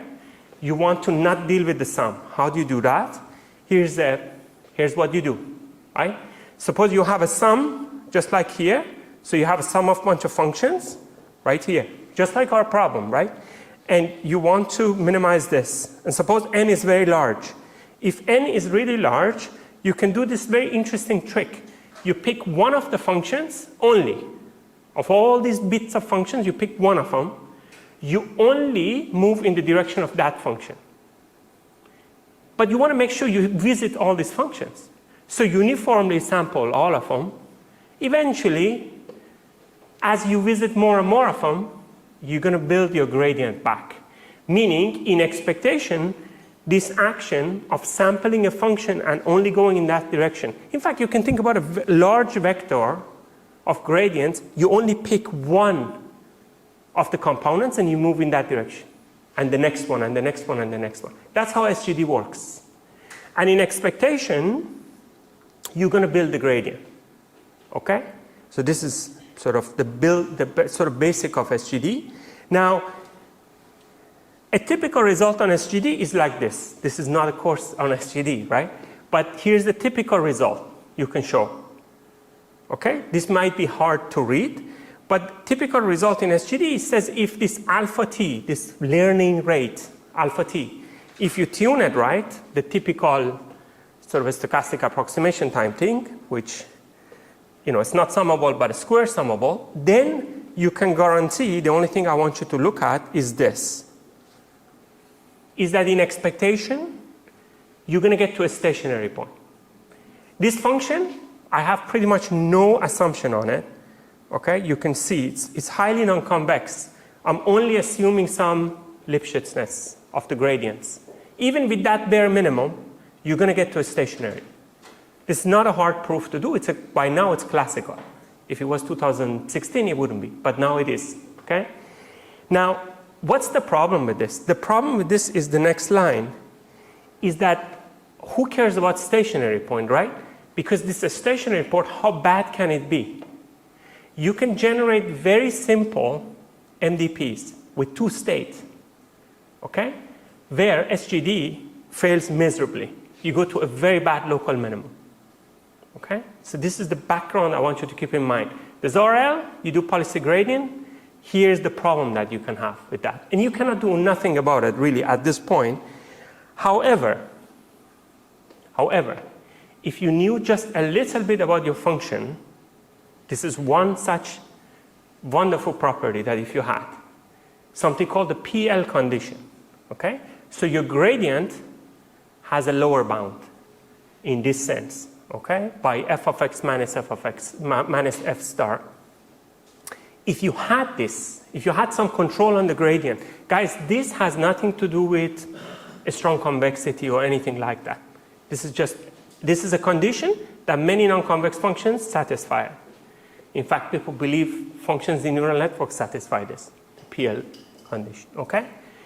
Now, if you had this, then you could get convergence to global. I'm being sort of rough in the way I speak about this, but what I want to say is PL is that wonderful thing that pushes your SGD from local to global. Okay, I didn't at all talk about LQR. I spent 12 minutes to give you sort of this background, but even if the rest of it you don't understand, I think this is a good general knowledge. Now I want to move to LQR. This is my setting of LQR, okay? I have a discounted LQR problem in discrete, okay? It's with noisy dynamics, okay? As you can see, there's some noise in my dynamics. However, later I may move away from this in a second. Okay, and it's a discounted, as I said, LQR. It's an instance of what I've been talking about so far. Okay, at this point, think about AB to be known, but very soon I will not know AB. Okay, but for the time being, suppose you know it, just so that I get my points across. Okay, so this randomness, as you can see, there's randomness in my dynamics. Okay. Typically, in this context of LQR, randomness could be two places. One is in the dynamics, as you can see here, but there's another way randomness appears is in the initial condition. The draw of the initial condition might be random. We don't want to get local result. We want to be able to say, you know, draw at random initial condition, things are going to work. So there are two settings. One is random initialization. In the random initialization setting, the additive noise is typically set to 0, okay? And I've written this expected cost here for you with initial random, okay? There's a second, and by the way, as it is in the context of LQR, as it should be, and we know from sort of the first course in control that you stick to linear policies. You know this will work optimally if everything was perfect. And so I'm basically parameterizing with linear policies. And so this is the initial condition randomness. And there's the second one, which I talked about, which is the randomness in the draw in the dynamics, right?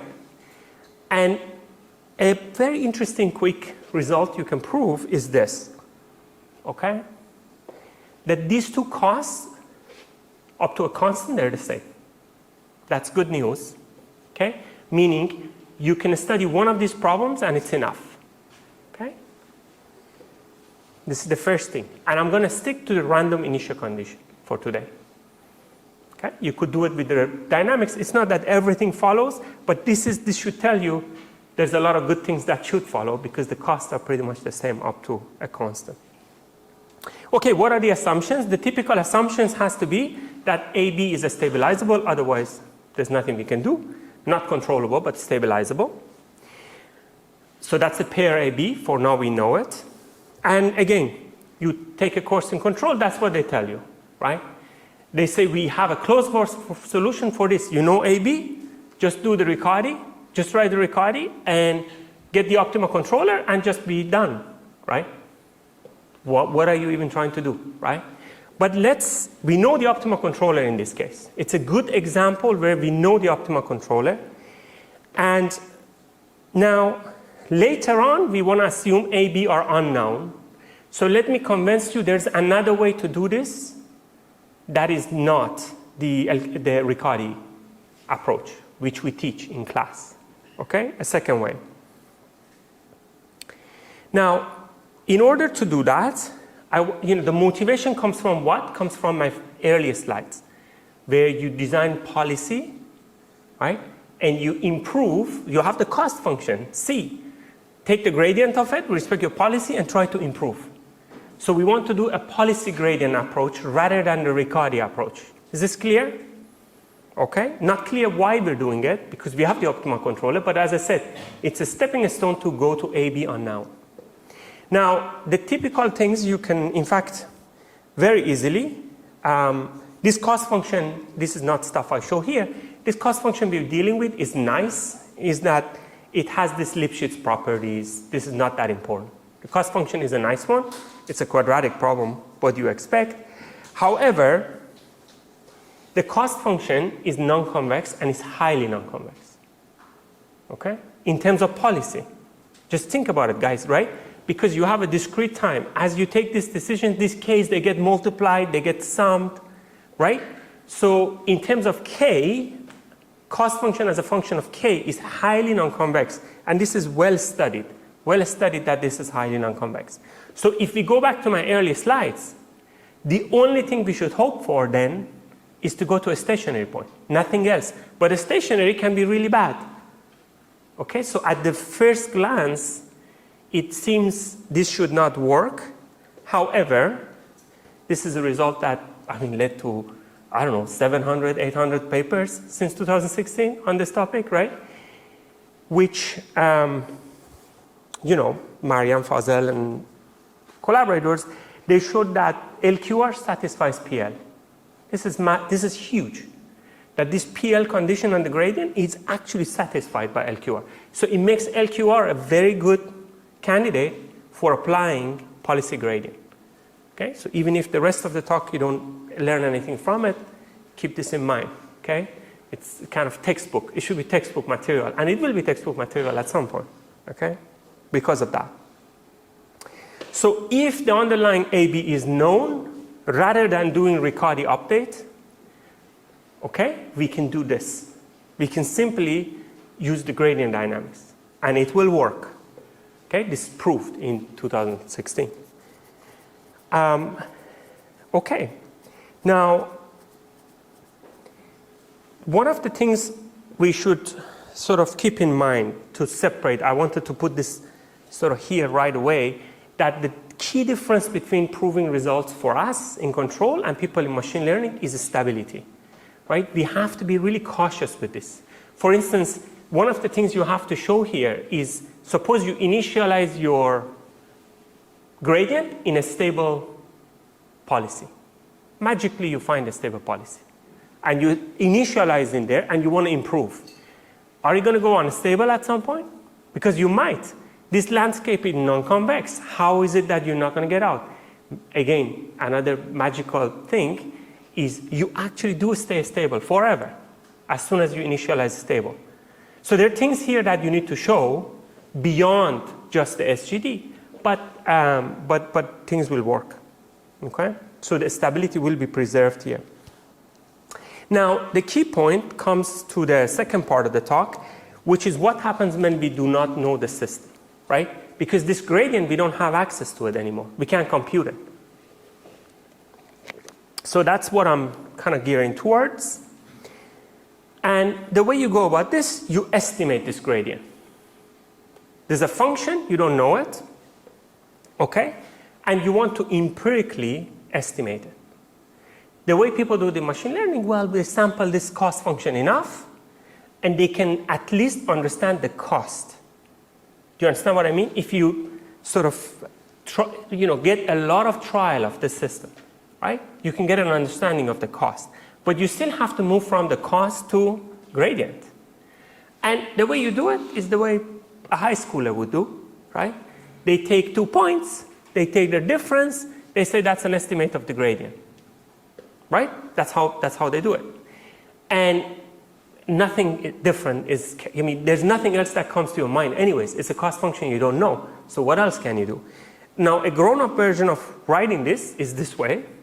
I don't want to describe it, but if you know enough basic probability, you understand what I'm saying here, is that you're perturbing your k with some random u, okay? You're sort of searching this neighborhood, and in that neighborhood, sort of by searching that neighborhood, you get an estimate of the gradient. This is sort of a first order estimation, but again, if you're not familiar with this, just think about it as I'm really taking 2 points. It's a random word, but suppose I could take 2 words and take the difference. That's how they do it, okay? There's another way to do it. Again, high schooler would do a second way, would be rather than 2 points, would take 3 points, and then would do a second order sort of estimate of the gradient, if you see what I mean. And it would look like this. There's a division by 2, right? You're using k at, ru, and then k minus ru, plus and minus, and you're kind of combining those. Now, this is very technical to talk about, but probabilistically speaking, the only thing that's implementable is the first one. Because our initial condition is random, we draw it, okay? And we cannot count on drawing the same thing, under basically 2 different, implementation. We cannot count on it. So this second one, here's how I want you to think about this. I want you to think about this is not implementable, but this is totally implementable. You can write a code to do this, no problem. You estimate the gradient. And of course, when model-free control sort of started, that's how we did it. So we started with sort of, this goes back to 2016 still.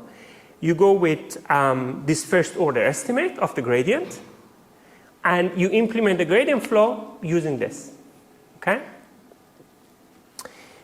Great. And so again, as I said, before I mentioned, if K0 is initialized stable, you will stay stable. Now you have a big problem because you don't have the actual gradient, and there's actually a chance that you go unstable. So they're even though it looks very innocent, but touching this gradient, for us in control, it can cause issues in terms of stability. So proving anything about this, even in 2016, that needs 20, 30 pages of writing to really be able to get this going. But there, as I said, there are major challenges, okay, in here. And again, most of it goes to stability because you need to get some boundedness of the trajectories, probabilistically speaking. You can let a percentage of trajectories go wild and still be okay, but at least with high probability, you want to make sure you have some stability. So many results in the literature, guys, from this point onwards, they either assume stability in some way, they assume boundedness in some way, or they use some probabilistic methods, okay? So what I want to say at this point is the absolute key result in this area would be this paper down below. This is state of the art, I would say, which I want to talk about for the next few minutes, okay? This paper down below, okay? This is in JMLR in 2020. So I want to show you what these results of this such I want to show you sort of a snapshot of the results. This is a little not readable, right? It already looks a little crazy, but let me try to explain to you what it says. It says, suppose you want to get an epsilon guarantee of optimality, meaning the cost of kt, which is your policy using gradient after t iteration, is epsilon away from the optimum. Suppose you want to do that.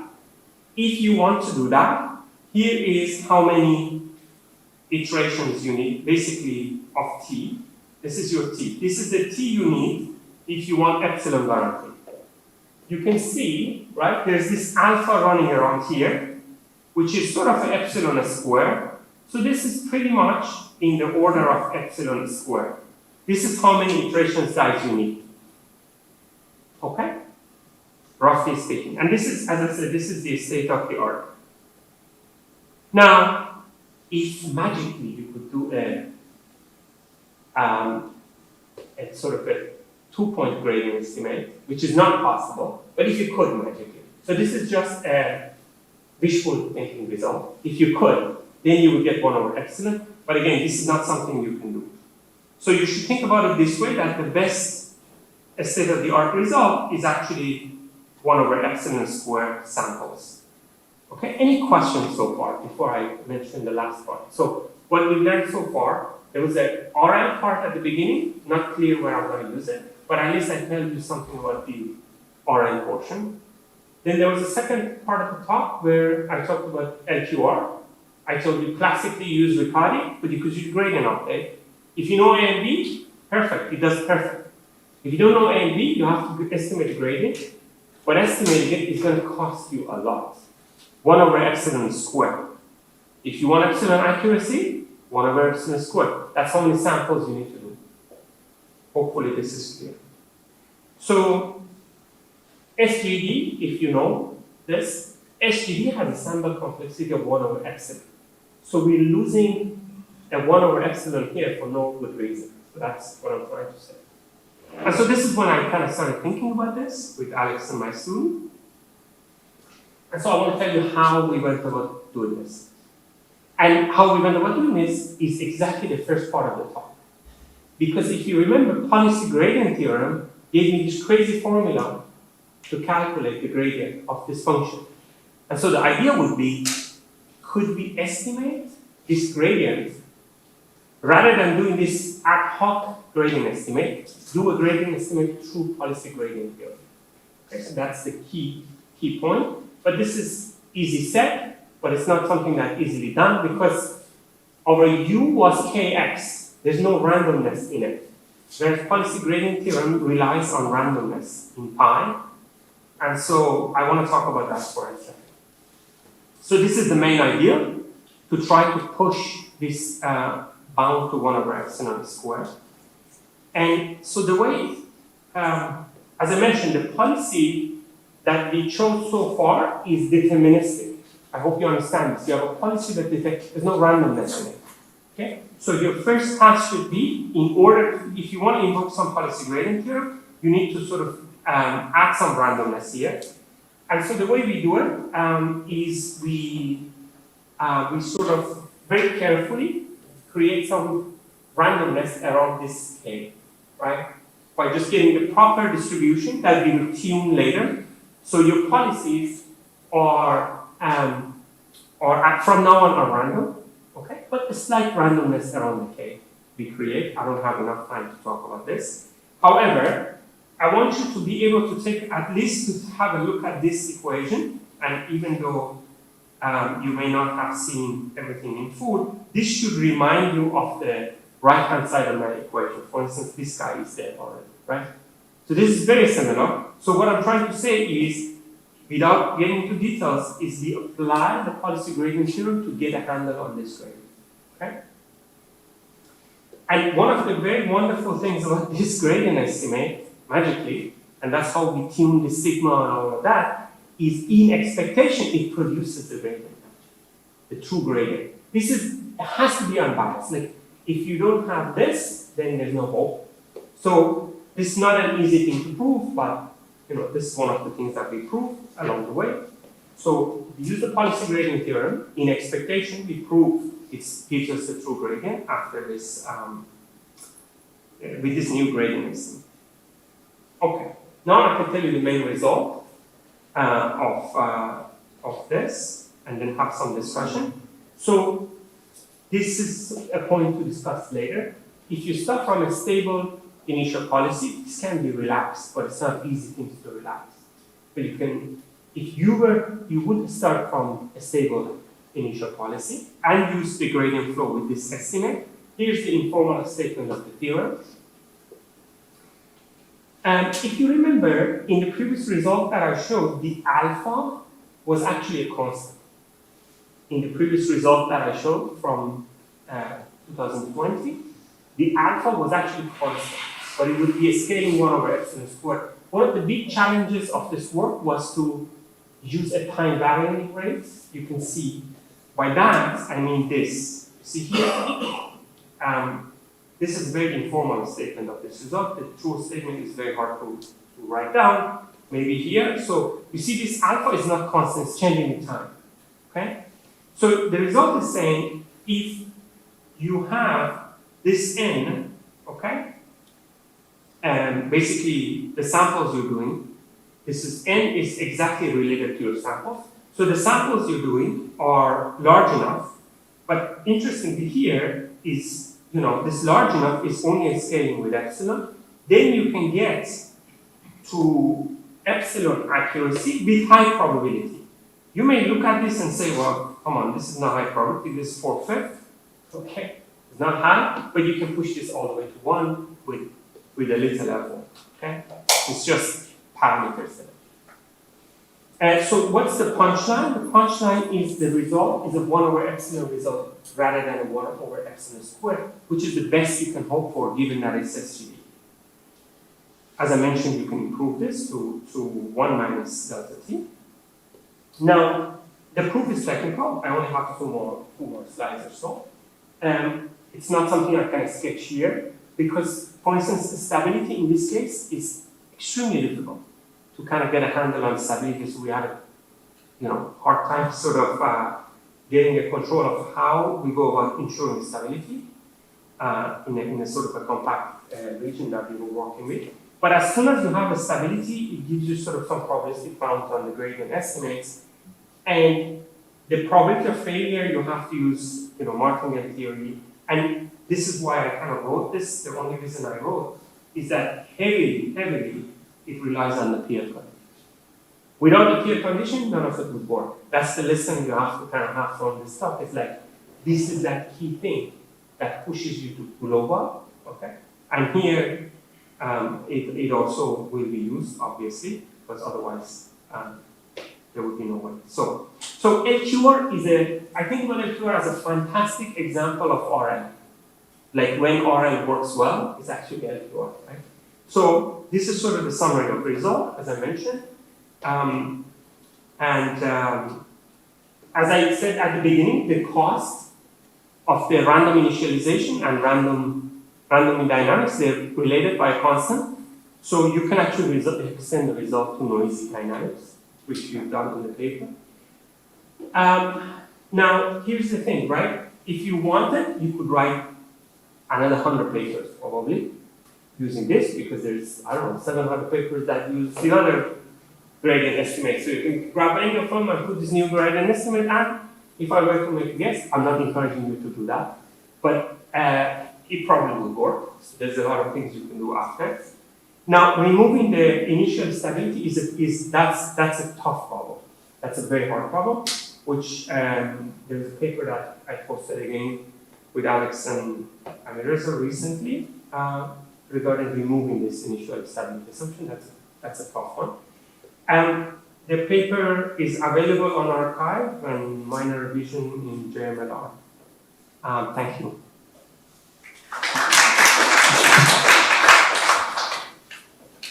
Thank you, Mama. Very interesting talk. Question from the audience. Yes.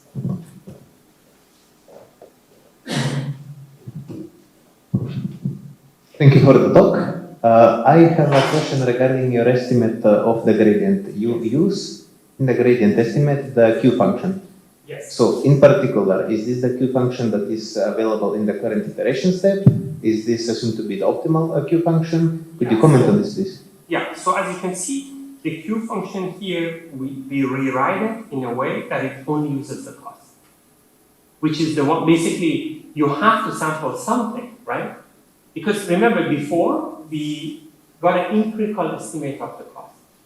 You cannot get away from that. You need to get an empirical estimate of the cost. Even in the previous sort of way we estimated this, right? Here, when I did the other gradient estimate,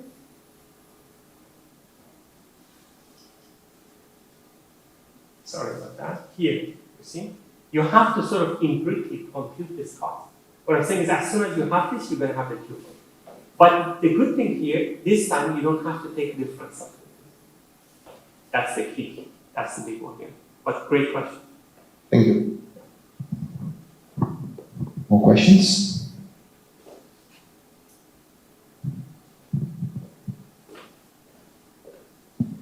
Maybe just a curiosity on the outlook for LQG problems. Yes. Yes. Do you think there's any hope that the randomness of the policy will get rid of these degenerate corner cases where we have several points? My wishful guess, and we have some preliminary, quite promising things in that direction, is yes. I mean, I don't want to sort of jinx it that it doesn't work, but this is so LQG is like a big open problem in this area, as people were expressing, and I'm hopeful. I'm quite hopeful. First, you know, it's one of those things, you patch the things and then you're like, it's going to work, but then somewhere it's going to fail, and you know, these other guys are much smarter, and so it might bump into something, but that's a big open problem. We have time for one last question. I forgot to thank the organizers for organizing this, so thank you very much for this. Yes. Welcome. Yes. Yes, please.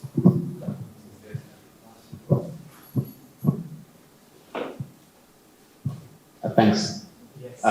If you could go back to the assumptions on, I believe it was the cost. Yes, where you said that the cost is sheets and it's This be shown. Okay. Be proven, right? Oh, so this is not an assumption. No. As I said, one can show that. As a one, you know, you can show this. These are true. But it's not by us. It was known even in 2016 that LQR has all these nice properties already. Yeah. I mean, it's more technical, but we managed to trap, okay? You see, even if your basically policies can go unstable, the main point is for not many of them to go unstable. So most of them, they stay in a bounded set, and in that bounded compact set, in that compact set, it turns out that you can get all these bounds very easily. Okay, thanks. No problem.